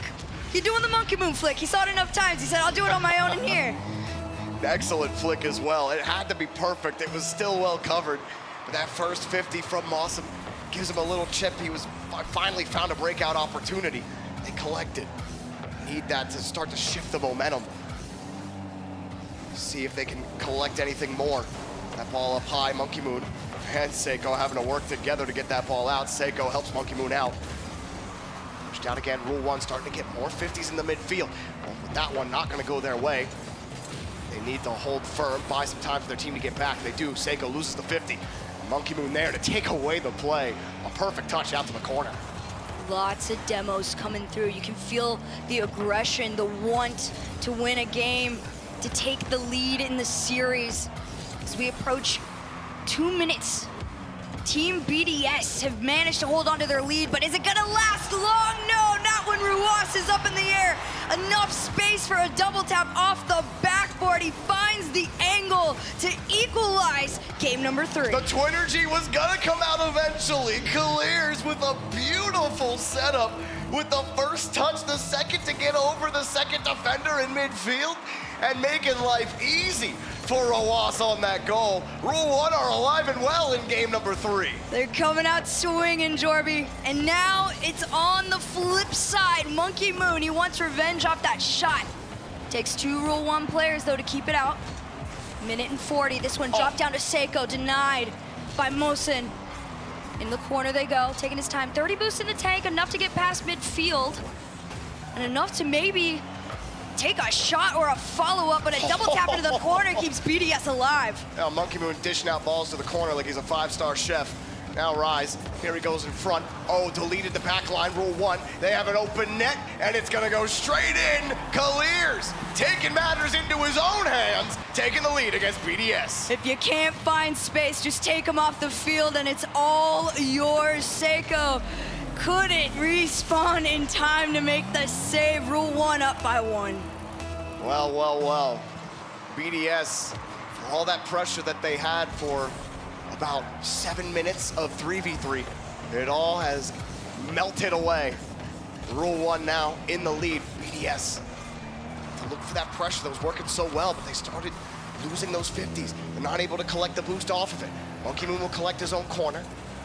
Has had some good defensive stops, pushing the ball out in the corner. He gets a 50 here, popped up in front to Rise. Rise looking for Seiko. Seiko, no touch there, pushes the ball back into the corner for Mawson.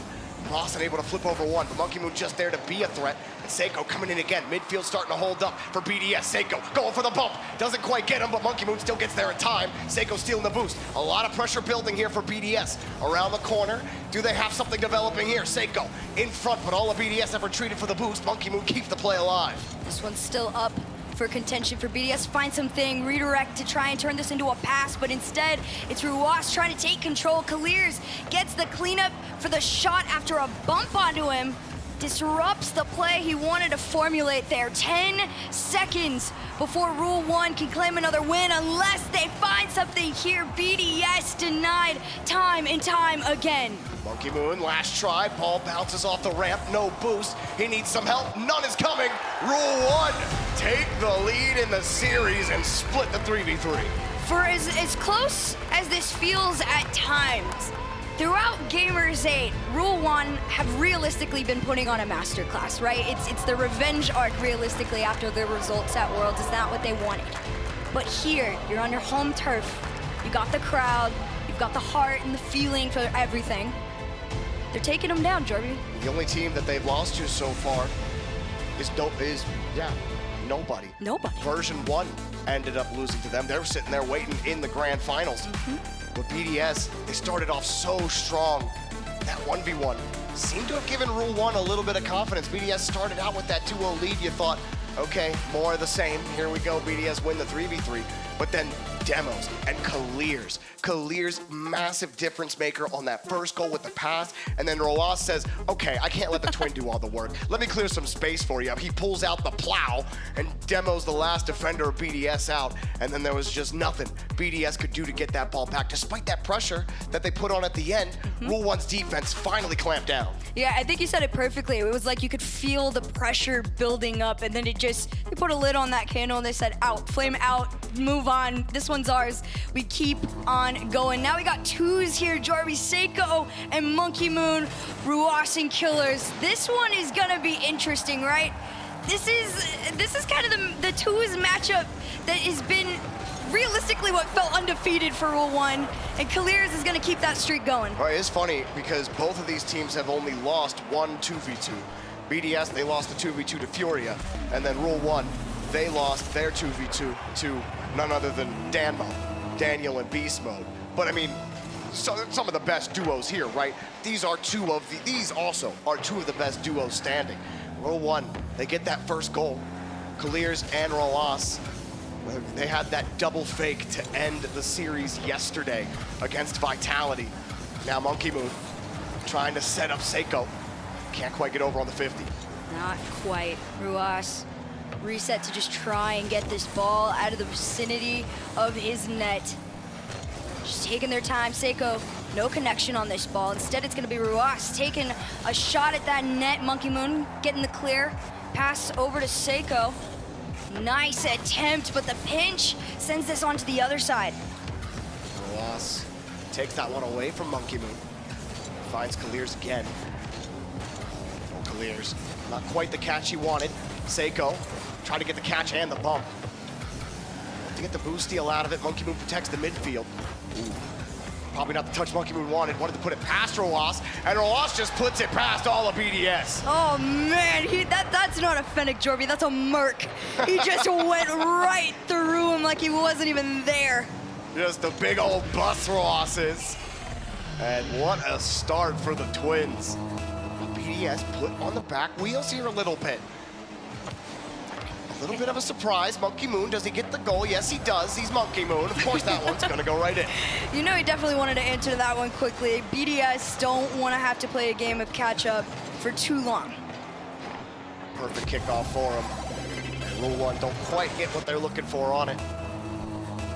Now for BDS, they're the ones to split the lead. You don't let things get out of control too hard, as both of their teammates, Mawson and Rise, wait on the back wings for possibly match point or a tied series in a guaranteed Game 6. Monkey Moon trying to get this ball out. Oh, nice save there. But how long is it gonna last? Ruas up in the air. This one getting shot over by Killers. The double doesn't find its way in. Instead, it's Monkey Moon breaking away. Is he gonna try and get the flick? No, but the follow-up from Seiko will find its way in. Love this approach from Monkey Moon. threatens the flick, makes it hard for the 50 to happen. Roas has to respect it, but he holds and tries to get the 50. Monkey Moon just has too much momentum, gets behind the ball, so his flick, or so his 50, there's no way Roas is going to win it solidly, making an easy chance for Seiko to score. Excellent approach from Monkey Moon. Listen, this is one of the most creative teams in the world, and their hunger to go back and avenge themselves, rewrite the storyline is so strong. This ball sits in the midfield. Nice big clear there from Rule 1 to the backboard. Seiko, he said he's got this. And he's staying in control for now. Good follow-up touch from Kaliers and a great shot from Roas. The Twins, they're not gonna let you score a bunch in a row on them. Kaliers, a great first touch in the wave dash, the wall dash to beat Monkey Moon with speed to the ball to get the pass to Roas. What an excellent play from Kaliers. Did I say BDS was creative? I meant Rule 1. They're getting a little spicy with these plays here on the offensive attack. This one a little bit more simple of a shot in the corner. Can they turn around and take another one? No, it's gonna be Seiko air dribbling this one all the way on through, but it's gonna take a lot more than that to break past the Rule 1 defense. Again, Seiko, last man back as Monkey Moon retreats. Kaliers knows it, wants to bump, get left it for Roas, and a perfect shot again. Kaliers is the plow, and Roas, he gets the freebie. Oh man, they are so incredible together. The synergy is real. It's actually real, Jorby. They're a level above the rest. They really, together, you know, it's like Dragon Ball Fusion. They just become, it's Gotenks, right? I'm totally Gotenks. Well, Seiko's gonna do his own version of a little Kamehameha. Is that what it is? I mean, it's Gohan and Trunks. I'm pretty sure it's Gotenks. I might be wrong about that. It doesn't matter. It doesn't matter, guys. What matters is Seiko scored and BDS are only down by 1. Oh man, it's been years, okay? Halfway through the game number 4. BDS trying to tie up the game, trying to tie up the series, but the Twins just a little too powerful.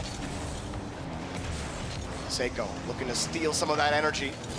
That bounces right off. A nice touch and a good steal, putting Seiko, the last man back. Can he get there in time? He does. He needs that follow-up. Roas there to steal it away. Kaliers coming on the back end. Trying to find it, Monkey Moon. Picks it up again. 50, forces it back out. A demo, doesn't give anything for him. What a save from Roas, but he can't get it twice unless Monkey Moon helps him out with the crossbar. He beamed it, and he left the game-tying goal on the board. It swings the other way. A 2-goal lead for Rule 1. Kaliers has turned what felt like his back against the wall into a free goal. Nice touch on that one. Rule 1 extend the lead by 2, looking confident as ever with every challenge that comes their way. Oh man, BDS. Monkey Moon, how do you not have that in the back of your mind? Where's the game-tying goal, and now you're down by 2 all of a sudden. Can he get him within 1 again? No. The 50 goes completely into Rule 1's favor. Does that Roas defense go on lockdown again? Kaliers, he has been lethal as the front man in this 2v2. Roas trying to set that up. Again, Kaliers gonna wait in the wing. Roas next up, he's got a, Roas does not wait. If he has the boost, he goes. He does indeed, and there's Kaliers trying to take a shot. Seiko with the save. Roas popping this one up with every touch he makes. He wastes precious time that BDS needs. Low boost, no boost for Seiko. Monkey Moon chasing after this ball here in the midfield. Instead, it's Kaliers that uses it as a pass. The follow-up finds its way in. Roas puts Rule 1 up by 3. Again, this setup, genius touch there from Roas. He sees Monkey Moon, just puts it off the side, and then the bounce on top of it. I mean, the perfect bounce to Kaliers, who puts it backside of Monkey Moon again. He's already in hurry-up mode after Roas' first touch. It was just a series of great touches that just put BDS on the back wheel. Nothing they could do about it. And this duo is just too nasty. Now Roas doing it himself. Kaliers, whole full missile into the ball, but can't quite find the goal. Seiko, hard hit. He's hoping that something can happen, but nothing is, as the ball's cleared back to his own half. Oh man, less than 30 seconds before Rule 1 can claim match point. Last last-ditch efforts are coming through. The pass over to Monkey Moon denied. Instead, it pinches back all the way into the BDS net. Rule 1 are unstoppable. Wow, Rule 1 putting on a stomp here in the second half of the 2v2. 7 goals with 15 seconds remaining. BDS fought back, they tied the game up, and then they just were never able to get back into form in this 2v2. Gonna have to look ahead to that 3v3 to stay alive in this series. The Twins come up big time for Rule 1. Roas came up big time in the 1v1. They split the 3v3, and now Rule 1 go to match point. One more to go before they head to the grand finals. Sometimes you look at a team and you just know they're feeling it. It is their time, it's their moment. The crowd so excited for them, right? They have the energy, they've got the synergy. It's on lock. You got one more series to claim.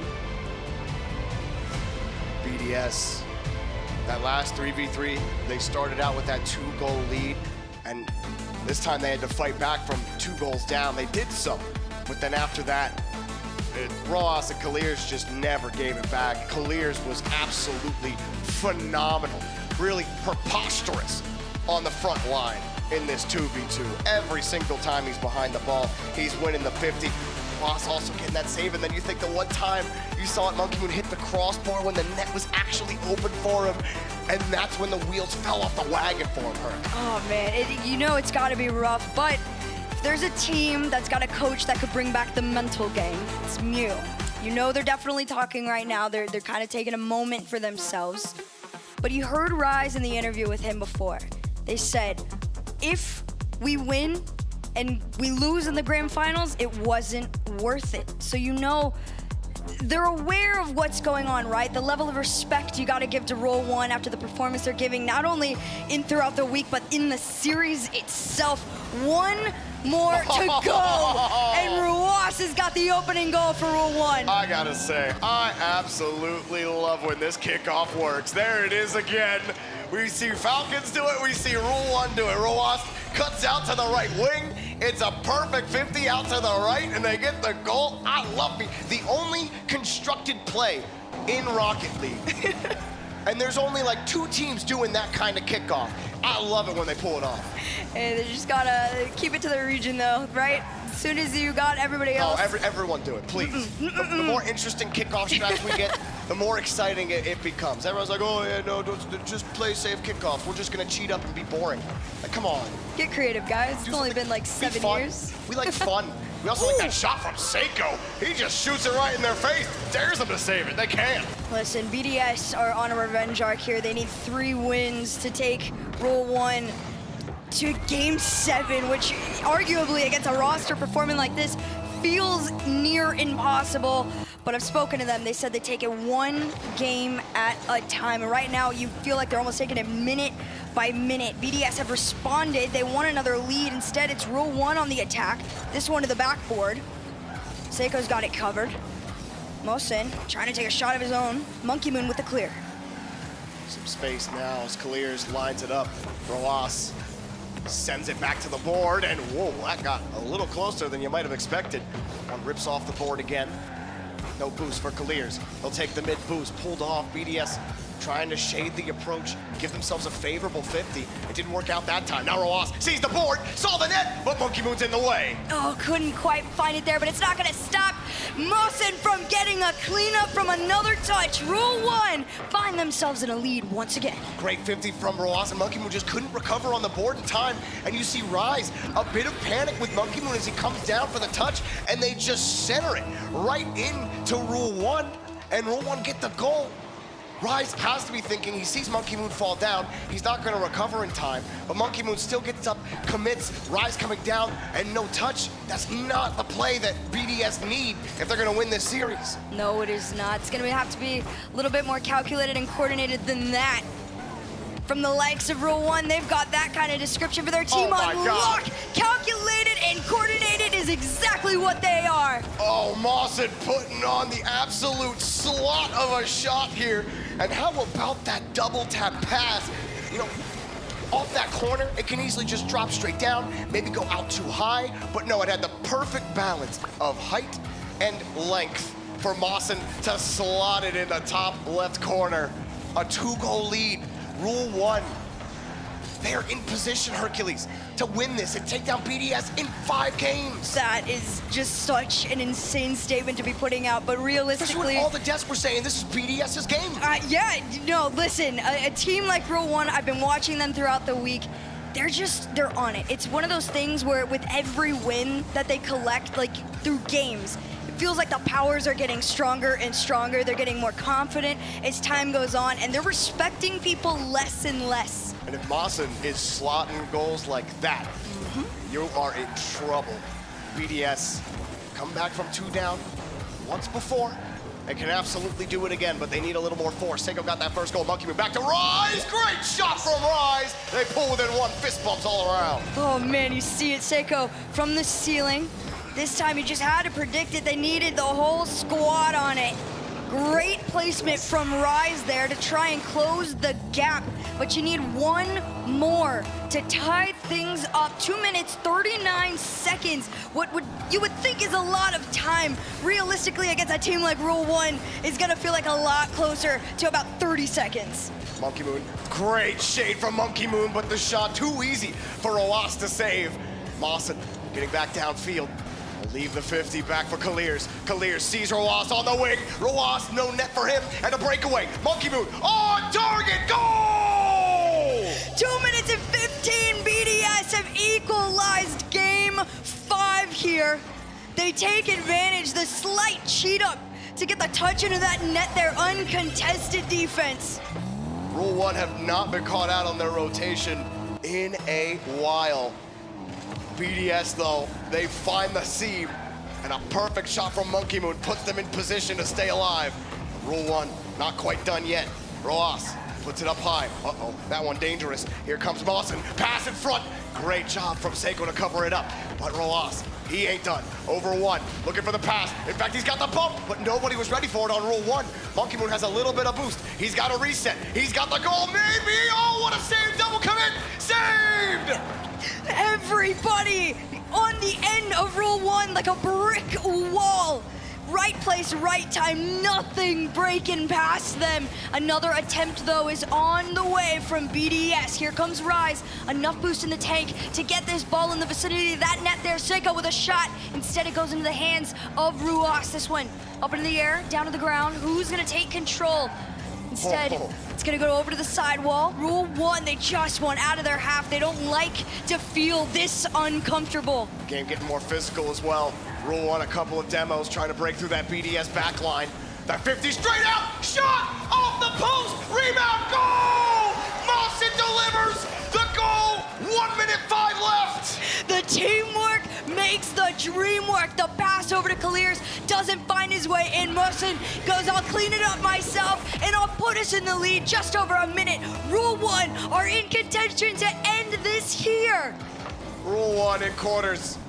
They took down Vitality, and Rule 1 in semis, in position to take down Team BDS, the 2 teams that maybe you thought Rule 1 just couldn't get by.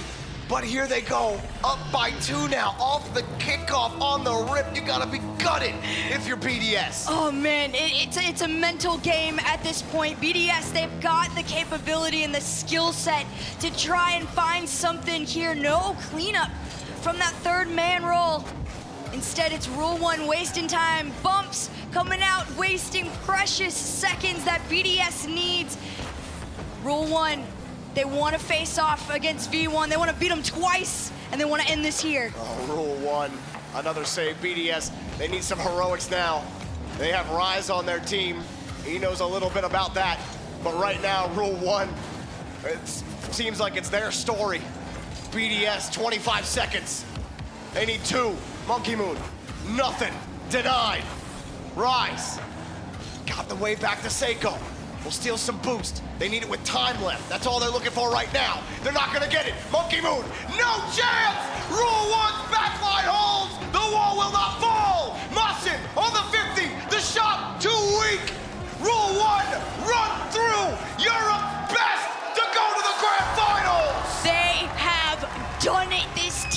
team is the new masterclass in Rocket League, and they look like they do it with ease. It never ends for this squad. They continue to get better and more confident. It is nothing but smiles for them. What a series. Rule 1, they give the home crowd some hope. We now have Mina versus NA. You know, all the NA fans out there, you got some copium now. You know, the heroes in version 1. Version 1, they didn't beat them last time. They get a second crack at it. And with how Beast Mode has been looking, they're gonna need every bit of that to take on this team.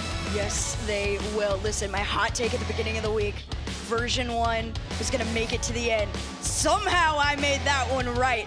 Now, did I predict Rule 1 would lose to them? I'm not gonna say, but the fact that there is another chance for revenge from V1 is really interesting. But at the end of the day, Rule 1 knows how to beat them. They've done it before. Can they do it again? We are here with Crespor, the coach from Rule 1.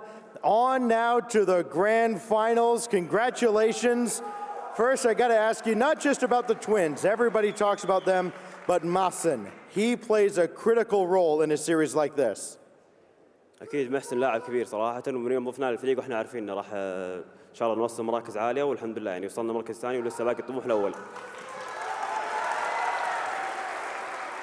سألنا محسن نتكلم عن وش اللي ممكن يصير في الراستر حقهم، خصوصا انه محسن يعتبر هو الشخص اللي دائما ما نتكلم عنه، لان احنا دائما نتكلم عن التوينز، عن روس وكيلرز، لكن الجواب محسن.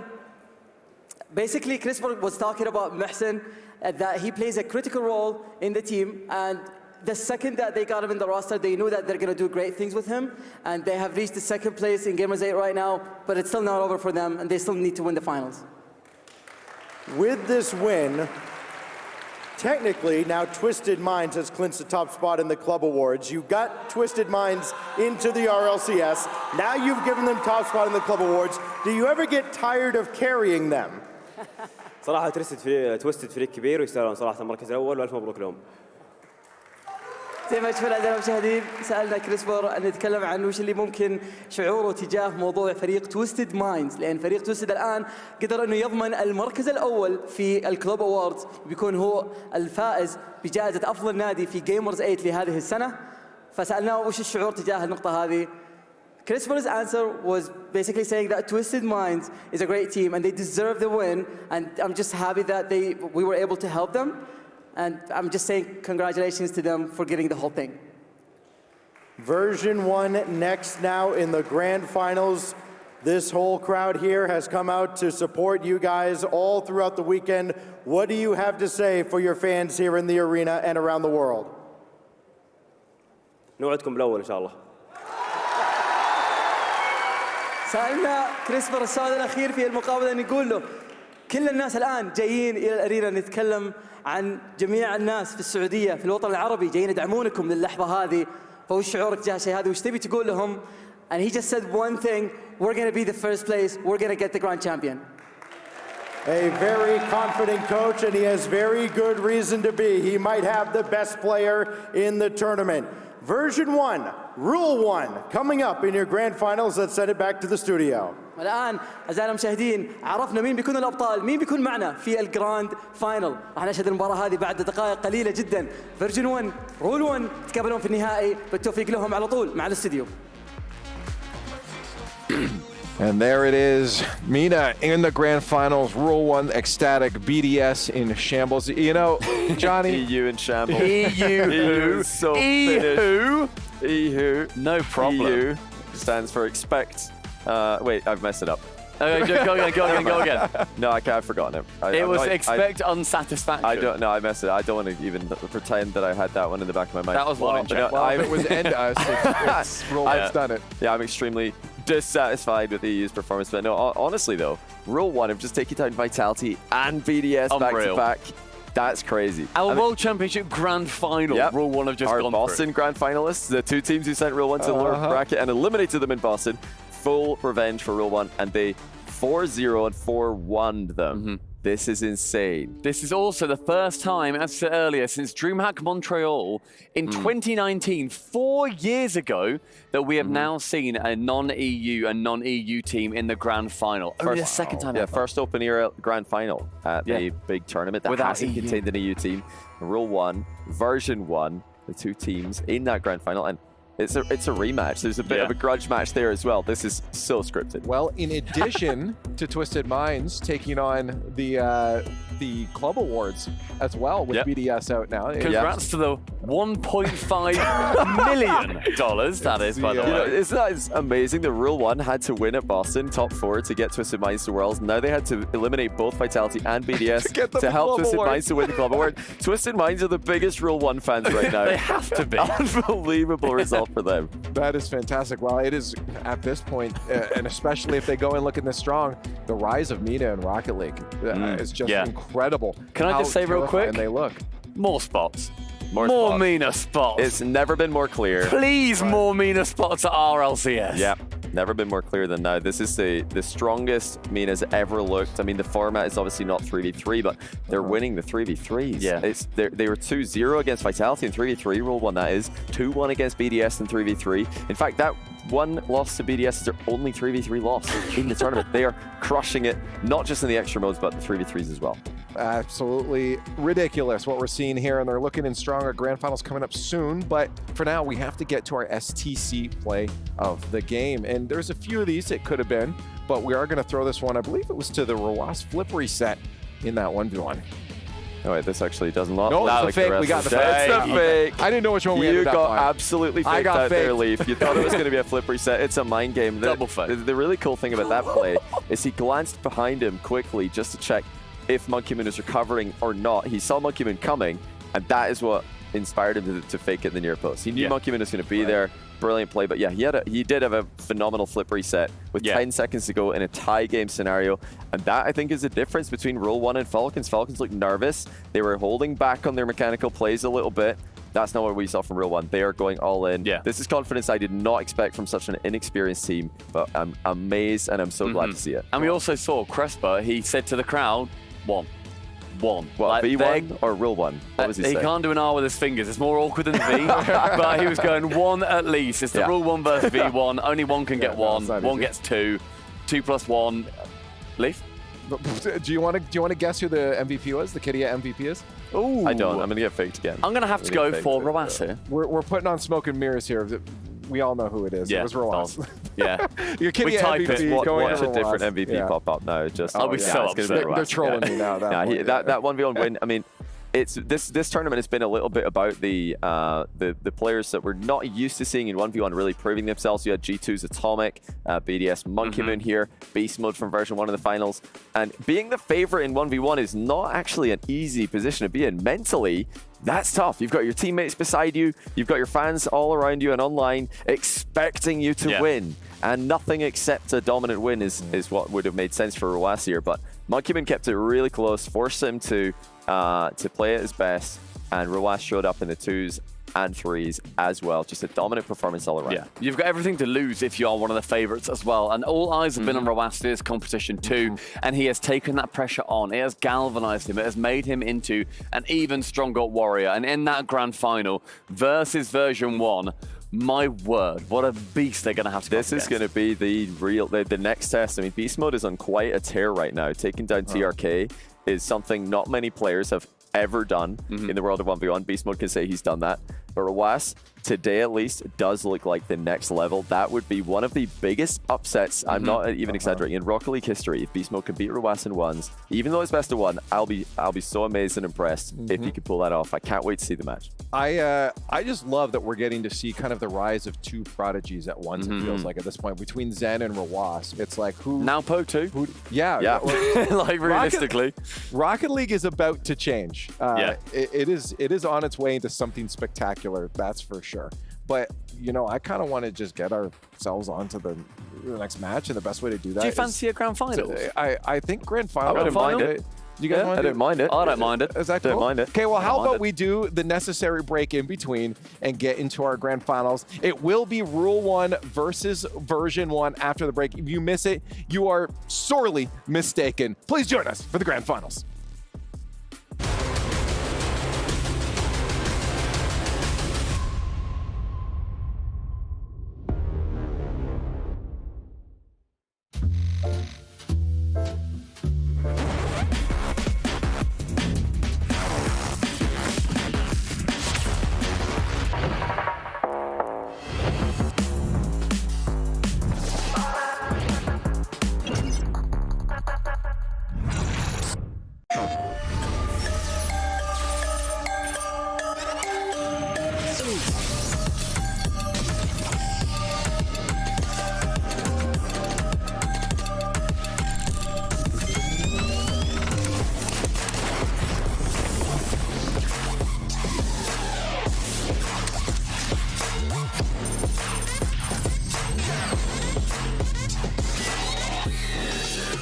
Progress is a race that has no end. After every finish line, another challenge awaits. How can we continue to push innovation in a sport at the forefront of technology? This is how.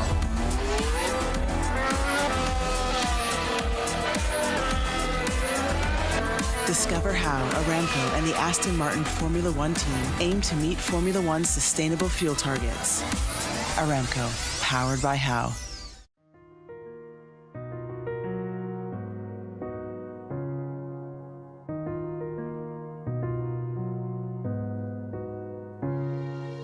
الحياة لحن، ولأننا جزء من مقطوعة عظيمة تحركنا، تلمسنا، تصنع من لحظاتنا ذكريات بديعة. لأن الوجبة، التجربة، المغامرة حياتك بعد جديد في هيلتون الرياض.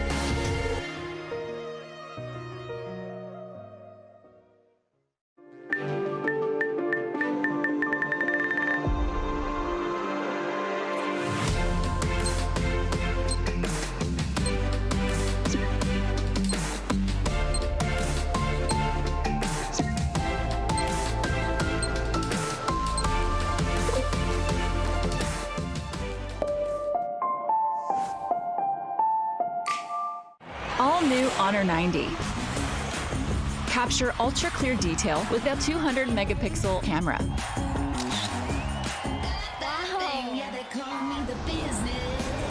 Care for your eyes with risk-free dimming display.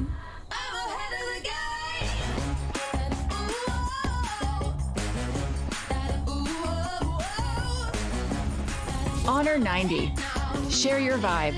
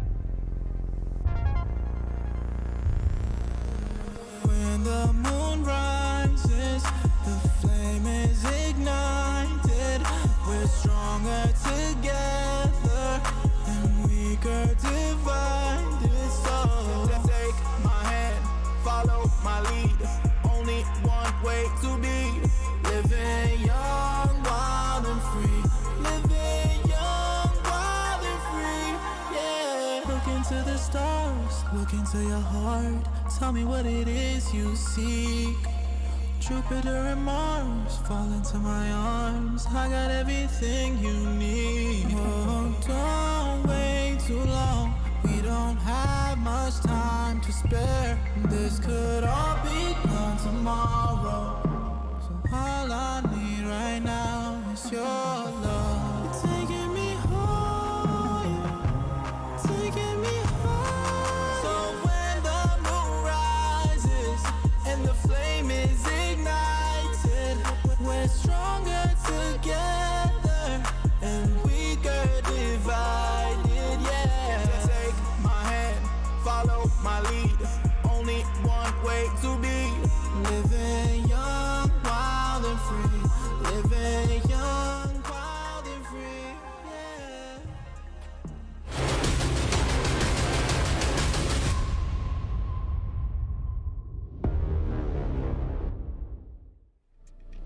Oh boy, we inch closer and closer here to our grand finals. Only a few desk analysts in your way at this point. Before we get to it, welcome back to Gamers8. I am still Efex, I think. I am, yes, okay. And we got Hercules and Chamako joining. Herc, thank you. How was the cast? Oh my God, it was incredible. I had such an incredible time. It was my first time getting to do proper pro play. Yeah. And that was the series, I think, of what felt kind of like a lifetime. It felt like an honor to cast Role 1 in BDS. It was awesome. That was a great match to cast, too. Yeah, wow, no, that was phenomenal. Chamako, how you doing? And she was getting surprises, left and right. Like at some point, at some point, it seemed like she was doing solo cast for some reasons. We're not gonna get into it. But, yeah, I think a lot of people were really confused on Twitter and in chat. They were like, why is the interviewer on there? And guys, I had 1,000,003 challenges thrown my way today, but we're rolling with it. How many steps are you putting? Oh man, I think throughout this week at Gamers8 with the interviews, I've put in near like 35,000 steps or something. I'm sure you've hit your count daily. Yeah, I'm chilling on that count.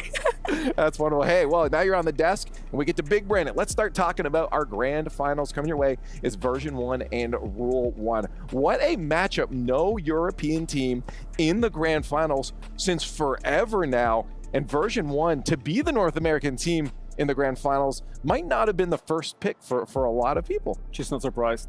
You knew it the whole time? Okay, yeah, listen, guys, if you haven't been keeping up with Gamers8 since the beginning, we did a couple hot takes for some content, and I was the only person that did a hot take that said version 1 was gonna go all the way through, but not just that, I, in specifics, said Danielle was gonna have a better run than Zen, Ellie Zen, but it came true, and I'm kind of shocked. I don't know how that one came true, but I'm don't proud. be shocked. You own it. I did it. I knew what I was saying the just whole like time. Chamako knew Beast Mode would be put in the day before it happened. I actually wanted him to be put in before that, but they didn't listen. And I mean, I don't blame him. I don't blame him. That's like maybe the accent wasn't thick enough to not allow them to understand what I was saying. That's great. You see him again before hanging out, getting their minds in the right place here. But I think V1 is a team that you have to know is going to go in probably with the best of vibes. They always, again, especially with Calm leading the way with that energy, I feel like you never doubt their mindset going into a match ahead of time. No, you don't. I've had the honor to get to talk to these guys a whole bunch of times throughout the weekend. It feels like we've done 1,000,000 interviews with their wins. And it's like you said, they have such incredible vibes. They're such great friends. Even after the loss, they were so up in spirits that they knew they could come back and win it. And like you said, Calm, such an incredible leader. He just the best kind of person to talk to. And for V1 then, I guess game plan going into this Chamako, you think we see any surprises? I highly doubt it if what they've been doing so far has been working. It's been working, but keep in mind that they actually went against Rule 1 before in the tournament, right? And it didn't go their way. The only thing that they got was the 2v2. Other than that, it was very much all in favor of Rule 1. And the way that Rule 1 just won against BDS makes me think that there's gotta have, I mean, version 1 will have to do some mega changes. Okay, so the first one. Granted, it was not with Beast Mode the first time. Exactly. The first change is Beast Mode. That's a given. Unless, I mean, maybe Daniel now feels really Wants good. revenge. And yeah, maybe. I mean, who knows? I would let him play if he says I want in. Sure. Yeah, I will let him. I will let him. I honestly, I couldn't imagine what either of the others going in for ones though, right? Like, I feel like Daniel, even if it's on a bad day, like you still want to send him in and hope for the pop off, kind of. Yeah, well, again, it's especially as Chamako was saying, it's like the if your player feels confident, exactly, that's kind of the time to let them off the reins. Yeah, and yeah, we keep mentioning Johnny Boy here. It's like Johnny says, oh, I'm not a. Johnny says this. I'm not an analyst. I don't want to be in the desk the whole time. But we keep bringing him. That stylistically, Beast Mode is not a good fit to go against Ruaz. Right. The reasons went over my head. You know, sometimes I don't get everything he's saying, and it's not the accent. It's just that I'm not smart enough. But it's not enough Johnny Boy IQ points. No. I need to spend more time on his channel. You know, to pick up the brain a little bit more. Don't. We stop talking about Johnny Boy. yeah, please. You know, he's just smiling in the airport. About it. Yeah, let's talk on the other side right now. Rule 1 before we get to our kickoff. Rule 1. I mean, they definitely do not want to make any changes coming into this. They are on a hot streak right now. Yeah, they have looked incredible. Like, realistically, this team is unstoppable. Sometimes you look at a squad throughout an event and you're just like, you know, it's their weekend. You know it just belongs to them. And so like any upset is like astronomically insane. Hometown too, that buff is huge right now. It is. I mean, who else beats BDS 7-3 in twos and then 5-3 in threes? I mean, it's crazy the way that these guys dominated the series. Well, yeah, I mean, I'd be scared if I was Rule 1 on the other side. Even again, as I think surprising as Beast Mode might be thrown in for those ones, I do feel like the confidence that Rule 1 goes in with in the monster that is Rawat, you still might be thinking as version 1, could this be the end of our run here? Well, at least as an analyst I would be, but I guess no. I mean, technically, well, yes. Technically, it's right up. It is the end of the run, no matter what. Good point. Good point. Yeah. It's a matter of perspective here. Yeah. It's a matter of perspective, right? You know, this is the last series of Gamers8. You kind of just got to throw it all in and see what you can do up against a masterclass like Rule 1. Okay. Well, I want to get thoughts in from you guys. Then is this still favored for them? I mean, if you're not on the teams, you get to say, hey, V1 won't make it or Rule 1 won't make it. So what are your initial thoughts going into this matchup and who's favored? I gotta go with Rule 1 right now, just because of the bracket that they have gone through. If you look at it, they beat Vitality first on this on the playoffs, then BDS. That's the two top teams of last Worlds, okay? And now they are going against an opponent that they already beat. It was a best of 5 series. Okay, I understand that part, but they have looked in every single game mode so superior so far. I mean, who force O's Vitality? Okay, let's go. Let's start with that. That's a good question. Rule 1. That's the only answer you can give. Yeah, version 1, you haven't done it. Why are you looking so smug over there? Yeah, no, they're walking happily. That is the good old NA smile. Just happy to be there. It's that NA's mentality. Yeah, we're just happy to be here. It kind of feels like NA recently. There's many teams like that. Okay, there's many teams that they haven't had the best season, and right now it's just like okay, man. I mean, at least we're getting something big here for ourselves, for the teammates, for the whole region. To be honest with you, I mean, the region NA needs this very much. Yeah, it's huge.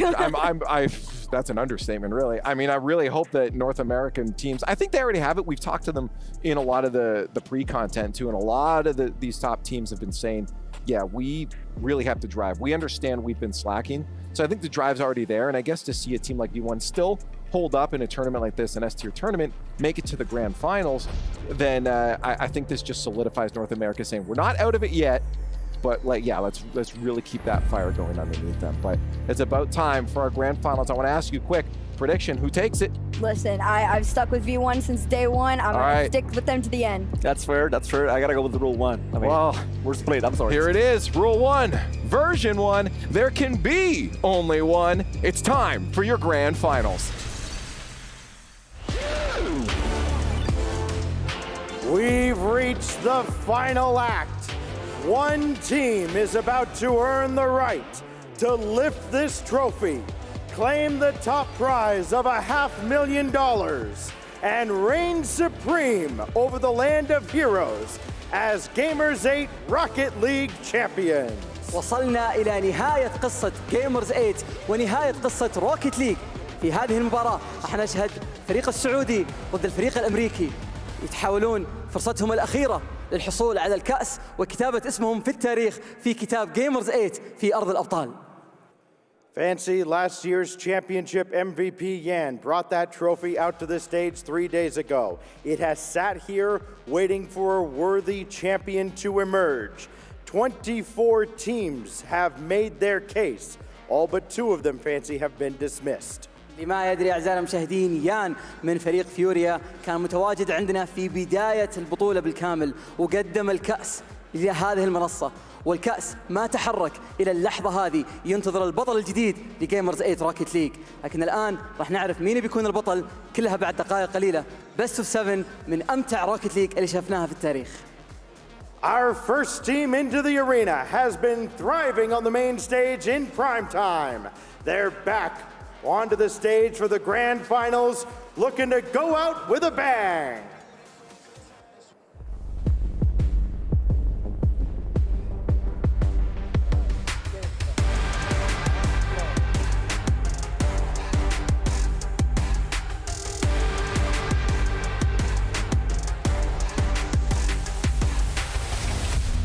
Please welcome to the stage, Version 1!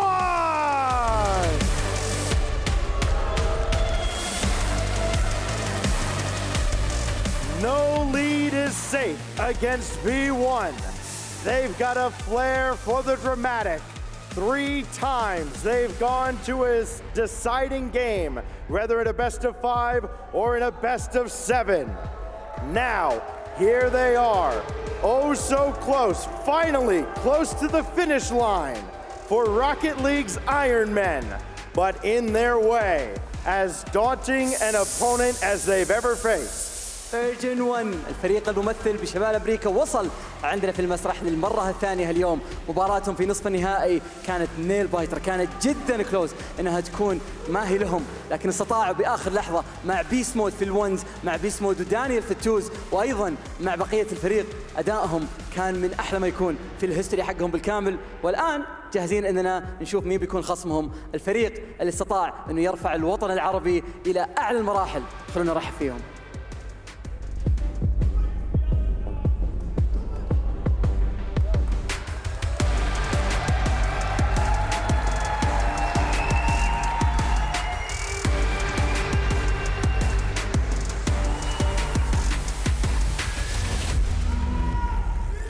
فخر الوطن العربي رول 1.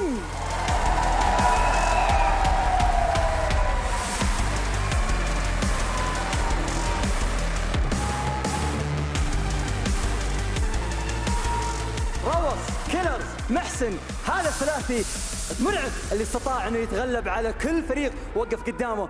استطاعوا انهم يتغلبون على الفريق الاول في العالم، بطل العالم في روكيت ليج، في فول سويب 4-0.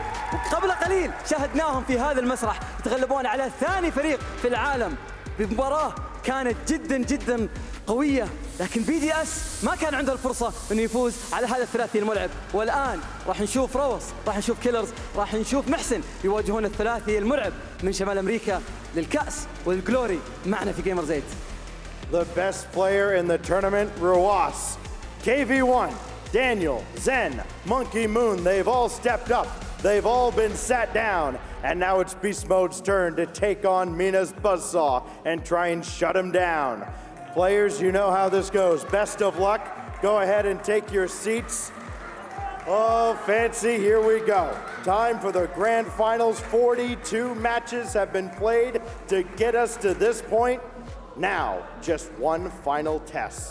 42 مباراة، 24 فريق من بداية البطولة إلى اللحظة هذه. أخيراً وصلنا إلى المرحلة نعرف مين الاثنين الأبطال. لكن عزيزي المشاهد، عزيزي الحاضر معنا في المسرح، هذا هو بداية عصر جديد للاعبين السعوديين ولاعبين الشرق الأوسط. هذا هو جيمرز 8، هذا هو أرض الأبطال، وهذه روكيت ليج. The moment we've been waiting for is finally here. Fans, this is for the ultimate prize at Gamers 8.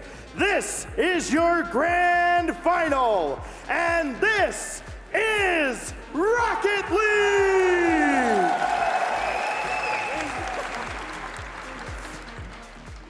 $500,000 is on the line for the winning team in the grand finals of Gamers 8 2023.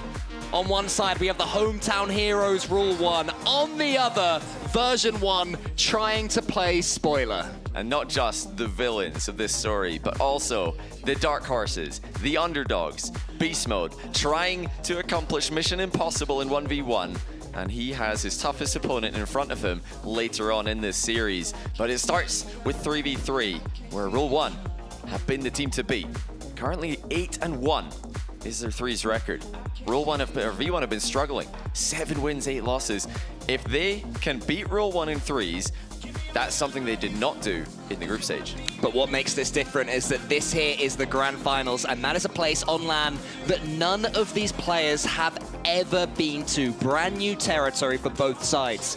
We have the pressure of the crowd, potentially adding to Rule 1, potentially spurring them on. And Version 1, we know they love playing against the crowd. Yeah, especially this guy right here, Calm, is one of the greatest villains in Rocket League history. He played the villain in London 2022 Spring Major, and now he's back to do it again a year later. And not only that, they're trying to do what no North American team has done for over a year, winning a LAN this size. Full NA team. This would be something truly special. And against a crowd like this as well. I mean, that's almost been the 4th player at times for Rule 1 for Falcons, and definitely for Rule 1 right now. We certainly saw earlier on when Gen G came to town up against Falcons, the crowd hugely got in their heads, but enough about them. All that matters, the 2 teams remaining in Gamers8 2023, Version 1 and Rule 1 take to the pitch. So far, the 3v3s, Rule 1 have been dominant against all, statistically, barely beaten once. Version 1 middling. But it's the grand final, Johnny. It changes everything unless Version 1 can concede here. Rule 1 almost get the lead straight away. Yeah, selfless play there from Rule 1, but somebody probably should have taken a shot there. Version 1 were scrambling. Still looking to grab boost. Beast Mode's got plenty though, and gets involved in the play, taken out of it by Rule 1 there. Yeah, such an important game here for Version 1. They have to keep the pressure on. They've got to try and stay in touch with Rule 1, who, do have the more well-rounded team just by a touch. Unless, the permanent question, how good is Beast Mode's 1v1? We don't really know. Yeah, I'm sure we'll see plenty of Beast Mode in 1v1 later, but it's the original 1v1 of Daniel that opens the scoring. Simple stuff, Calm with the reset to the backboard, but what a last touch! Making it so easy for Daniel to get the opening goal. Rule 1 missed their early chance. V1 take theirs. Now, barely 1 hour ago, Version 1 played their first game, the semi-finals against Falcons. And in game 1, those of us who've been here for a while may remember, they went 5-0 down before making it 4-5 and setting themselves up. No sign of that happening in this one. And it's another flip reset pass. Calm offloads to Beast Mode, who's sealing doubles into the reset pass. Back to Calm. And inside the first minute, it's 2-0 to V1. Version 1 couldn't have asked for any more, and if anything is going to take the sting out of this crowd's tail, it's a dominant Version 1 3v3 performance. The key game mode here, with Rule 1 hugely favored in 1v1, Version 1 strong in 2s, 3v3s is maybe going to be where it falls to. Another shot flashes across goal for Version 1. Ruasso, he can slow things down. Kaliers is coming in, has to get involved. Con might be able to redirect this one, he does. Here comes Daniel. It could be 3, but it's not. Yeah, accuracy not there for Daniel, but V1 are all over them. They're creating chances so consistently here. The passing has been a huge component of their success. Now Daniel with the air double bump pass. That one's cut off by Mawson. Can Rule 1, get rid of the ball against their, at least in name, their counterparts. This is now finally a chance for them to do so, but Com takes it away from them. Version 1, they're coming again. It could be 3, it almost is, but when you have Ruas in front of you, it's never that simple. Now is Mawson, air dribbling forwards. Com in the corner, Ruas now coming down the other end, he can attack as well. So can Kaliers, but he puts that one just wide. Yeah, close, but no luck there for Rule 1. And Com looping back around to collect his own touch that he missed. Here's Beast Mode. He has had an unbelievable tournament, just in case anyone forgot how good this guy was. Oh my goodness, what a leave. Well, Daniel left that for Com. He almost dunked on him, but it works out for V1. That would have been an ugly way as far as Version 1 are concerned for Rule 1 to get back into the game. Trying to get something beautiful now, but the passing play from their own half makes it 3. The defensive team in 2s, starting to make it work in 3s as well. Counter-attack coming through from Daniel. He saw the opening. Mawson thought his team was attacking, and he realized a bit too late that it was V1 who had the threat. taking that game 1 momentum that they built up earlier on against Falcons after conceding those 5 goals. They then scored 4. They've almost matched this here with half the game gone. Beast mode is up against Ruas there, but Ruas jinks past him. Kalias is clearing the path. He doesn't have to do anything. It's all Ruas, and it's all 3-1. And still a long time to go here. V1 making a small mistake here. Daniel looking to back pass. Beast mode looking to join the play without a pass being made. And Calm was not able to respawn in time. Rule 1 looking to make the comeback happen in game 1. Kickoff does go towards Ruas here, but Beast mode cuts him off. Just enough, though, for the home crowd to latch onto. And once they've done that, they will not let go as far as Rule 1 are concerned. Ruas. I know that his team earlier lost the first game against Team BDS, then won the next 4 games in a row. They also got 4 games in a row against Team Vitality. They have looked like the supreme force so far in this tournament, but version 1 taking the fight to them. For now, at least, Kalias, the back wall, Com has to be careful here because Ruas was steaming in. And Com gets the floor pinch as well. Rule 1, though, Johnny, coming into it. There's another chance for Mawson. He dunks it on target. Com struggling to recover. Oh, but well he done. does! What a landing by Com. He does not panic, even though only 2 wheels landed on the crossbar. He got goal side and keeps the ball out of the net. Well done, Com. That's what you're here to do, mate. In the 3s, you step up in the big moments. You give your teammates a chance in the other game modes. Here he is again. He's bumped out the way by Ruas. Mawson is going to slow things down. Come in front of him. He's bypassed fairly simply. Mawson shows the pace as well. Kalias is coming in.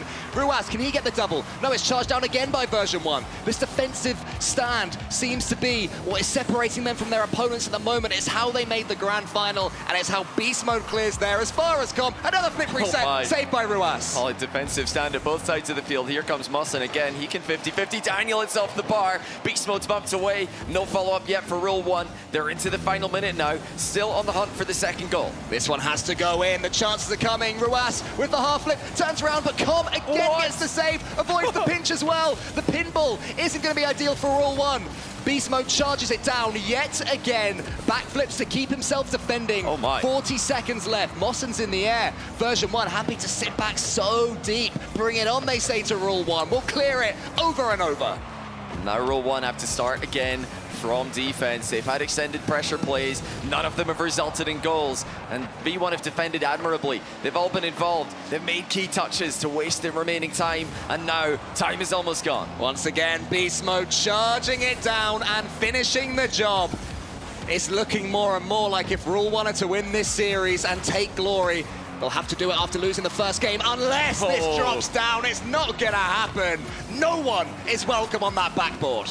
V1 do something they could not do in the group stage. They've beaten Rule 1 in 3v3. These 2 teams have already played in this tournament, of course.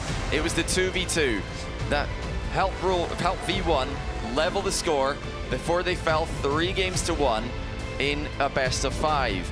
Now they've got a 3v3 win, and with the incredibly confident 2v2 matchup, they're looking like they have more than a chance to win this. They take control of the grand final. However, Crew Battles format has a funny little way of shaking things up, Johnny Boy, and because version 1 have upset Rule 1 in game 1, taken the 3s that they have to take, and now falls to Rule 1 to decide. 2v2 or Rule 1, taking the 1v1 again. Surely. Who else but Ruas? Yeah, surely it's got to be the 1v1 here. Beast Mode has been unbelievable. We didn't have any idea nobody was talking about him because Daniel's on this team. And why would you talk about anyone playing 1v1 for version 1 if it isn't going to be Daniel? But Beast Mode has put up some very impressive results. He's gone 1 win and 1 loss with the great Jorias. He's just beaten TRK today. Ruas, the only undefeated 1v1 player left in this tournament. You expect that will be the matchup that they go for, but you know, how much will pressure weigh into this? Ruas is massively favored, and it is going to be 1v1. Can Beast Mode do the impossible? Can he keep on surprising us all? I thought for a second that they had selected 2v2, and I was very surprised, but I was wrong. Of course, it's 1v1. It's Ruas, the man who seems to hold the 1v1 world in the palm of his hand right now. Up against Beast Mode, he's trying to snatch it away from him. Ruas can be fairly passive in 1v1s. Will that suit Beast Mode's playstyle? Well, honestly, no. Historically, the players who have had the best chance against Ruas are players with a ground game in offense, or prioritizing a ground game in offense. The flicks, the low 50s, and you know, the ground shots. Ruas is the best aerial defender in the entire history of the game mode. He's passed to himself off the post there. Beast Mode bumped him to prevent the counterattack, but that was fully intentional. Ruas trying to catch Beast Mode, stealing his boost, and leave him out of position. Good reflexes from Beast Mode, but maybe after that he commits one time too many, but Ruas can't quite get the bounce. He'll have to go again. Take his time, slow things down. Beast Mode's in front of him. He fakes him all the way and shows off his prowess. Yeah, that was a very convincing fake there from Ruas. Notice the air roll to really sell it to Beast Mode. As soon as Beast Mode saw that air roll away from the ball, he jumped. Ruas forces it under him. In fact, he didn't even need to force it. The ball just went in off Beast Mode's car. Beast Mode has to look out for those low 50-50s. You may hear in the background the crowd chanting as well. Ruas, such a popular figure, especially now, especially in this grand final. The one they made the semi-final in Boston, now it's the grand final here. The region continuing to go from strength to strength, but version 1 and Beast Mode continuing to fight against Ruas. Only the one goal in 1 minute and 15 seconds, I would say, would represent a decent start for Beast Mode, especially if he can force this one in. I think he'll be able to, and he is. And he gives Ruas a taste of his own medicine, fakes the flick, does a little 180 underneath the ball, and then collects it for the open net. Beast Mode ties the game. A little raise of the eyebrows there from Beast Mode. He's trying to stay cool, but surely in this situation, hundreds of thousands of dollars, between the winners and the losers of this series.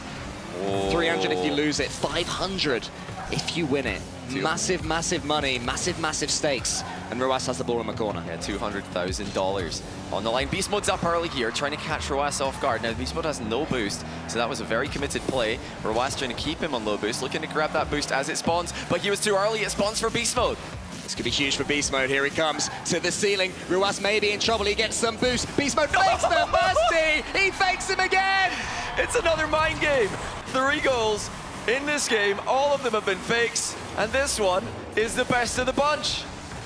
I think what these two players are learning right now is to just go for the ball, chase it for a second, because fakes seem to be the order of the day. Beast Mode showing he is not here to be bullied by Ruas. Ruas gets a good kickoff possession here. He tries to keep the pressure on. He does not want to give Beast Mode time to grab that corner boost. That way he can seal the other one away, and now he's in a massively advantageous position. Can Beast Mode survive with just 5 boosts? He's got to protect his goal and his car. He can't do it. Beast Mode did as much as he could with the 5 boosts that he had, but in the end he just wasted them at the last second here. It was the wrong move. And Ruas also lets him dive in front of the ball despairingly. Yeah, it was just masterful by Ruas. Really gave Beast Mode no options. Forced to save with low boost, and then turned before Beast Mode could get back into position. Here we go again. This time Beast Mode adjusts, gets a better kickoff for himself. Ruas concedes the mid-boost battle. Here comes Beast Mode with the next play. Early flick to keep Ruas honest. He doesn't want to fall prey to any early challenges. Well, I would say as well, as far as Beast Mode is concerned, as he is mixing up his approach. You know, the less experienced 1v1 player maybe might start looking obvious against Ruas, but that was way too simple at this level. Yeah, big mistake there by Beast Mode. He had boosts here, but he just lost control and is falling for Ruas, who was just waiting underneath the ball to see what Beast Mode was going to do. He probably didn't expect that one to come to him so easily, but that's the way 1v1 goes. Back to the center circle we go, and it's been Ruas who's kept Beast Mode under pressure. Oh, look at this, so heavy kickoff goes towards Ruas half, but almost favors Ruas, who's able to pick up mid-boost and now get on the attack again. He's just about managed to steal the initiative as Beast Mode puts it above the goal. Ruas can wait. Slow things down, he gets the catch. Beast Mode is bypassed, but it's over the top of the bar again. Beast Mode desperate to just get this ball. He's waiting, trying to time it, avoiding the edge of the ball. He gets it. Can he get the flick away to make it 3-3? Not quite. Ruas recovers, but Beast Mode played that one a blinder. Yeah, this amazing save on the air dribble bump, but he's completely out of boost. Beast Mode has to jump here. This is so precarious as Ruas continues to attack. There's no chances for Beast Mode, but he spots an opening. What a read, predicting Ruas's first touch perfectly. You feel, though, that Ruas is starting to warm up and get the read on Beast Mode. Oh, he's getting more desperate. The demo could change that, though. He's waiting, he's waiting, he's waiting, and of course, he is scoring. The follow-through from Beast Mode was all he needed, and that was completely intentional, premeditated from Beast Mode as he steered into Ruas, who flipped in a dangerous position. We're tied again. Beast Mode continues to impress. Where would this rank in 1v1 upsets? Beast Mode taking down Ruas here. This easily is an all-time great. It's a best of one, but still, for Beast Mode to come in, not even be the 1v1 player for his team and take down a player many call best in the world, definitely the best in this tournament, would be nothing short of spectacular, but he looks like he belongs here. He has kept Ruas to a tie game, and the final minute approaches. Ruas has seemed more creative though, more dangerous when he has control of the ball, and here he comes again. He gets the flip reset. What's Beast Mode going to do? Trying to wait to see his opponent's movement. And it's a good save again from Beast Mode, but defending strong. Ruas stealing boost left and right, happy to play the central game. Look how much boost Beast Mode saved though. Ruas has to respect Beast Mode's boost management. He probably thinks Beast Mode is around about 0 right now. And Beast Mode is just trying to disguise how much he's got. He's not using any boost here at all. Notice he's just staying on 20-ish boost so that he can counter-attack if Ruas overextends. Oh, Ruas doesn't overextend though. He baits in the mid-boost grab, and now here he comes with an aerial attack again. It's perfect! Not for the first time. Ruas risks everything on a flip reset in a 1v1. You get this wrong, the ball bounces. It may well be the lead for the version 1 man. Instead, it's pinpoint, top right, precision, perfection from Ruas. 44 seconds to go. Beast Mode has looked brilliant in the kickoff game. And he might have a goal here. Can he get the airball shot target? He can. Ruas is just waiting. Oh, what a recovery. Ruas lands perfectly on the back wall. He grabs the possession and 100 boosts. And now we're into the final 30 seconds. Will he do any time wasting here? No, instead he's going for the kill. He wants to get it. Beast Mode wants it too, though, and Beast Mode gets it. Now Ruas has to track back. He should be able to survive here. Oh, the demo! Now Beast Mode gets the demo. He's surely going to score this. It doesn't matter where the spawn is. It's going to be 4-4. What a play by Beast Mode. Ruas is trying to control the ball, but again, he lands in a dangerous position, and Beast Mode saw it immediately. 18 seconds left, and a huge kickoff approaches. Beast Mode has proven dangerous on these. Ruas, unafraid to go into his lair, wins that one, and will get some boost too. This could be a chance for Ruas. He surely will think it, and he does. Well, Ruas has shot that one with such confidence in the final seconds to absolutely send it to the top corner. It looks simple, but under these conditions, when his team needs him to win, that is a fantastic shot. The serve is smashed towards Beast Mode's half. Can he return it? He tries to. He might be able to get this one. How's Ruas' recovery? He's done it! He's done it! Just about. It's off the post, but it counts! What a back and forth we're witnessing. Beast Mode adjusts appropriately on the kickoff, and he squeezes in a counter kickoff goal, tying the game with 8 seconds to go. This is plenty time left for somebody to get the ball up into the air. To continue the analogy, Deuce continues. Who's going to steal it at the death? Ruas is going to leave this ball here to Beast Mode. He tries to flick it backwards, but that'll be a chance for Ruas to catch it. He's got boost as well. Is there one more flick in this game? He jinks inside. He gets the flick. It's going to hit the crossbar. It's going to be overtime. Ruas sitting back with a jolt there, shocked at what has just happened. He's missed the opportunity in regulation. Now he has one in overtime, though. Beast Mode's backed off. He's struggling for boost, grabs 100, concedes ball position, but what a 50. Beast Mode standing strong. And the bump as well, though. This could be another chance. Early shot from Ruas. Beast Mode saves again. The boost, though, is so low for Beast Mode. Ruas, he's waiting. He's flicking it. This time he's not going to miss again. Beast Mode leans back. It's 1-1 in the series. Relentless Ruas continues attacking. And, you know, we just keep saying it. The confidence required to let loose from close range like this, that is just something else. Flip resets, shots, flicks. He is battering Beast Mode's net, and eventually he finds an opening. What I would say, though, is that if there was any thought that 1v1 would be a free win for Rule 1, version 1 have just taken that thought away. Yeah, we really thought that would be the case. If you asked anyone in the Rocket League scene, except the most staunch V1 fans, maybe Beast Mode's parents, who's going to win, Beast Mode or Ruas, everybody would say Ruas, and you're not wrong for thinking it would be one-sided. Beast Mode has been such a sleeper, such a secret for V1 this whole time. No one knew they had a backup ones player. Daniel fell to Ruas by 8 goals to 1 in the group stage match, but Beast Mode keeps it within a goal, and Ruas did not look like he enjoyed that. That was a confident performance on the pitch, but wow, in-person reactions from Ruas, they're hard to get. Look at how happy he is. with himself for that win, and he should be. If you can send Ruas away from his own monitor, then you've done well. Normally, he's pretty ingrained deep within. So, True. well done, Beast Mode. But Ruas did what was required of him to bring Rule 1 back into this series. And this is where they won from last time out. They lost the first game, and then as a reminder, won the next 4, in the semi-finals. So they certainly have the momentum. They've also played more recently than version 1. So maybe coming into this one a little bit hotter. That didn't seem to bother V1 in game 1, though. They are coming in with a brilliant run of form. I mean, today has been V1's best day by far. Rule 1 have really looked like this team the entire tournament. They have not yet lost the series. V1, of course, their only loss coming at the hands of Rule 1 in the group stage. Oh, what a bump that is by Beast Mode. Rule 1 are going to struggle to see those coming. It's 2v2 after this one, whatever happens. And in 2v2, version 1 will be the slight favorites. So let's see if Rule 1 can do what they need to do this time and take a 3v3, not with Beast Mode on the ball. They will be terrified of him right now. Mossen is never scared to have the ball, but the bounce evades him until it's boomed away by Rule 1. It's a nervy start from Rule 1, I would say. Version 1 definitely starting in the ascendancy. Yeah, Daniel looking to make a play happen. Wow, well, he's done incredibly well there. Advancing with almost no boost to speak of. But he gets the 1v2 play. It looks like Rule 1 tried to demo him at the midfield, but he just danced right past him and flicks in the 1-0 goal. Daniel playing a game of Frogger, manages to make it all the way to the other side and score that one off the crossbar. And version 1 have yet another lead. Kaliers, what can you do about it? Mossen is waiting. Mossen wants to commit another missed bump attempt. This time it was Daniel who managed to dodge the effort. Com goes for the early shot. I'll tell you what, Com gets it past Ruas. Ruas out of position. Not often you see that, but again, Rule 1 baited in by version 1's counter-attacking style. They think they're the team who are making an offensive push, and all of a sudden, version 1 flip the script and send it into their net. 2-0, version 1. I repeat, 2-0 in 3v3. To version 1 against Rule 1, but here's Kaliers on the ball. This is what Rule 1 need. More ball control. Beast Mode saves it out wide.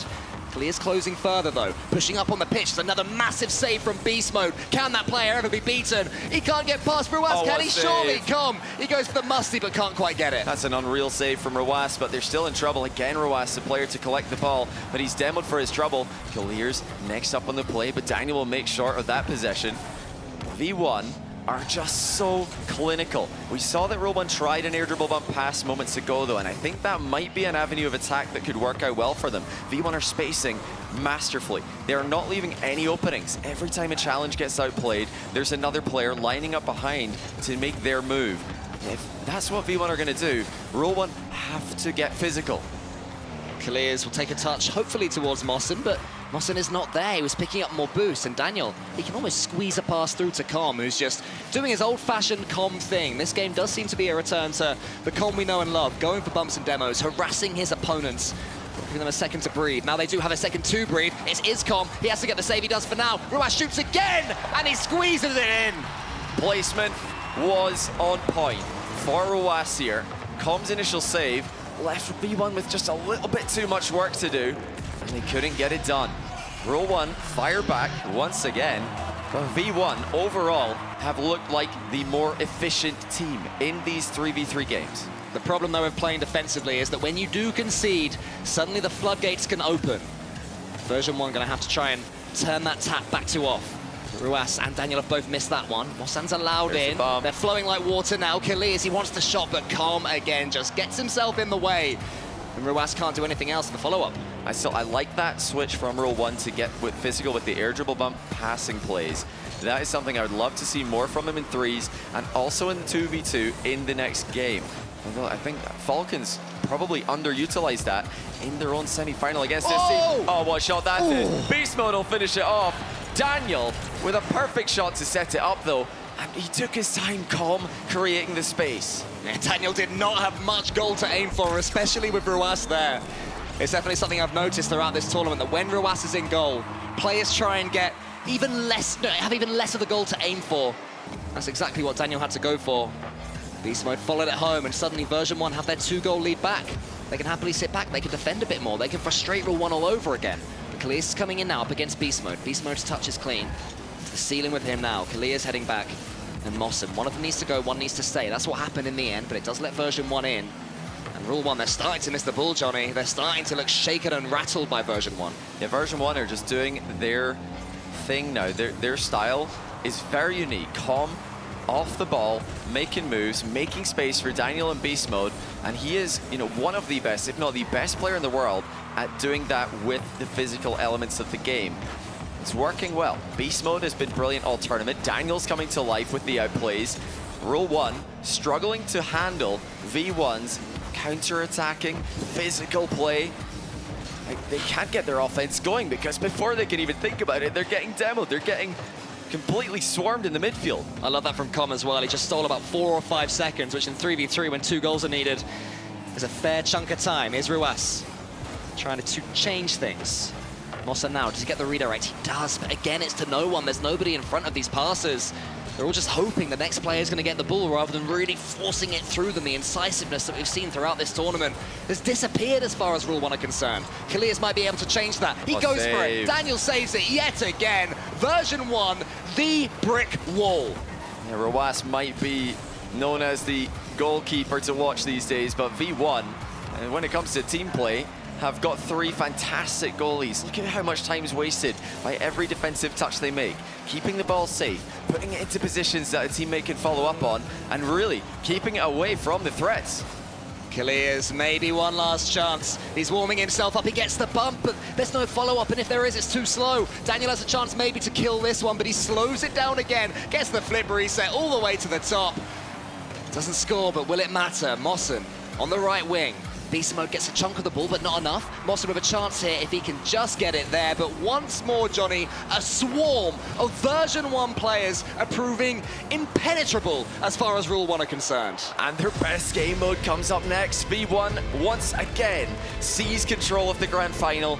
3v3 is coming together for them at the right time. Well, they entered the grand final with a slight losing record in 3s. They've swung that into a winning record against the team to beat in the tournament. And it's been with their own style. They're ignoring the rest of the world. They're doing what they do best. Com is doing what he does best. Beast mode looks better than ever. And Daniel showed up huge in this last game, scoring and assisting a couple of goals. If you play that defensively, then you have to have creativity down the other end. And it was Daniel managing to get that flick into the top right corner, but Beast Mode got the finish. That was all his work, and from that point, this defensive playstyle suddenly becomes doubly frustrating to play against. And I really love V1's defense against the physical play of Rule 1. It looks like they're more capable of dealing with Rule 1's aerial play with the demos, the air dribble bump passes coming in. V1 know that the first player is going to get bumped. They're sending 2 every time. I think that is really the key to V1's defense, is having a backup challenge every time that the initial challenge is coming in. They're almost assuming that the first challenge is going to get bumped out the way, outplayed, or take an unfavorable 50-50. Now Rule 1 have to do something they didn't do in the group stage, and that is beat Daniel in Beast Mode, the undefeated 2s team, the only one in the tournament. Yeah, and it was in their match in the group stage, the only game that version 1 got against Rule 1, it was 3-1 on the day, and the one that version 1 got was 2v2. If version 1 can repeat that trick, Rule 1 will need 3 games in a row in order to claim victory. This is the start maybe that they need. No, but it's saved again by Beast Mode. And Johnny, just talk to us about version 1's defending in 2v2. And notice what happened there. They're the team defending a shot. Hold that thought. They might be the team scoring a shot here. So they are good. indeed. And it's just so clear as day. The timing of challenges for V1 is simply better. Look at the disconnect there between Ruas and Kaliers. Kaliers is not ready to follow up Ruas' challenge. Ruas getting faked there, leaves Kaliers in an island. At the other end of the pitch, you've got Beast Mode making a save, passing off to Daniel, who passes it back. They are just more in sync with their defense than Rule 1 are at the moment. Rule 1 at severe risk of this one getting away from them. They have to rear it back. Kaliers is going to leave this one for Ruas. Daniel here needs to make sure he doesn't make any mistakes. Of course he doesn't. More than happy to play this game version 1, just ensuring that no errors are made, even if they don't score from it, like that floor pinch from Beast Mode. Ruas has Kaliers in sync.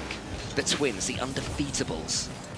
Can they continue that streak? Kaliers into the center. Ruas, does he rise quick enough? He does. He's on the backboard again. Can Kaliers get back? Not quite. Now Rule 1 are known for the relentless 2v2 pressure. V1 are the only team who have been able to handle that so far in this tournament, and they're handling it well so far once again. Daniel in beast mode, seemingly never out of boost, always prepared for every attack that comes their way. And again, first challenge gets outplayed, no problem. They've got another one coming behind it. Ruas is here up against beast mode and maybe just starting rule 1 to get past this version 1 defense, or at least get the ball towards the version 1 half, which is step 1. Step 2 be at least started. There's a fake there from Ruas. Kalia's almost finished the job. Kalia's coming in again, but won't be beast mode unless the fake comes in. Daniel, though, so aware yet again. Launches the counter. It's coming towards beast mode. It must be 2. It is 2. It's just simple once again. V1 do not mess around. They just play straight up Rocket League. How Daniel with the follow through gets the center ball to beast mode, who of course is there. The synergy is better than the twinergy.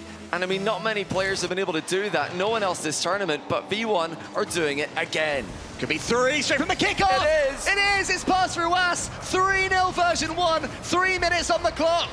Yeah, the close cheat not working either. Clears was expecting the ball to go to the side. Ruas, who used all of his boost to try and win the kickoff in that direction, could not recover and save the shot. Now they've got 3 minutes left, but 3 goals is a lot to come back against a defensive godly team like V1. They might make it 4 here. Ruas gonna make sure they don't. I think in 2s, this is the hardest team to score on. Rule 1 have got the hardest job right now out of anyone in this tournament.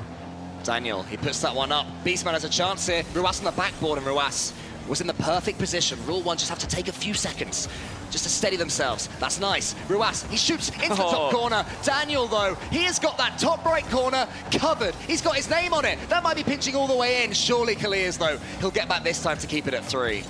And this is perfect for V1. If they want to play this counter-punch style, they love having a goal lead. I mean, everybody loves having a goal lead, but V1 are just waiting for overextensions. They're waiting for Rule 1 to waste all of their boosts on failed attacks, and then hitting Rule 1 again and again on those counters. And right now, they're just so comfortable on the pitch. They're playing perfectly. They're communicating with each other so well. Rule 1 have to try and get them out of that comfort zone somehow, but look how quickly Beast Mode's able to attack here. Flip reset. Ruas. On target, Ruas with a good save. But Daniel again, able to get involved before Rule 1 can counter. Ruas with a trademark save, but how many of those has he made this tournament when he finds his team 3 goals to the deficit? It might be 2 here. Kalias gets the flip reset. Daniel's coming in, he just waits for Ruas to go. Gives him some possession, doesn't mind too much having the ball in their corner. Now it's Kalias' turn. He does get it around the corner, but Beast Mode is there and waiting. 12 boost, what can he do with it? Turn it into 0 is the answer, so not too much on that occasion though. Daniel does a little bit more. Beast Mode now has recharged and restocked.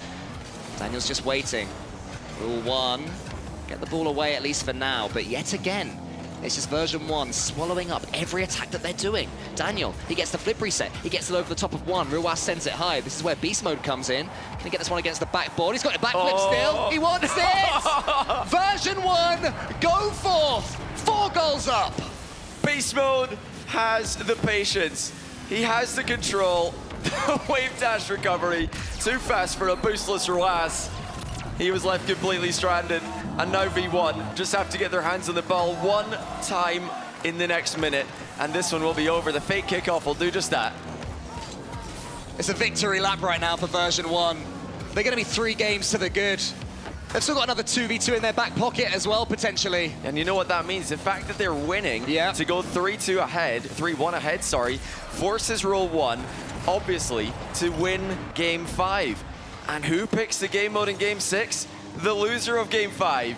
So this is exactly what V1 needed. They can dodge the 1v1. Not that I'm sure Beast Mode is too afraid of it, but they can choose 2v2 in Game 6, even if they lose the next game. I mean, now that would be a flex. If Beast Mode says, do you know what? Give me the run back against Ruas. I fancy him. Go on then, you won. If we lose, we'll just win the 3s anyway. Go on. That's a level of bravado that, let's be honest, I would not have when there's 200 grand difference. $500,000 for the winning team. Version 1 looking to stamp their name on that trophy, and they are doing it in such style. 5-0, Johnny. 5-0 against the Twins. Was this even conceivable before? It must have been, but version 1, stunning performance. And an improved performance. They beat Rule 1. They beat Roas and Clears in 2s in the group stage, but that was a much closer game.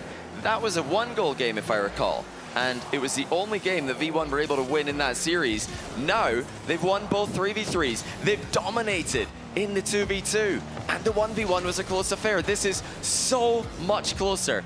A massive, a monumental improvement by V1. Rule 1, have to win 3 straight, or it will be V1. Underdogs coming into this tournament. The team who missed Boston and Worlds are finally back on LAN, showing what they can do. The would-be NA super team. It was, let's be honest, a failure. Not making the final major, not making Worlds. Who would have predicted that? But version 1, they stayed fighting and stayed grinding, and now here they find themselves on the cusp of one of the biggest prize pools in Rocket League history. Version 1-3, Rule 1-1. I love that first goal. I think it just perfectly illustrates what V1 are doing better than Rule 1 and 2v2. It was a save from Beast Mode that Daniel follows up with a pass back to Beast Mode. They're controlling the attack of their opponent. And you know, at this point, it was already over. Roas had 8 boosts in net. Beast Mode decided, he was picking his poison to center Roas there as he easily scored. But with a really creative goal. I don't think I've seen Beast Mode score the same goal twice all tournament. He's coming up with new ways to outplay his opponents in what has been surely, if V1 win this, an MVP run for Beast Mode. But they need one more. They need to do what they're doing right now. Just keep up the synergy in defense, stay composed, and let Calm work off the ball. Let Beast Mode and Daniel work on the ball. And as for Rule 1, I mean, it's not necessarily back to the drawing board for them, but they need to really refine their play and do it fast. They've got to start avoiding the misplays. They need to manage their boost. They need to stop falling for V1's tricks. Overextending is not something you can afford to do with 2 players against V1, because you can guarantee at least one of your defenders are getting bumped. Version 1 have history against Middle Eastern teams. In the Spring Major, in the upper bracket finals, they lost 4-3 to the Falcons before Falcons were eventually bracket reset by Moist. How they would love to make up for that here on Saudi Arabian soil. They know they are 1 3v3 away from $500,000. Just ridiculous when you say it out loud. And they get to lift the trophy as well in front of a home crowd for Rule 1, who I hope will give them the respect they deserve. Like, do Rule 1 have any fight left in them? It's got to be perfect from this point onwards. They need to win 3s, then they need to win version 1's game mode choice, and then they need to win 3s again. Stranger things have happened. We have seen huge comebacks at Gamers8. Need to remind you all, last year, the reverse sweep from Furia. I believe it was the first ever best of 7 reverse sweep on LAN, if I recall. Well, we see something similar here from Rule 1, the team that have been devastating. So far, though, it's version 1 that have started. Game 5, the better yet again. Daniel to the ceiling. He wants to get the reset. He can't do it. That one bounces over Beast Mode. Ruas has the chance. He just shoots early, and he gives Rule 1 the lead that they so need. Such small margins. Daniel missed that reset after doubling off the ceiling by a hair. But it's Rule 1 who counter, as Com looked to capitalize on a first shot from Roas that never came. It was a ground shot, and it went over his head. Exactly what the team in orange required. Can the Twins get it going again? Here's Mossen. It's been such an excellent third for them since they first made that major back in spring. Roas, I thought for a second he was going to go for the ball. Instead, he just waits for Daniel's clearance. Beast Mode sends it long. Beast Mode chases yet again. Surely the best defender in this tournament, Beast Mode. I guess Roas would have something to say about that, but we'll see who wins this event. Daniel to the backboard, Beast Mode. He takes a touch, follows it up himself. Can keep going here. He wants to get another touch, but he can't. And Com looking to challenge Roas here. Daniel, likewise with Clears. So this is better from Rule 1. They're containing V1's offense. They're actually following up on each other's touches. Now the bump coming through, it lands. Roas passes to his brother and then opens up the gates for him. There they are again, Roas, after he gets the passes. Daniel had nowhere to turn because Roas was blocking every possible avenue. Rule 1 take a rare 2-0 lead in this series, and they'll be so grateful about that. Yeah, is it enough for Rule 1. They've taken the hard road. By falling so far behind in the series, it becomes massively V1 favored. They're going to need to do it on V1's terms. But it starts with 3v3. You know, V1 on the other hand, if they can win in 3v3, that's going to be the cherry on top of a tournament win for them. So that's been the real question mark about this team. Can they perform on LAN in Rocket League's main game mode? 3v3. So far, it's been 50-50. And against Rule 1 in the final, oh my goodness, a mind game by Beast Mode at his own goal line. You know, they saved the best to last, but now on match point, they're the team trailing by 2. Daniel fakes things out for Beast Mode, but his touch only as far as Mossen for now. Daniel's up early yet again, desperate to get as involved as possible. Here's the young American. Ruas now in the corner. Com just staring him down, daring him to try and get it past him. He doesn't. Instead, it's an infield pass towards Daniel. Beast Mode comes in. Beast Mode forces the angle. What a challenge! And a goal from nothing here. Beast Mode, too strong in the 50-50. But definitely a mistake by Mossen here. Risky challenging angle. He is not between the goal and the ball there. Just leaving it open for the dunk. And Beast Mode gladly takes it. Now the crowd gets nervy. The players lean back, not quite yet in despair. But that might happen if there's another one, especially if it's now to the backboard. It's left by Beast Mode. In comes Daniel. It's brilliant from version 1. Com pitches in middle, and it's Beast Mode with the big double tap to give it to Daniel. A brilliant full team play to equalize at halftime. How do you even think of that fast? He had no time to react. Pure instinct there. And instinct was the difference. Clears his instincts to get it back towards the version 1 goal. Ruas onto the opposite crossbar this time. Beast Mode saves it. Rule 1 trying to get back their lead. They might have just dared think for a second. They were starting to do enough in this 3v3, but version 1 just cannot be shaken in any game mode at the moment. And that's why you cannot take these risks against V1. This all goes back to a risky 50-50 by Mossen. He could have just planted himself behind the ball, but he played to try and outplay his opponent, got dunked on, and then a kickoff goal. Well, it wasn't directly from the kickoff, but V1 pounced on them in the chaos that often ensues after a kickoff. You cannot give V1 these openings because you're not going to get any defensive mistakes at the other end. Com sends it out wide. They're nearly 1 goal away from $500,000. Capping their season with success. Daniel wants to charge down Ruas, but Ruas is too smart. He evades Daniel. He evades him again. He wants to get the dunk on Com. Com prods it to the side. Mossen's coming in. Saved by Com. There's the pass. Kalias ain't going to miss this one. Once again, V1 are making it difficult. Com tried to pass to Beast Mode. It just didn't connect. And he's able to create one more save before Rule 1 score. But it is so difficult to score on this team. Rule 1 find a way. Version 1 have come back twice. Now they have to get the hat trick. Beast Mode wants it. He's to the ceiling this time. The backboard could be his, but Ruas is there waiting. Ruas over the top of Daniel, but Ruas misses. Mossen's coming in. Ruas gets in his way. Rule 1 getting a little bit shaky. They still have 1 more minute to get themselves back in this series. And here's Beast Mode. It has been his day. Will it be his tournament? Still looking for that goal. Rule 1 have a moment to breathe here. Another 50-50 flashes across their net. Beast Mode chasing down Ruas, who escapes him. He does get dunked on, but it's towards Kaliers. Takes the ball towards Daniel. Dunks on him. Unlike those dunks at the other end, it falls to a teammate. Beast Mode is going to beat Ruas by a clear mile here. He'll go again as well. No boost, but almost enough to get the bump. I want to send back forward to Rule 1 territory. Daniel tries to tee up Beast Mode. Ruas in the air, doing what he does best, blocking everything version 1 are attempting. 25 seconds now. Beast Mode in the air. Daniel up against Kaliers. Kaliers is just about going to send it up. Com doesn't know what to do, so Ruas, he can come away with the ball. He can get the flip reset. Can he sink the double? What? Not quite. 15 seconds left now. Version 1 pushing all the way. Daniel, he gets the dunk. Is anyone at the bottom of it? Oh, it's going to bounce. It's the last bounce they wanted. The way from Beast Mode. Now here's Daniel. Does he get the shot? He makes it!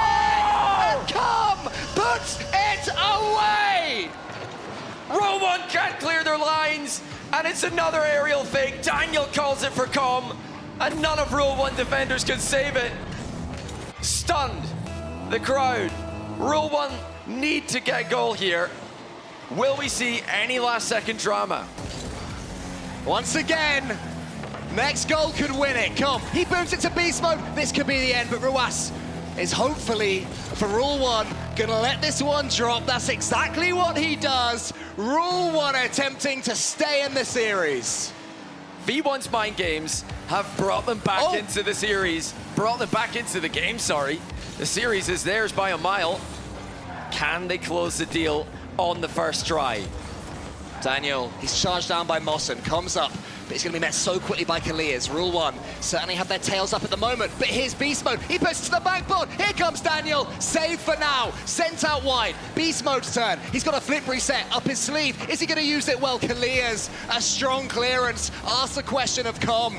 The overtime, 35 seconds deep, still has no winner. Yeah, Rule 1 defending well there, but this is where it gets tricky. V1 have got the counter-attacking on point today. Massive flick going off the bar. That's baited a couple of jumps from Rule 1, but it goes wide, crucially, for Rule 1. Huge, catapulted from one end of the pitch to the other by version 1. Rule 1 can't take a second, they can't take a half second. Desperate for this goal. Here's Kalias, he fakes it out. Another fake, saved! Where did Beast Mode come from? Where was he waiting? How has he read that one? How are we still in overtime? Rule 1 thought they had it. They thought they were headed to Game 6, but V1 have closed the door again on another incredible save. Now here comes Daniel the other way. Flip reset, it's open for Beast Mode! On one side, Beast Mode with one of the saves of the tournament, then down the other. He ensures that version 1 season can no longer be seen as a failure. North American super team come to Saudi Arabia and they steal the trophy from their heroes. What a regain, what a tournament. V1 have pulled off the impossible. Beast Mode in 1v1. Daniel and Beast Mode undefeated in 2s. And the 3v3 that came together when it mattered most. These two teams couldn't have had more different 3s records leading to this grand final. Rule 1 had the best record of any team in the tournament. V1 were slightly negative. But when it mattered, they've taken down Rule 1 in every 3v3 game, and they've won Gamers8 for the first time for North America.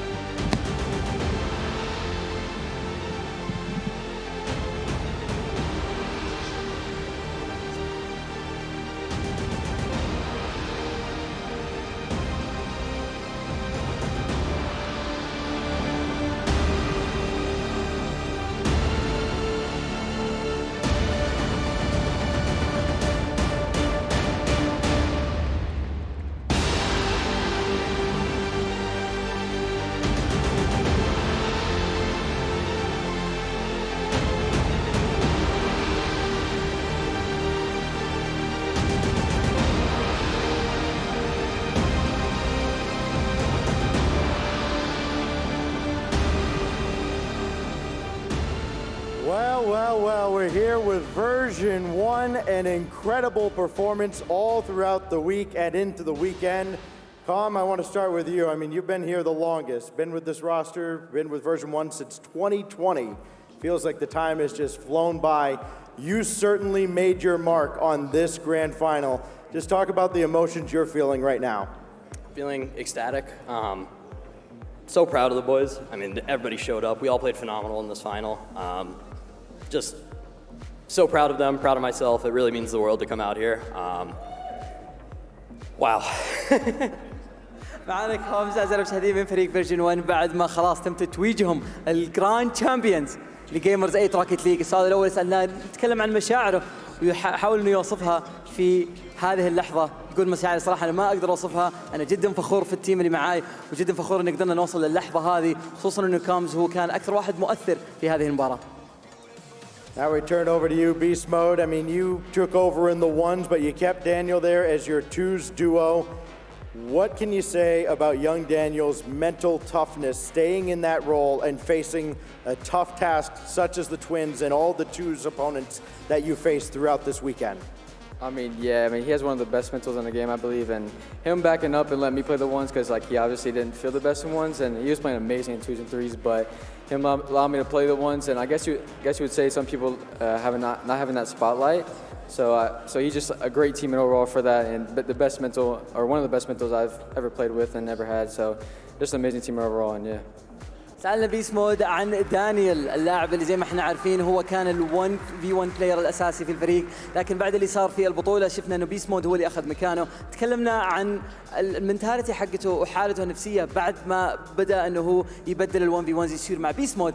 كان جواب يقول انه صراحة دانيال يعتبر بالنسبة لي من أكثر الناس اللي عنده منتاليتي جدا قوية، ودائما يكون هو في المكان الصحيح في الوقت الصحيح، وحتى في التوز والثريز أداؤه دائما يكون مثالي، فأنا مرة فخور فيه، وبالعكس أنا أشوف انه هو باقي من أفضل اللاعبين. All right, let's turn our attention to young Daniel here.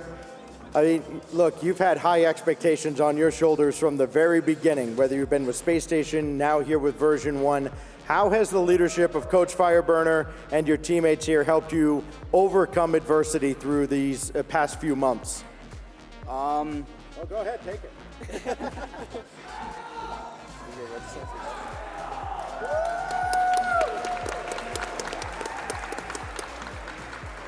Calm, Fireburner, and Beast Mode have definitely helped a lot. Well, whenever stuff goes wrong in game, we always pick each other up and help each other. So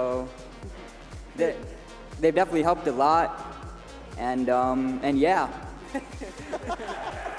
سألنا دانيال السؤال في المقابلة، نتكلم عن فايربرنر الكوتش حق الفريق والتيمات اللي معاه، قديش هم قدروا انهم يساعدونه انه يوصل للمرحلة اللي هو فيها، خصوصا كان اول مع سبيس ستيشن، الان بنشوفه مع فريق فيرجن 1. كان جواب يقول انه بصراحة هم ساعدوني بشكل مرة كبير اني اوصل للمكان اللي انا فيه، وكان يشكرهم على انهم قدروا يساعدونه يحسن من مستواه. All right, hey coach, come over here for a moment. This has been a long time coming for you, right? I mean, this journey with you with version 1, I mean, this is the highest peak that they've reached. Just talk about your emotions leading this kind of from the back and watching this team mature, not just with Daniel here in the last few months, but with this duo here with Calm and Beast Mode for the past, feels like forever. Yeah, no, I couldn't be more proud of Beast Mode and Calm. Ever since the beginning, right? Like, we went through a lot of ups, a lot of downs, especially most recently, right? We missed out on the major worlds, but picking up Dan, like, we knew that was the right choice. We have full faith in Dan. Also wanted to shout out Dan for keeping his head up. I know the ones games didn't go as planned, but he took it like a champ. He said, I don't mind, Beast Mode can take the ones. Didn't say anything about it. And here we are, we won Gamers8. So I couldn't be more proud of the boys. سألنا فايربرنر الكوتش حق الفريق، نتكلم عن شعوره تجاه التيم اللي هو موجود معاه. زي ما احنا عارفين كومز وبيس مود هم مع بعض تقريبا حوالي السنتين، وخلال السنتين هذه شاف الفريق انه يكبر وينضج ويوصل للمرحله اللي هو فيها، خصوصا مع اختيارهم لدانيال في الشهور الماضيه ودخولهم معهم للفريق. فكان يقول انا صراحه جدا فخور في الفريق انه قدر يوصل للمرحله هذه، وفعلا زي ما احنا عارفين انه الفريق يعتبرون من افضل الفرق اللي موجودين عندنا في شمال امريكا، لكن الشيء اللي هو كان يركز عليه يقول انه حتى اختيارنا مع دانيال كان هو الاختيار الصحيح، وهو الشيء اللي ناقص معنا، حتى انه ما قدرنا نتاهل كاس العالم الا انه قدرنا نوصل الى اقصى ادائنا، خصوصا والشيء الاهم انه دانيال حتى بعد ما انه قلنا له ما راح تلعب الونز وبيكون بيس مود بمكانك، هو اخذها كتشامب وقال ما عندي اي مشكله اني انا اخذ الموقف هذا، وانه بيس مود ياخذ مكاني في الونز، عشان كذا انا جدا فخور بالفريق. Well, we have a tradition here at Gamers8. All the champions leave their mark on this tournament. And of course, we're going to have any one of you guys. Go ahead, sign that camera. You guys have earned it. Version 1, your Rocket League Gamers8 2023 champions. والآن أعزائي المشاهدين نشهد فريق فيرجن 1 يضع علامته على Gamers8 على أرض الأبطال، ويوقع معنا الكاميرا للمرة الأخيرة معنا في هذا الموسم. فمرة أخرى تحية قوية لفريق فيرجن 1 أبطال Gamers8 روكيت ليج.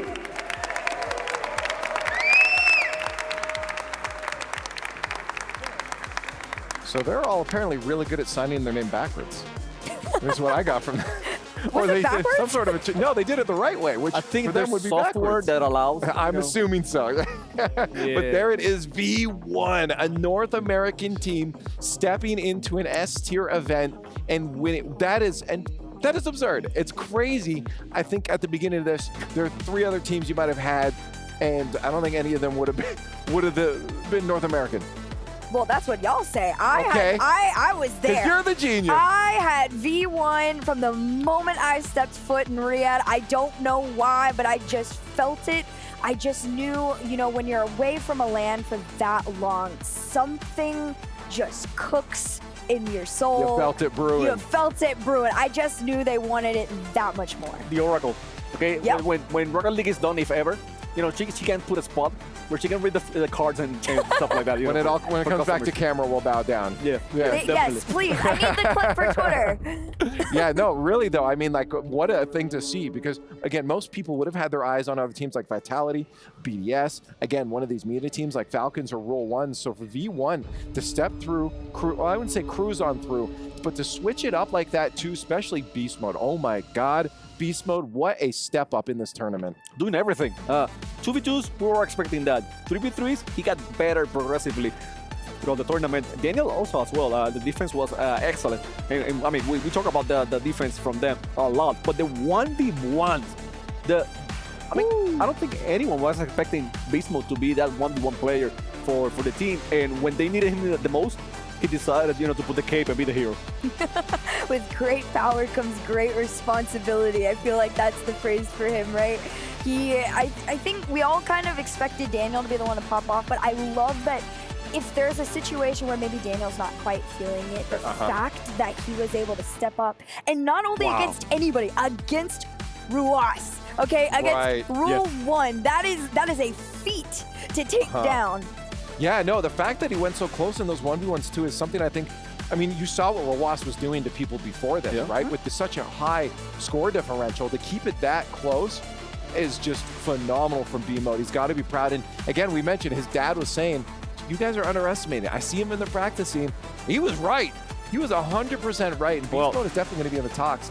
I don't know if we were underestimating him, okay? Well, that's true. Chimako, okay, we'll bow down to you, Chimako. No, we were Run right me in the my way. V1 jersey.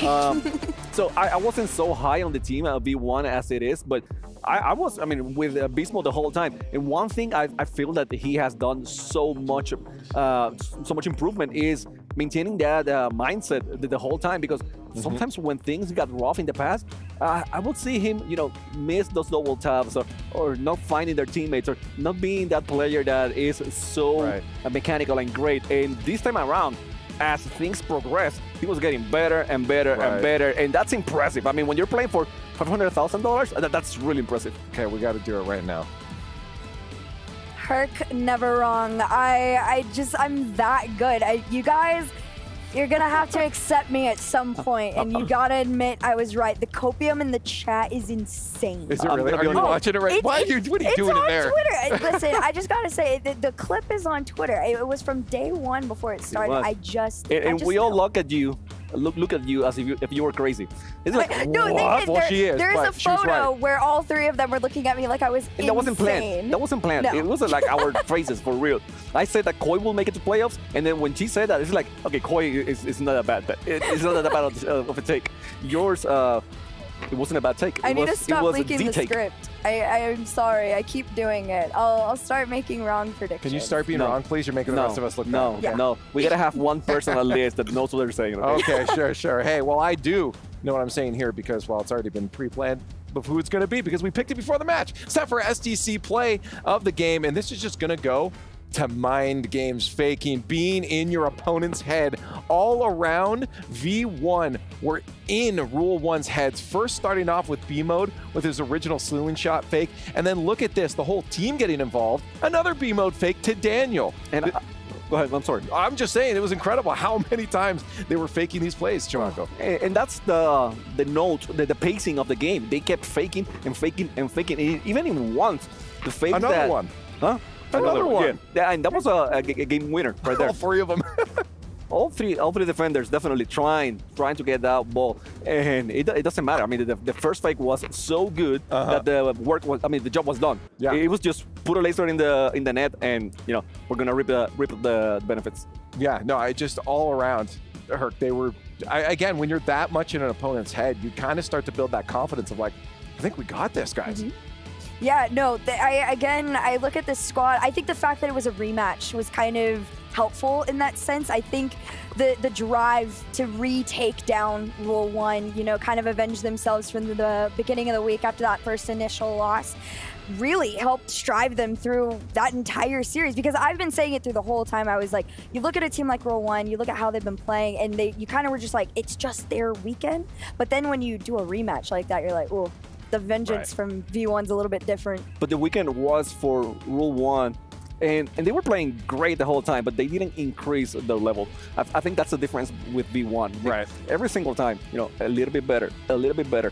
What, something is not working? We're going to fix it. We're going to get better. And I mean, that's a crew battle for you. It's not easy to do that in those situations because you're changing game mode every single time. And they were able, you know, to find a way to just improve on the spot. Well, hey, for V1, I think there was one player in particular that we've been talking about a lot. And of course, he's going to end up being our tournament MVP, Kidia MVP, going to Beast Mode. Who do you think it's going to be? Beast Mode is exactly his name, and that's what he went in this tournament. He got asked to step up in the 1v1s, and he did exactly that in the 2s, in the 3s, all around Herc. Beast Mode was there for his team. Oh my goodness, just he's a beast. Like it's in the name. It was in the script. He stepped up tremendously. I think everybody came into this, anytime you looked at V1, you had your eyes on Daniel.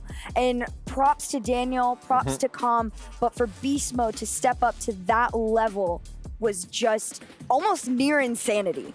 By the way, people saying that they were the best 2v2 duo of the tournament and not losing any single 2v2 games. That's crazy. I mean, how good do you have to be? And they were, I mean, there were some moments where they were kind of tight, but there were other moments where it wasn't even close. I mean, they were just beating those 2v2s and like, yeah, this is our game mode. You know, guys, go back home and practice a little bit because you're not up to par.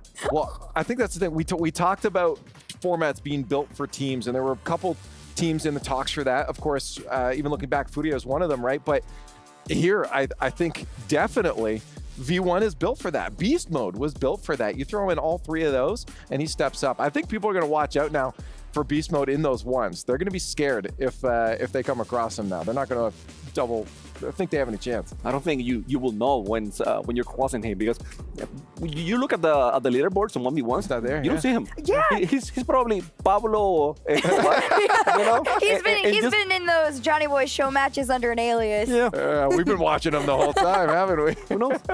Yeah. No. Honestly, I'm blown away by him and what he was able to do here today. Let's start summarizing them because we could talk for hours and hours about how right you were and how great they were. But let's look at the overall tournament here and just what we saw because this was incredible. We had some amazing matches and especially coming into these quarterfinals and semifinals.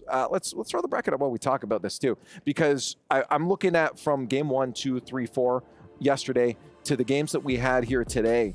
It was just great game after great game. You guys got your Wikipedia open? You can see it? Oh, yeah, yes, there. Starting off with the Oxygen V1 and having the team, Chimako, that took down Vitality, then get beaten by V1. I think there was a little bit of something written in the stars there. Yeah, and this was the game where Daniel wasn't doing great at all. Right. You know, and this is the catalyst for the rest of the tournament for version 1. Okay, we're not going to use Daniel anymore. Let's trust Beast Mode. And, I mean, it paid off. But Oxygen, as you mentioned, they had beaten Vitality, so they were riding a high. They were on a very good spot in version 1, being able to get the win over there. You know, 7 games, it was a tough one. It says a lot about them and the mentality that they were getting to for this tournament. Yeah, this bracket is insane. When you just take a quick glance back at it. It's stacked. The 4-0 on Vitality. Just. Crazy. Oh, it just stands out. It's so insane to see. It doesn't feel real. It's like, oh, did they forget to show up? I think they messed that one up. Yeah, like were they like delayed? They couldn't make it to the venue or something? I guess they had to DQ. No, they lost to Rule 1 4-0 in that best of 7. They played it, which was again a mark going forward for Rule 1. You knew that team had to make it, Chimako, to the grand finals. Yes, and the fact that Rule 1 and BDS were winning so convincingly, it made it so hard on us to do our job and predict a winner because it's like, are they really that good? Well, I mean, we're not talking about V1 here, okay? We're talking about the other sides, the other teams. But yes, they win 4-1 or 4-0, and then they go in a matchup between themselves. And is it that BDS is playing that good? Is it Rule 1 having a good tournament? Well, what is it? And at the end, we saw that it was Rule 1 just being that good. It's now time for our Dr. Solomon Al-Habib save of the day. Who do you think it's going to? You know the name. It's Beast Mode. Beast Mode. On the goal line, he's like, oh, I got to get that ball out of there. Let's do it, because that would have been a goal otherwise. That save. Look at it. No, the nerves, right? It's ice. That thing was like 90% in. And again, stopping the next shot, 2 put into the corner to let them stay alive for the next few seconds there. So that has to be. There were a lot of great saves, but the fact that it ends up being beast mode on the goal line too, let's say how great he is again. Do it. You're amazing. You're great. You're beast right now. You're an MVP. No, we were talking about, okay, so Sen is the best player in the world. Now Ruas was the best player in the world. But we never mentioned Beast Mode to be the best player in the world. Hey, one thing is, he's NA, right? So you're out of the question if you're an NA to be best player in the world? Up to the rest of the world 1 month standards, ago? yes. Yes. Yeah, right. But right now, NA is showing that they are the best NA because they actually beat Mina. We talked about all these teams having fire lit under them, and I think Beast Mode is showing that, North America, not out of the talks yet. Watch out. All these players are coming for you. Yeah, it's I'm excited to see the future of North American Rocket League if we're going to get players like that stepping up.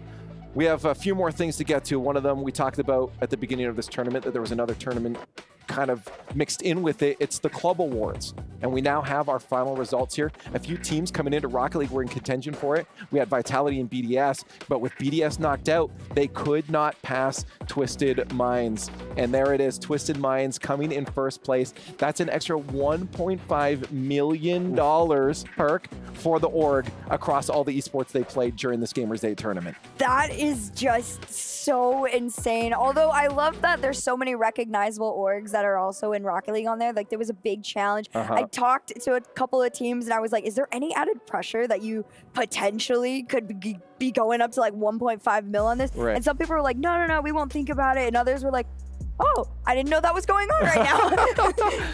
We have to represent the org and all the other esports and players that played. Yeah, that's a lot of pressure. It's such a good concept of getting orgs involved in other esports, because most of the time it's, okay, they're playing League of Legends, they're playing Rocket League, they're playing Dota, or whatever it is, but it's a circuit of that specific title. And in this situation, you are actually sending a message, a clear message to the organizations. Hey, I mean, you like esports, get into other titles. There's a chance for you guys to be very successful in this type of events and make some money out of it. Hey, speaking of making some money out of it, there were some other awards going on. It's the final one. We had a lot of awards during Gamers8. The last one was the Merit Awards. We had a bunch of different categories that people were competing or not knowing they were competing in. And here they are right now. Of course, Beast Mode, we know MVP. There's a lot of extra cash on the line there for first, second, third, and all that.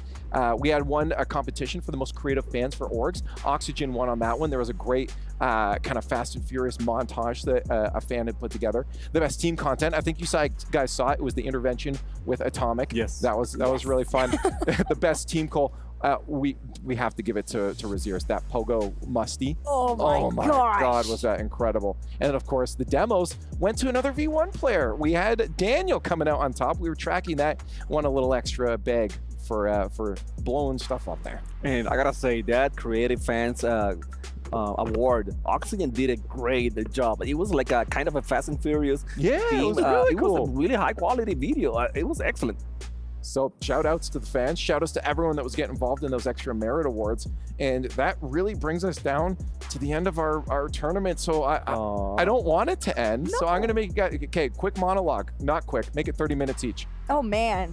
No, like, give me your final thoughts. That's what I'm talking about, for 30 minutes. That's fine. That's easy.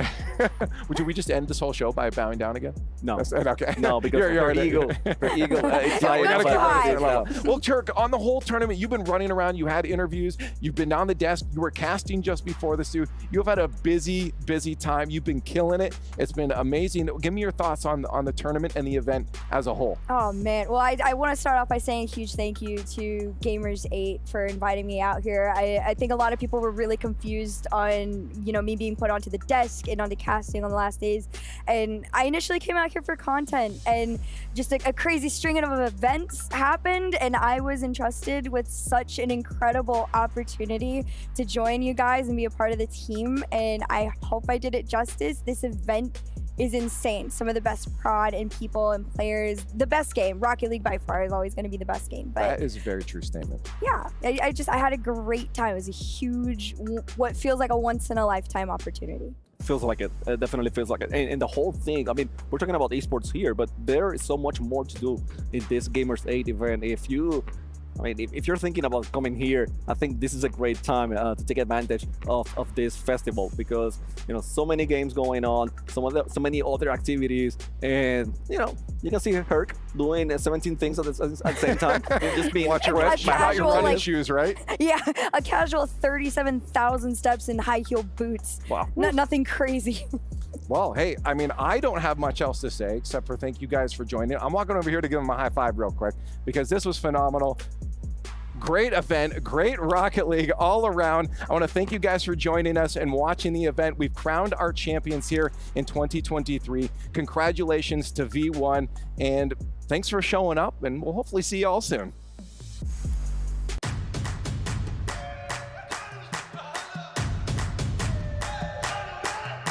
Dragging us down, face on the ground, but still we so proud. Just look at the crowd, making some noise, making some sound. We got a choice, they're hearing us now.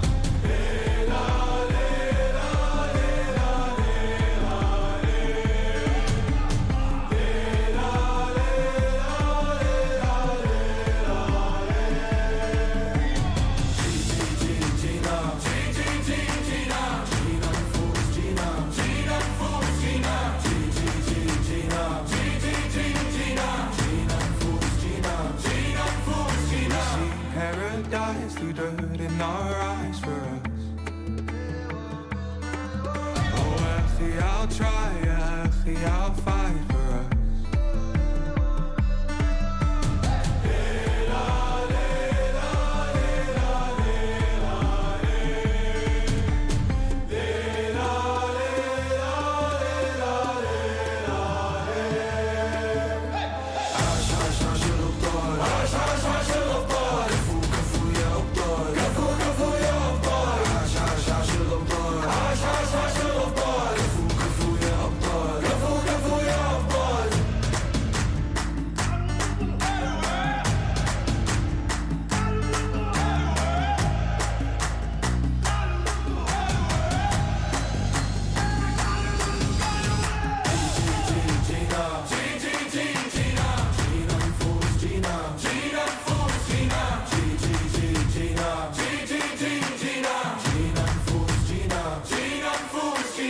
Paradise through dirt in our eyes for us.